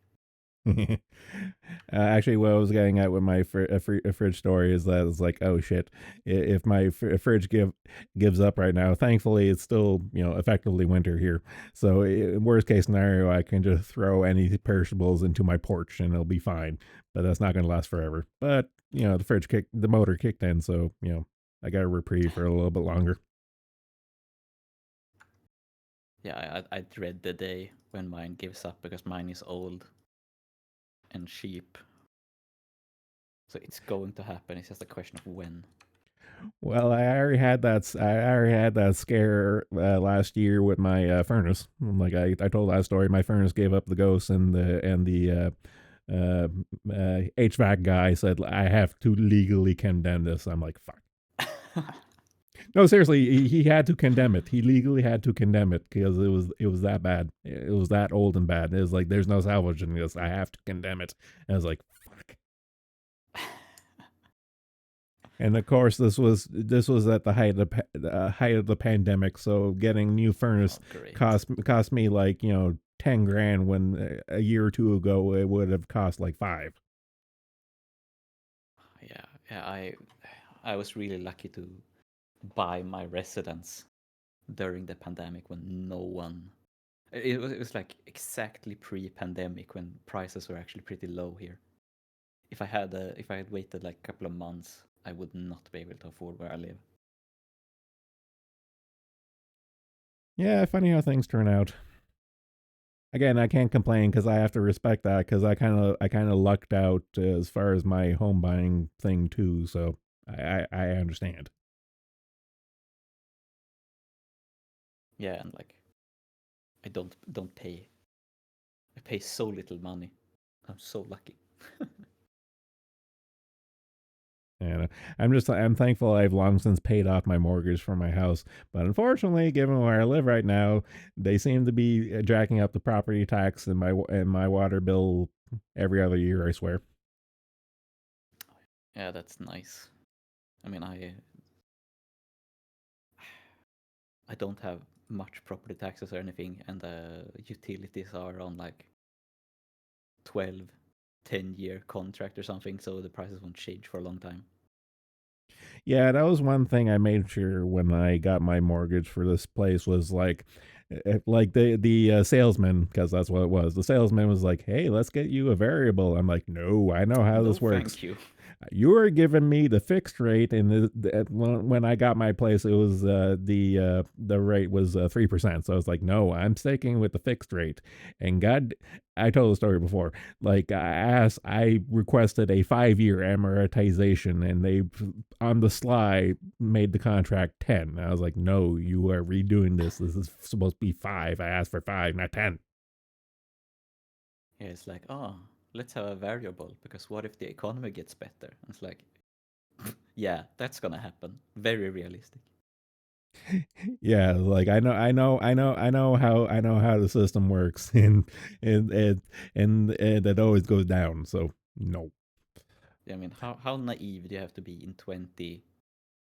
I mean, not even 2020. Like 2020 is like, if you had any awareness like post 2000, why would you think that the economy would ever get better? When did I buy? Actually, I bought my house in 2012, so this was a while ago. And even then, they were trying to pull this shit. Yeah, I mean, we had just like 2008, 2009 were only a couple of years so away by that point when fucking housing market collapsed. Yep. Like I'm really glad I got my living space when I did, because I have like friends who have worse places to live than me and pay at least twice the amount of money each month for them. Yeah, no, I'm kind of in the same boat. Like my two best friends both have mortgages that are measured in decades at this point.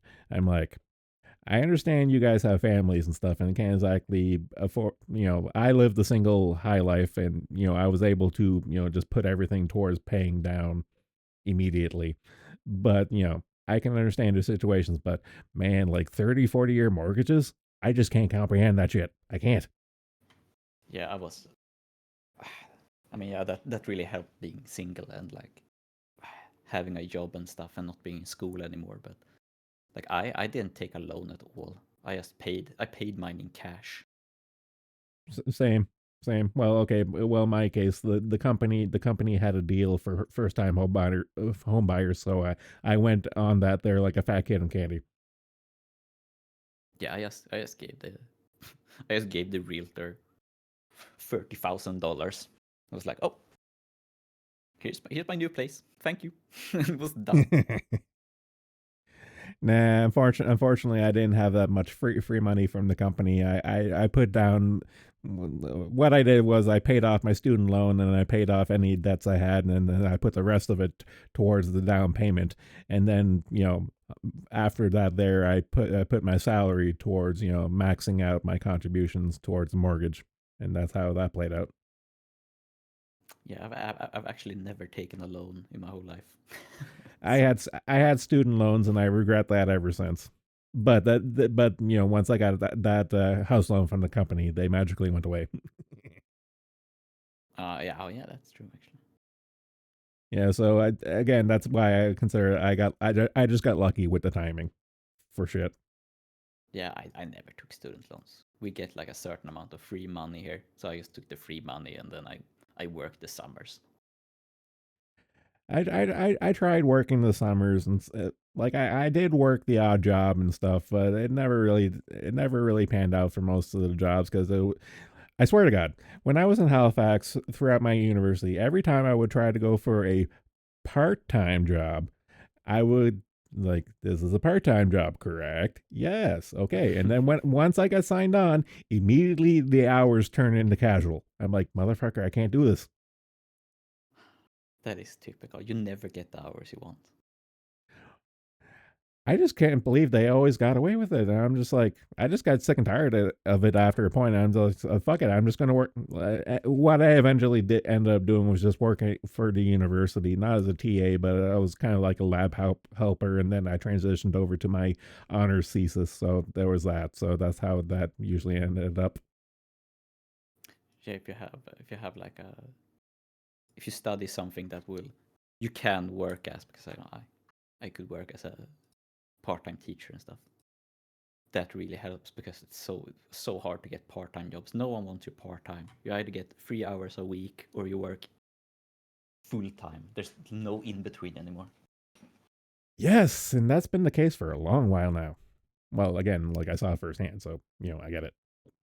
Yeah, and like where I live, we have a legit problem with all the part-time work being taken by like people in programs of different kinds, like drug rehabilitation or having the TISM being a mental case. So it's like impossible to get part-time work because of that. Because we have so many druggies and mental cases here that well, I those can't positions are imagine. filled.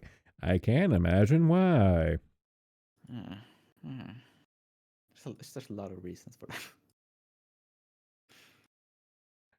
Well, it's not like I can just say you're a bunch of like miserable suicidal fucks like the Fens or anything, but Not an entirely unfair assessment, unfortunately.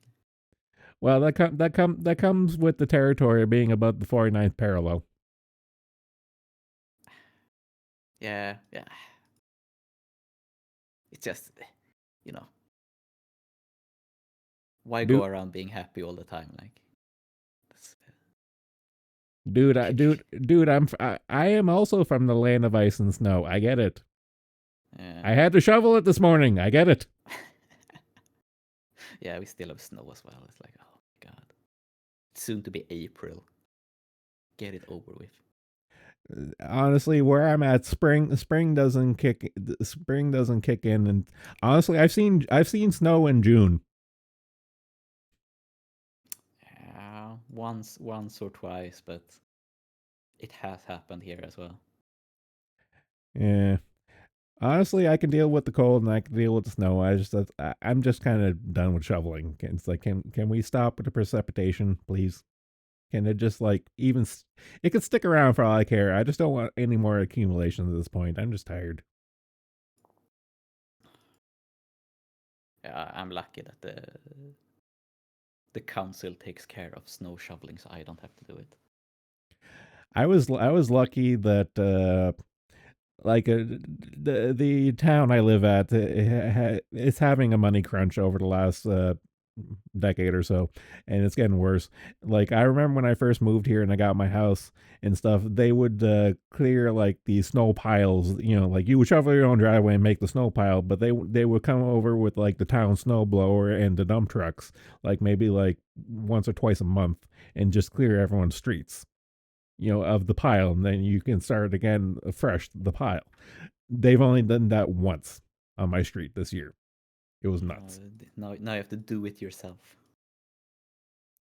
Well, my snowblower gave up the ghost, so I've been just shoveling this year and stuff. In my case, it's taking the snow push and just getting the momentum to get the snow push up the pile, so I can deposit the snow on top of the pile and do it all over again. Very, very Sisyphean.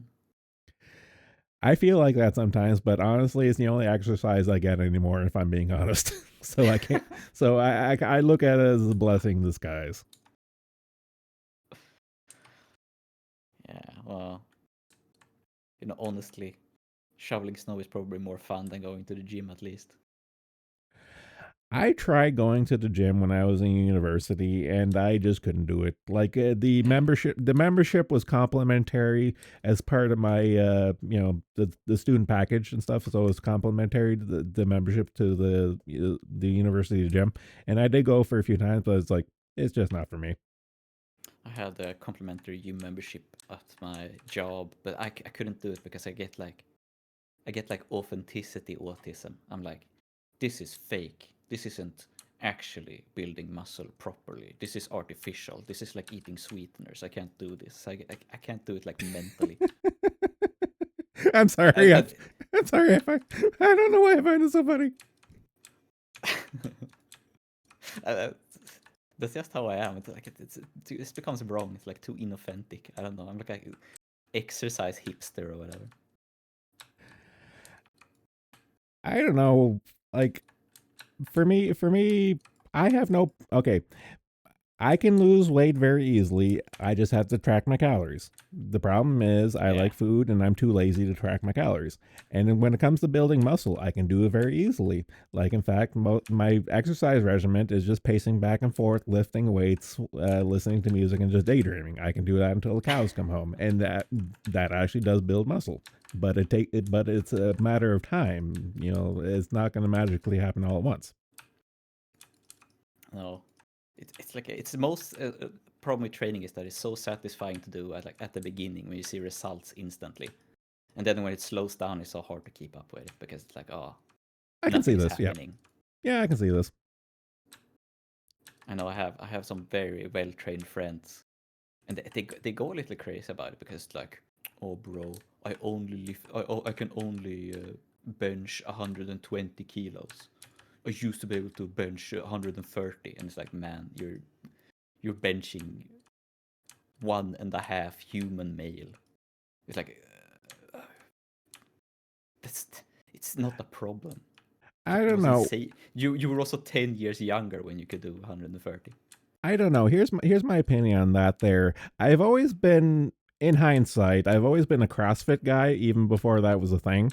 But Okay. I exercise in terms of being practical. Like for example, I don't lift weights, doing reps and stuff. What I do is I have a couple of weights that I carry around as if I were carrying around equipment or rocks and stuff. And like I'll static lift and I'll just, hold it and move around as I would do as I'm working, like it's practical. Yeah, that is like my problem with going to the gym, that it's like too artificial and you don't do that. You like stand in a corner and you lift the same thing exactly the same 25 times. I don't know, feels like something like feels like being like mentally handicapped or something. I can see this. I can see the I logic mean, in this. it's like something a crazy person would do, like stand in a corner and lift the same thing while grunting. It's Have I insane behavior. have I ever told you the definition of insanity? That Doing the seems same thing over and over again, expecting a different result. it's literally it, man. We cracked the code. That's literally it.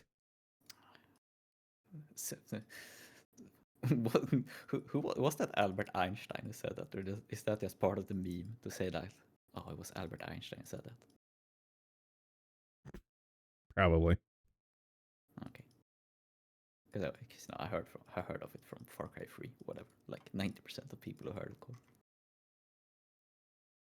I know. Don't believe everything you hear on the internet. Insert picture of Abraham Lincoln here.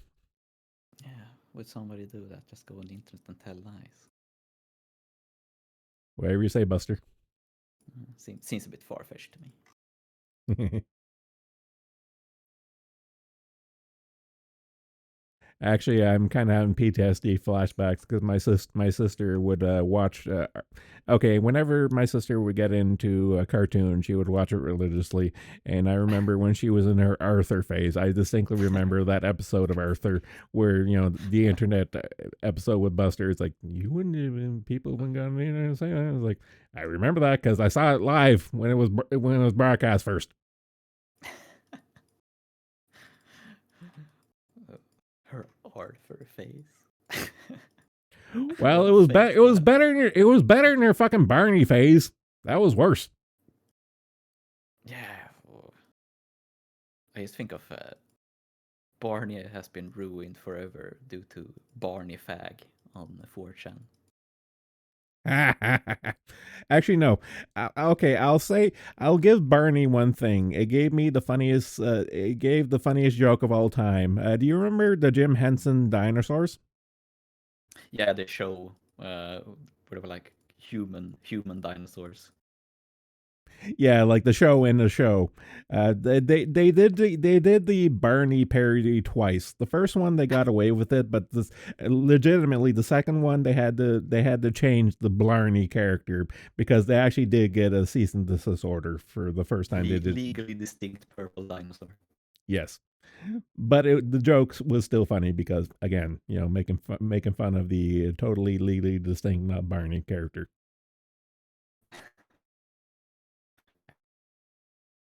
I never watched Barney, so he wasn't a thing here, luckily.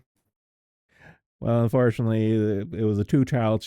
For my case, it was a two-child household with one TV, so beggars couldn't be choosers. And my sister being a little retard, our priority was to keep her happy. So I kind of, for the sake of my mental well-being, I took a hit in one term as opposed to her having a shit fit left, right, and center. Sometimes you have to sacrifice, The only cartoon I could watch with my sister was Sailor Moon. So my sister doesn't know that anime exists. She calls them Sailor Moons.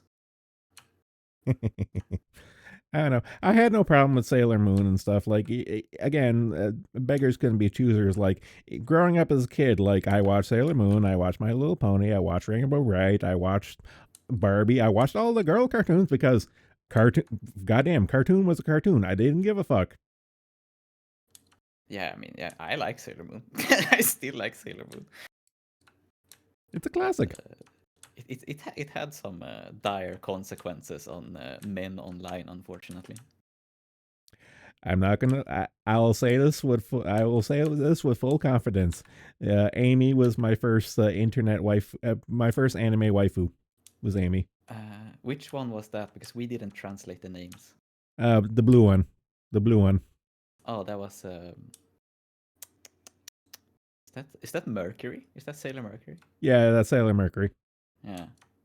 Okay. I get it.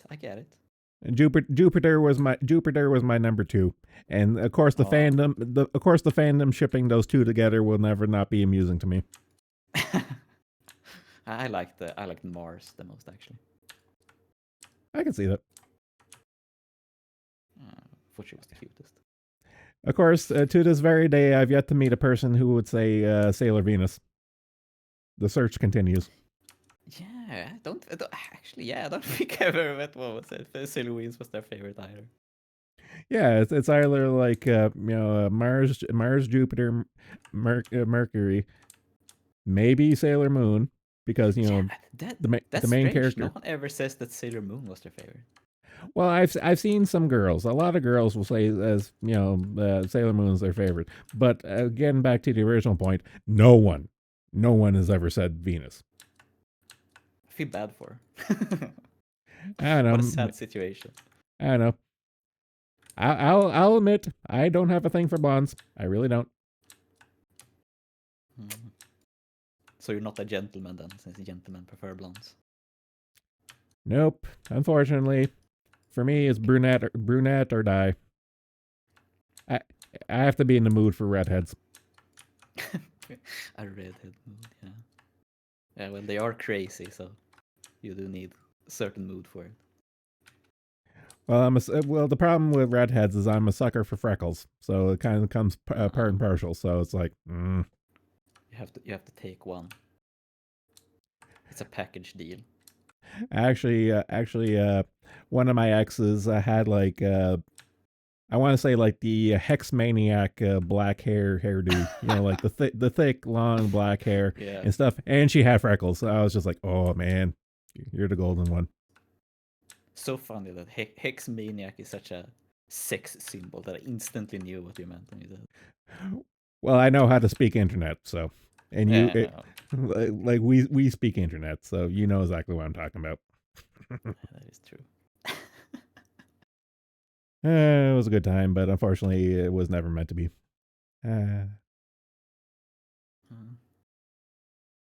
never seems to be, unfortunately. I don't know.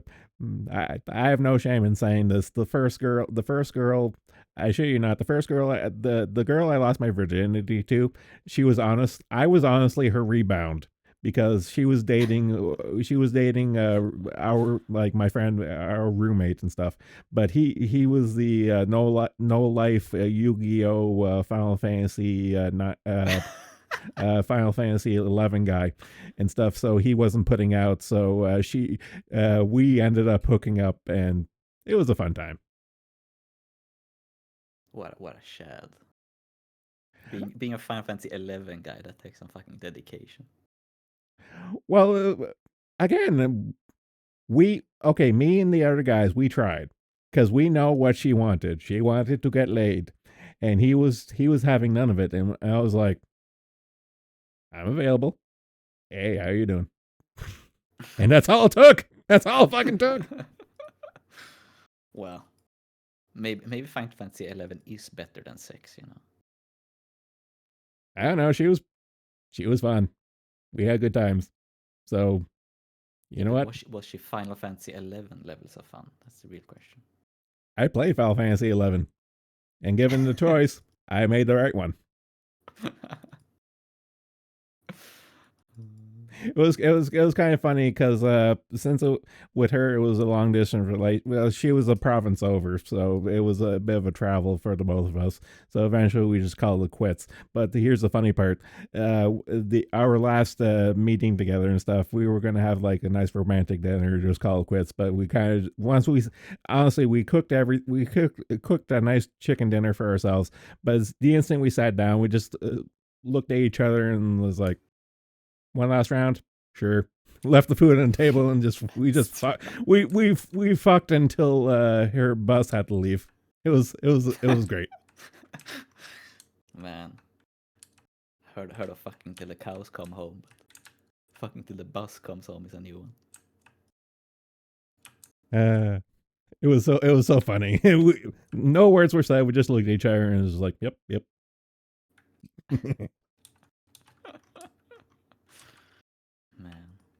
Man. The halcyon days of youth. Yeah. I mean, I lost my virginity in a barn while drunk, so that's a lot less exciting. Well, for me, not to an animal, just to be clear. For me, that was a non-zero possibility because growing up in the middle of nowhere, Cape Breton and stuff, we had a lot of barn parties. So I could have Yeah, easily had that too. I Again, not remember. animals. I remember junior high ending, and we had a party that got out of hand, so the police came and arrested people. Really, I don't Me think we and ever got that crazy. I, we were underage drinking and smoking, and other more exciting substances were also being imbibed at a large scale by hundreds of kids. So the police dropped by, and me and a friend hide inside of a toilet. Not inside the bowl itself, but inside the toilet. We hid out in a booth together, and managed to avoid the police. So we were like the only two guys who didn't get arrested. And we proceeded to go to another barn and have a party. So the night was young. I don't know. As far as high school parties go, I don't think that ours never really got crazy. Although our graduation house party that we had when we graduated high school got pretty wild because someone somehow got fucking heroin. We don't know how. Oh, Well, well, East Coast and West Coast Canada is like weed central, weed and alcohol central. So we had weed and booze until the cows come home. But then it's like, hey guys, I got heroin. It's like, motherfucker, where the fuck did you get heroin in this place? Where? that is one step up for sure. None of us took it. None of us did. Like the guy who brought it is like, fuck it, I bought it, I'm gonna take it. And none of us took. So it's just like, you do you. But we were just like, dude, why? How? That What? is like, oh, who wants to do heroin? It's like, okay. Well, I'll be the first to admit that the Dare program was an abject failure. But even still, like, I know what heroin is. I know what it does. No. Yeah, when it comes to drugs, like level 1 is smoking something, level 2 is eating something, level 3 is putting a fucking syringe in your arm, and like that's too far for me. I'm not putting a fucking needle in my arm. Yeah, I totally, definitely agree. I mean, for fuck's sakes, like every other house growing up was a grow up for weed. Like you could just go to your neighbor, give him $20, and you get like a garbage bag of weed. I shit you not. That's how bad where I grew up was. That I could get a garbage bag, a sizable garbage bag of weed and good weed at that for like $20. Because it wasn't legal back then, right? That's like a Nope. This was that's pretty recent in Canada as well, right? yeah. This was long before the legalization of pot in Canada. Okay. Like in Canada, British Columbia has the not opinion, the stereotype of being the West Coast potheads and stuff, but East Coast is pretty bad too. Okay. I mean, wow, garbage bag of weed is pretty exciting. Again, it wasn't even like bad. It was like good weed. It was like they literally just had that much. It was great. Yeah, we didn't exactly have the same circumstances here since you can't grow anything. It's a lot more difficult legally. Well, the way I understand it is that since everyone was growing, if you bust one person, you're gonna have to bust everyone, and at that point, it's the entire town. And it's like, what's the fucking point? Yeah, true. Speaking of like high school graduation, do you have that? We have like a student week where everyone parties for an entire week after they finish high school. No, us it was more like a one and done thing.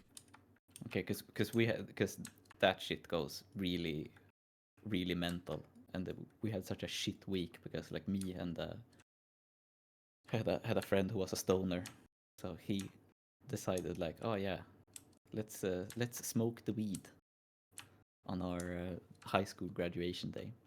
We decided to do so, and also drink Estonian vodka, and the Estonian vodka came in a, the big boxed wine, like the 4 liter boxed wine. Oh no. That's Oh that's where the vodka came. no. We were so immensely fucked up that day that my friend kept falling down just on the ground, and we couldn't find the house we were going to. So we walked around the entire town like completely lost. So my friend's ex-girlfriend had to pick us up in a shitty old Volvo and like shepherd us to the right place. And I spent the entire evening on a bouncing mat in the garden of the party, not doing anything.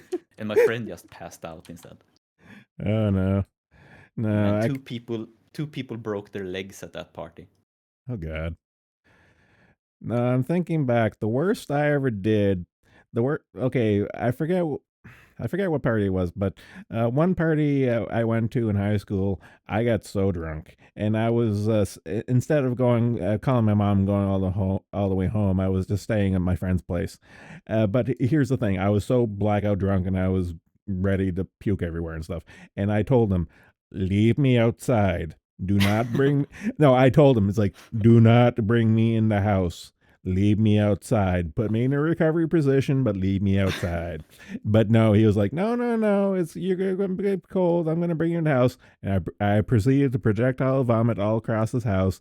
And the funny thing was, I got him kicked out of his family reunion because of that. His family reunion. I don't. Poor guy. And I never felt bad. I never felt bad. It's like, I told you, don't bring me in the house. I told you, just leave me. I told that's fucking. What is it like? The Hella Jeff comic. I told you, bro. Told you about bringing me inside the house. Well, I was just like, just leave me in the ditch, bro. Just leave me in the ditch. It'll be the best for both of us. But nope, he made the choice. I did ruin one night out for my friends due to being in a pub, and my one friend who didn't have much experience with the ladies were finally getting somewhere with 2 girls, and Okay. I was along as his wingman, and I was doing absolutely great inside my head. And then all of a sudden I wake up at a bus stop, and I'm like, what? I was inside just 4 seconds ago. And another friend was like, "Yeah, we had to carry you out. You were babbling incoherently, and you were falling asleep every few seconds." I'm like, "What? When was this?" And he was like, "Yeah, that was an hour ago." I'm like, "Oh, wow." That was a not great evening, and my friend did not get laid because I ruined it by falling asleep on him while he was Oh, trying to shut up girls. oh, this reminded me. Okay, so this one happened in university. So we'd always do pub crawls because it's a university town. Hmm. We always get drunk and do pub crawls. But I remember we went to this one bar, and for whatever reason, like the back of the bar, like I guess it was kind of like a stage. It was blocked off. So a couple of my friends got in their ideas to go back there, and it was like, hey Godzilla, be the lookout. I'm like, okay, but me being a sleepy drunk, I'm kind of just like nodding off into my booze, and then the bouncer catches them, and he obviously saw them pointing to me being the lookout guy. Is like, okay, you got to go too. I was like, fuck. But here's the funny part: since we got kicked out, one of the guys they got caught. His apartment was like a block away, so we just went to his place and played Mario Kart. And then once we played a few rounds of Mario Kart, we saw the group leave that bar, and it was like, oh, it looks like they're going to the next one. It's like, okay, finish up our match, and then we rejoined them. Man, I remember one time one of my friends split off from our group because he was like, "Oh," once again, he was like, "Oh, I'm gonna score with these hot chicks, man. Yeah, it's gonna be so good." So he goes off and does that, and then like we're about to go to bed to go sleep at like it was late as well because we've been partying. It was like 3 Yeah. a.m. or something. My friend just calls me on my cell phone. It's like, "Bro, I should have stayed with you and played Super Smash Brothers. I don't know where I am." Oh, okay. should we go find you or something? Yeah, pick me up, pick me up. And we had to chase around the entire town to try to find him, and he was like back to a like a garbage bin in some residential area we've never been in, and he had no idea how he got there. And we was like, we actually went like, did you get raped or something? And he was like, no, I checked. And oh wow. So it was that kind of night. It was that bad. I was like, yeah, I should have played Super Smash Brothers, bro. Yeah, you should have. You should have played Super Smash Brothers. We told you 7 times. Oh my god. Oh my god. Oh god. Okay. Oh, I have another story lined up. I need to calm down. Okay. So, the geology department had we have an association with a bunch of the other local universities and colleges in the Atlantic provinces, and was the conference was AUGC, the Atlantic University Geology Conference and stuff. So it was an excuse for students and teachers to get together and go around the provinces every other year. Every other year that another university would host it and stuff. So we could do geology field trips and then, of course, hang out and get drunk. And one of the years we went to Newfoundland. And oh yeah, coincidentally, that particular year was also the timing for that particular conference was also Halloween. So we went to St. John's. We went to St. John's, Newfoundland, for a geology conference during Halloween. It was fucking wild. Yeah, I can imagine, because I hear that Newfoundland is a pretty crazy place actually. It's fun. They're good folk. But Isn't it here's like a military place as well, so that does attract some kind of strange people. well, to be fair, there's not really much on Newfoundland, the island and stuff. So there's only so many towns you can have the military base on. So to be fair, yeah.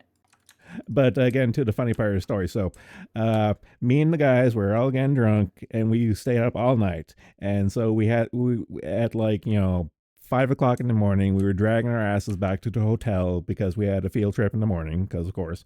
But who do we see in the last bar as we were ready to turn into our hotel? Is a couple of our professors. One of them being Czech. Okay.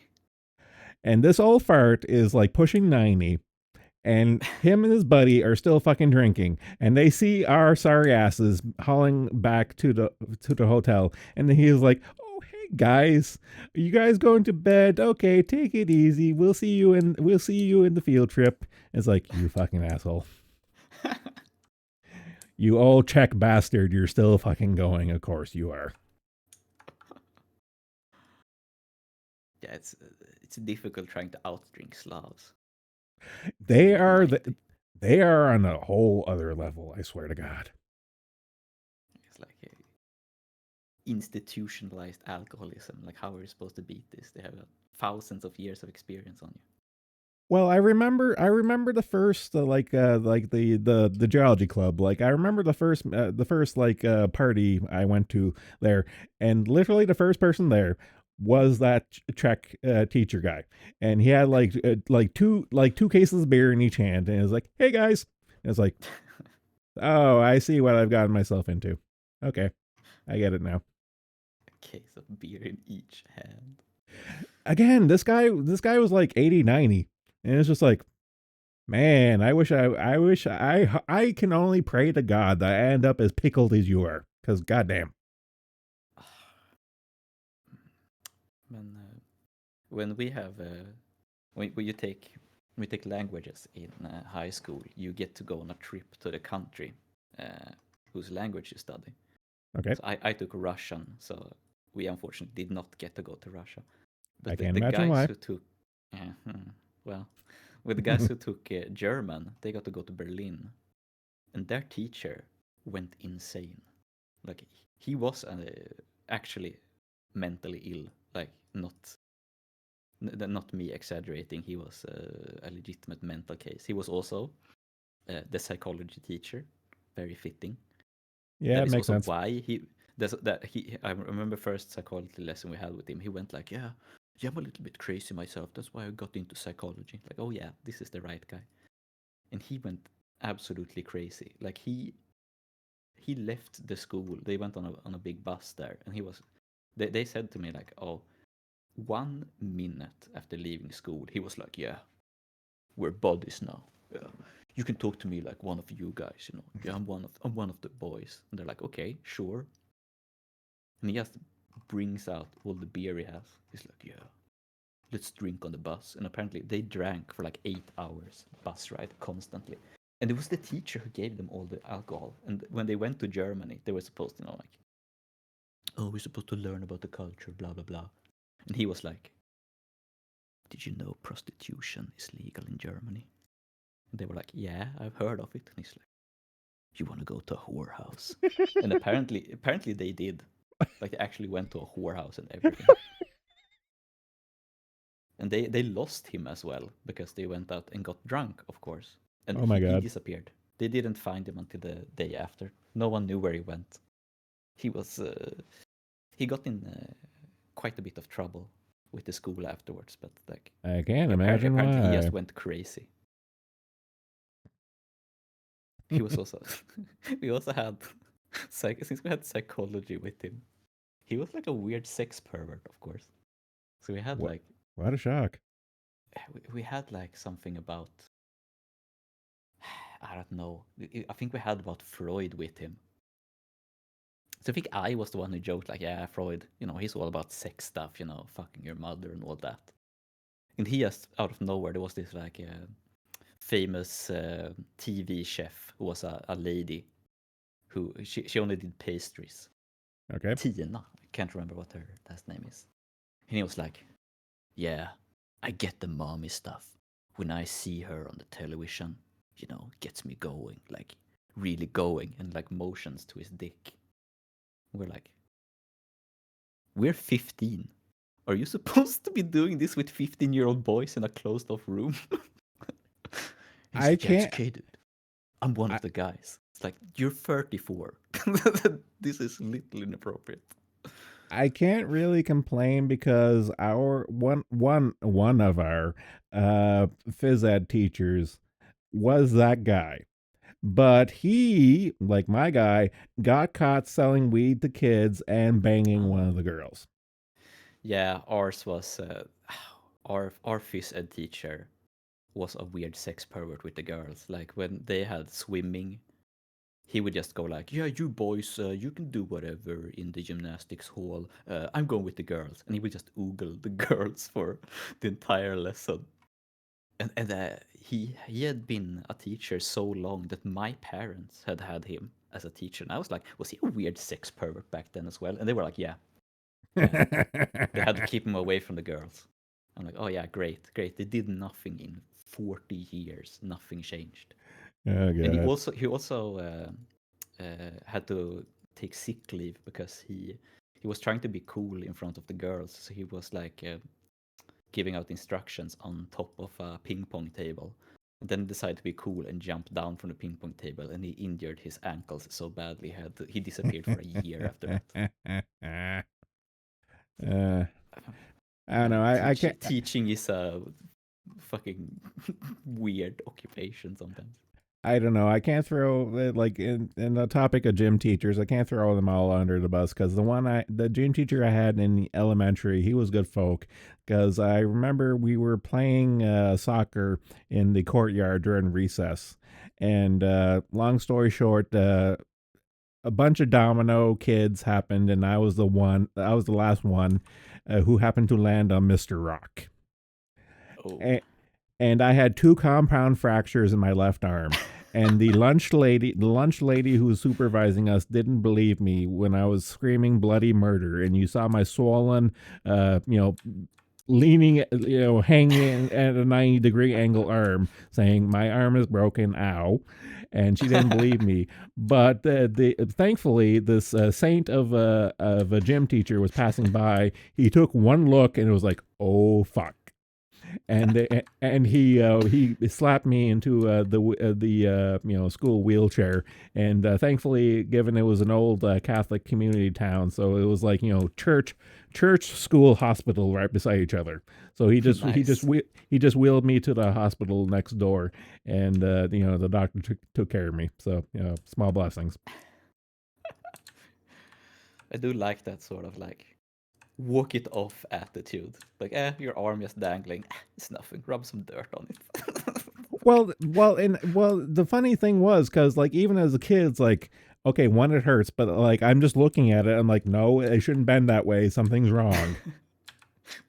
Yeah, like your arm shouldn't look like a fucking MC Escher painting.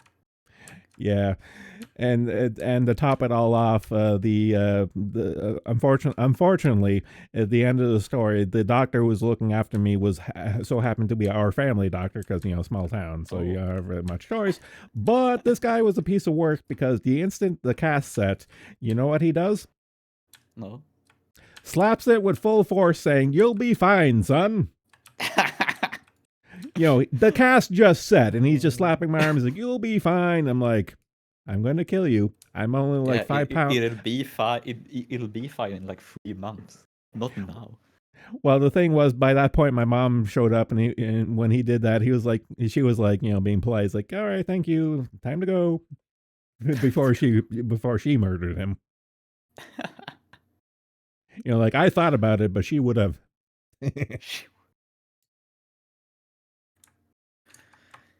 Yeah, I'm sorry. I have to go now. It's Yeah, getting pretty late for me. yeah, it's late, and I'm gonna make supper. So yeah, thanks for coming, keeping me company, and for everyone else, like the 9 of you that stuck around this entire time. You're fucking insane, but good for you guys. So thanks for coming. Take it easy. Later. Laters.